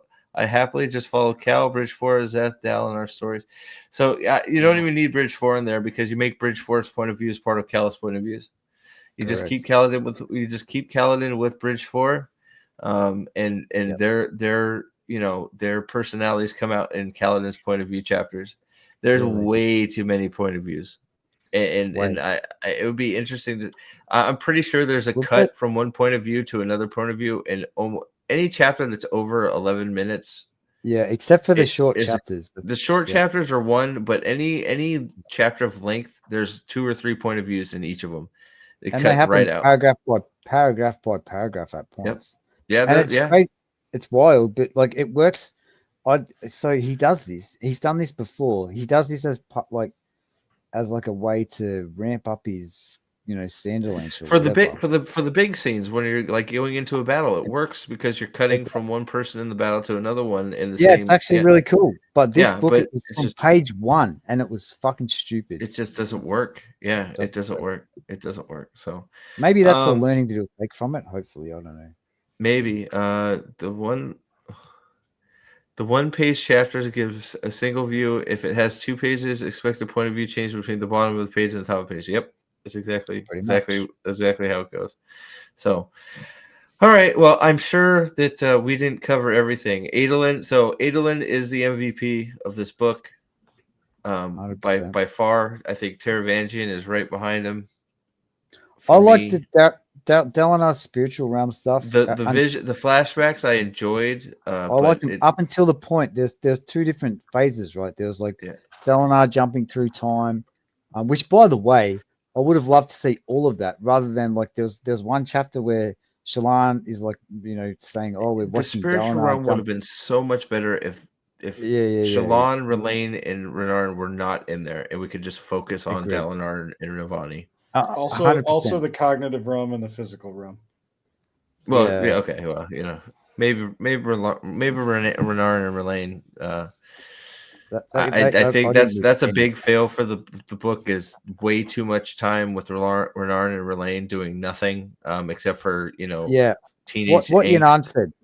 What Yanan said after Odium intervenes, it gets boring. That's where it changes. Correct. That's what I reckon too. But I liked it up until that point. Then it went to shit. No, there's some of that. Some of that is good. I wish the spiritual realm was more than just visions. Because I feel like it should be more than just visions of past. But I mean, I don't know. It didn't really flesh that out properly, did he? Like, it didn't really make sense. It's like Mishram's in a room with a guy. It's just his old, like in his old house. It's just like, oh, that's the prison. Okay, sure. So I don't know. They're the history was good to get, right? Yeah, I think that's the best way to put it. So I did find that part pretty entertaining at points. Adelin was the best. Yanagon is right behind Taravangian and Yanagon. Who would have thought? Who would have thought? To have Kaladin and Shalon literally at the bottom of the tree from like ranking like stories for like parts that were like entertaining and like the best. They're at the bottom, and they're the two backbones of the story. Whether you like them or not. Kaladin fought 2 fights. One he lost, the other he stabbed the guy in the back of the head, and that was all he did. That was the extent of his fights in the book. Yep. Just disgusting. On top of that, he also admittedly can't use his shard plate properly because he hasn't used it enough. He hasn't bothered to train with it. Hasn't bothered. One of the 5 characters that have Radiant Shard Plate, he hasn't bothered to use it. He's a grade A flautist, though. He'll be Carnegie Hall next week. The other one uses it to trap other people. That's how she uses her shard plate. And then Yasna doesn't use her. So the Stonewall seems to be the best fucking shard bearer we got. The Radiant best one we got. So. Yeah, we got out of all the point of views, we got 500,000 point of views, and none with that dude. None with it. Yeah. No new oaths spoken except for the 2. Right? There you go. Nobody got the 4th ideal. None of the regulars got 4th ideal. We didn't see any more 4th ideals this book. We just saw 2. We saw 2 shitty 5ths. In regards to the history stuff, barley chip. Am I the only one that could have read that on the wiki and been just fine? I'm not going to lie. The chapter summaries not being up on the wiki has been beating my ass. Normally, when I'm in a chapter that I don't give a shit about, I can kind of turn my brain off and then just go to Oathbreaker chapter 88 and just okay, that's what I missed. You can't do that with this because you've got so many different point of views inside the chapters, right? So like you can't do that because you might not give a shit about the first part, then it jumps to someone who you might care about. So you got to check. Yeah. Another conversation that we have to have. Okay. We all agree that books 1 through 3 are not just way better, but almost seem like they're written by a different person. Yep. Different story. It's a different story for me. Yep. So Oathbringer came out, I believe, in January of 2017. Yep. Does Sanderson have TDS? Probably. He's a progressive Mormon, so most likely. Yes. I don't know. Most likely. I know 2017 is when you started having new people join his team because he started getting bigger and he needed more help. I'm pretty sure that's around when a certain Dusty Wheel person joined his team too. That stuff is not just like restricted to TDS as well. Like that there's more to it than just that. And yes, I think so. Oh, I agree with you. I think there's there's multiple levels to it, but I think There is. the He's infected timeline with all of it. Yes, the timeline is just awful suspicious for me. I know TDS also corresponds with much of the progressive movement coming to. It does. Not all of it, but most of it, yeah. So I'm just curious if that's the case. If it really is truly that, or if you think it's just he's trying to get made in Hollywood. I think it's a little bit of both. Both. I think the made in Hollywood, and he surrounded himself with a bunch of losers. Yeah. I think he surrounded himself with a bunch of this stuff. Well, look, he also had a look at what Hollywood was making, and he's written a book to fit into that into that motif. And that time has passed now, I think. So I think he's actually made a huge mistake here. Oh, I think he's made a huge mistake here. Because if this book was looking at being made 3 years ago, everybody would have been jumping at it. It's Whereas very sad. Now the completion of the first arc of the Stormlight Archive, that book is the worst book in the series. It is, and the second to last one is this. Yeah, I think it's a mix of what you guys have said, but mostly I think. It's like Yunan said. I think Yunan's referring to who I'm referring to, Hatch. Well, no, he wouldn't have been an editor, but a certain the Matt Hatch took over a lot of his YouTube stuff years ago. And if you're trusting that stuff with him, he's bringing in some of his crew, who we all know who they are. Well, we don't know who they are, but we know what they like. Well, so I actually think Tor is as much responsible for it as Tor could be too. Yeah, because all of those publishing companies. What Ganon is talking about is he got a different main editor for his books. Yeah, and it's very, very likely that would have been Tor said, yep. Look, this is every editor we have on staff. Pick your favorite, and Lord knows Tor isn't hiring anybody that isn't. No. Stick in the head. Yeah, no, I don't know, man. I just want it to stop. I'm sad. I don't even know what's next. The one silver lining, Steve, if I can I'll give you one silver lining to the cloud, right? We've got a long time between the end of this and the start of book 6. Yes, that's true. So there is enough time in there for things to change in the world that may or may not affect Brandon's, the things that his themes in his book at the end of the day. If that affected the themes in this book, then you would suspect that, if that changes in the next 5 years, then perhaps that will change the way that he presents the next. When plus he'll be older and hopefully crotchetier and not give a shit about what other people think. It'll just write. Maybe, or he may. Like I said, I think that this demonstrates the opposite, right? I think that this has demonstrated that he is a true believer in this stuff. That's whatever I think about that, which I think that's completely wrong, but that's fine. But he's always had that. I think this demonstrates he's always had that on the back burner. So this is a real mask off sort of moment.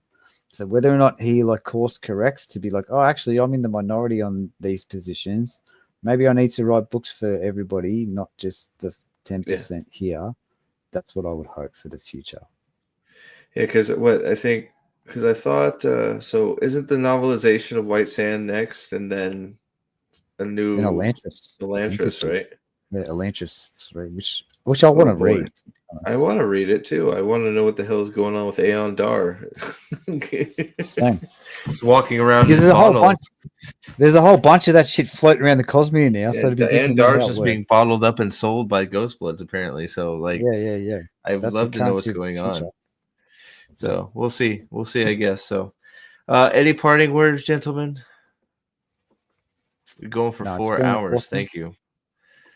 I'm sure we missed something. Of course we did. We missed plenty of stuff, but it's been great to go on the since we started the preview chapter, Steve. It's been wonderful. Yep.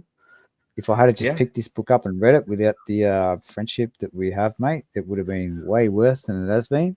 I agree. So I appreciate that. Thank you. Oh yeah, man. Well, thank you for thank you all at Cheyenne and TechMex too for being available for these and going through them together. And it's unfortunate, but I don't know that I'll ever read Wind and Truth again. I don't know. I don't know if I will or not. So I don't know either. We'll see if it comes up in further discussions. But yeah, I guess if you're watching this and you got any comments for how you felt about it, let us know. And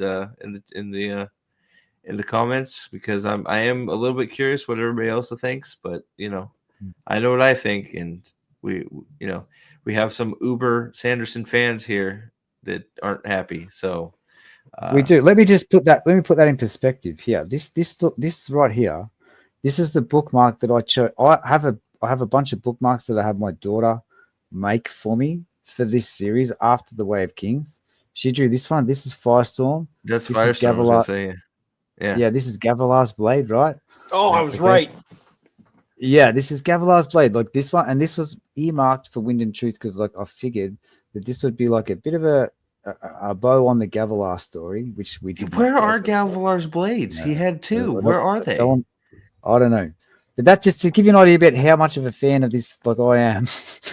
My daughter drew all these. She drew like a seal spear for me for one of Kaladin's books. She drew all kinds of cool stuff, and this was the bookmark for this. And I've waited for 10 years to use this bookmark for this book. So fucking whatever. Yeah, fuck you, Brandon. Yeah, do better, man. Do better. So Joshua, if you what you're witnessing there is moral cowardice. Green is he tries so hard to be a nice guy that he will never criticize people whose names he know and he's met.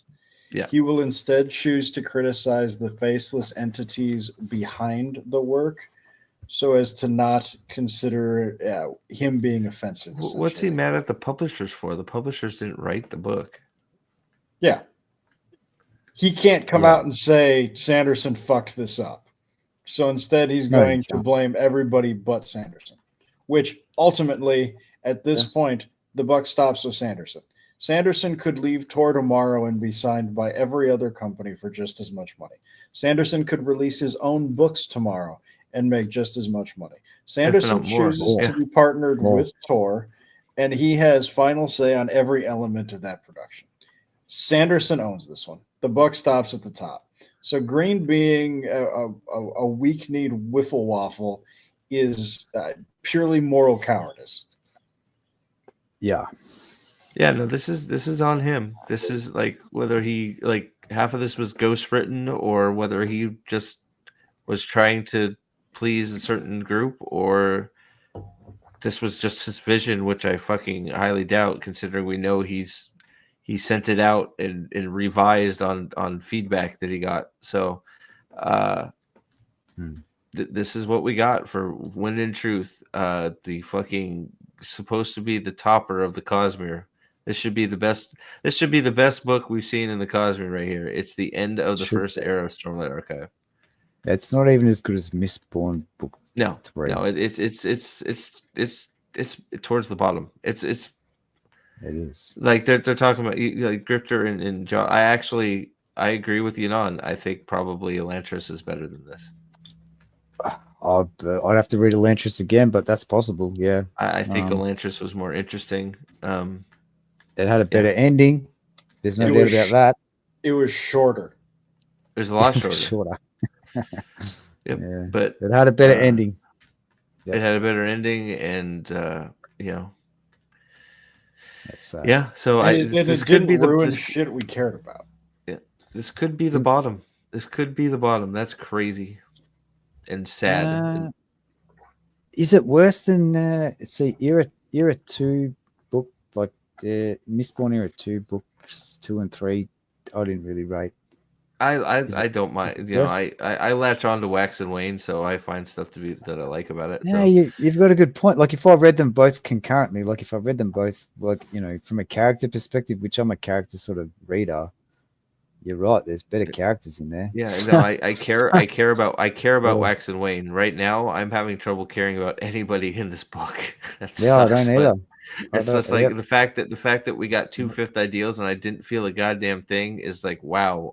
Like it surprised me. It surprised me when Szeth had his "I am the law" thing, and I'm like, what? Whatever. It was like he skipped the fourth. What the fuck? Like that was my reaction.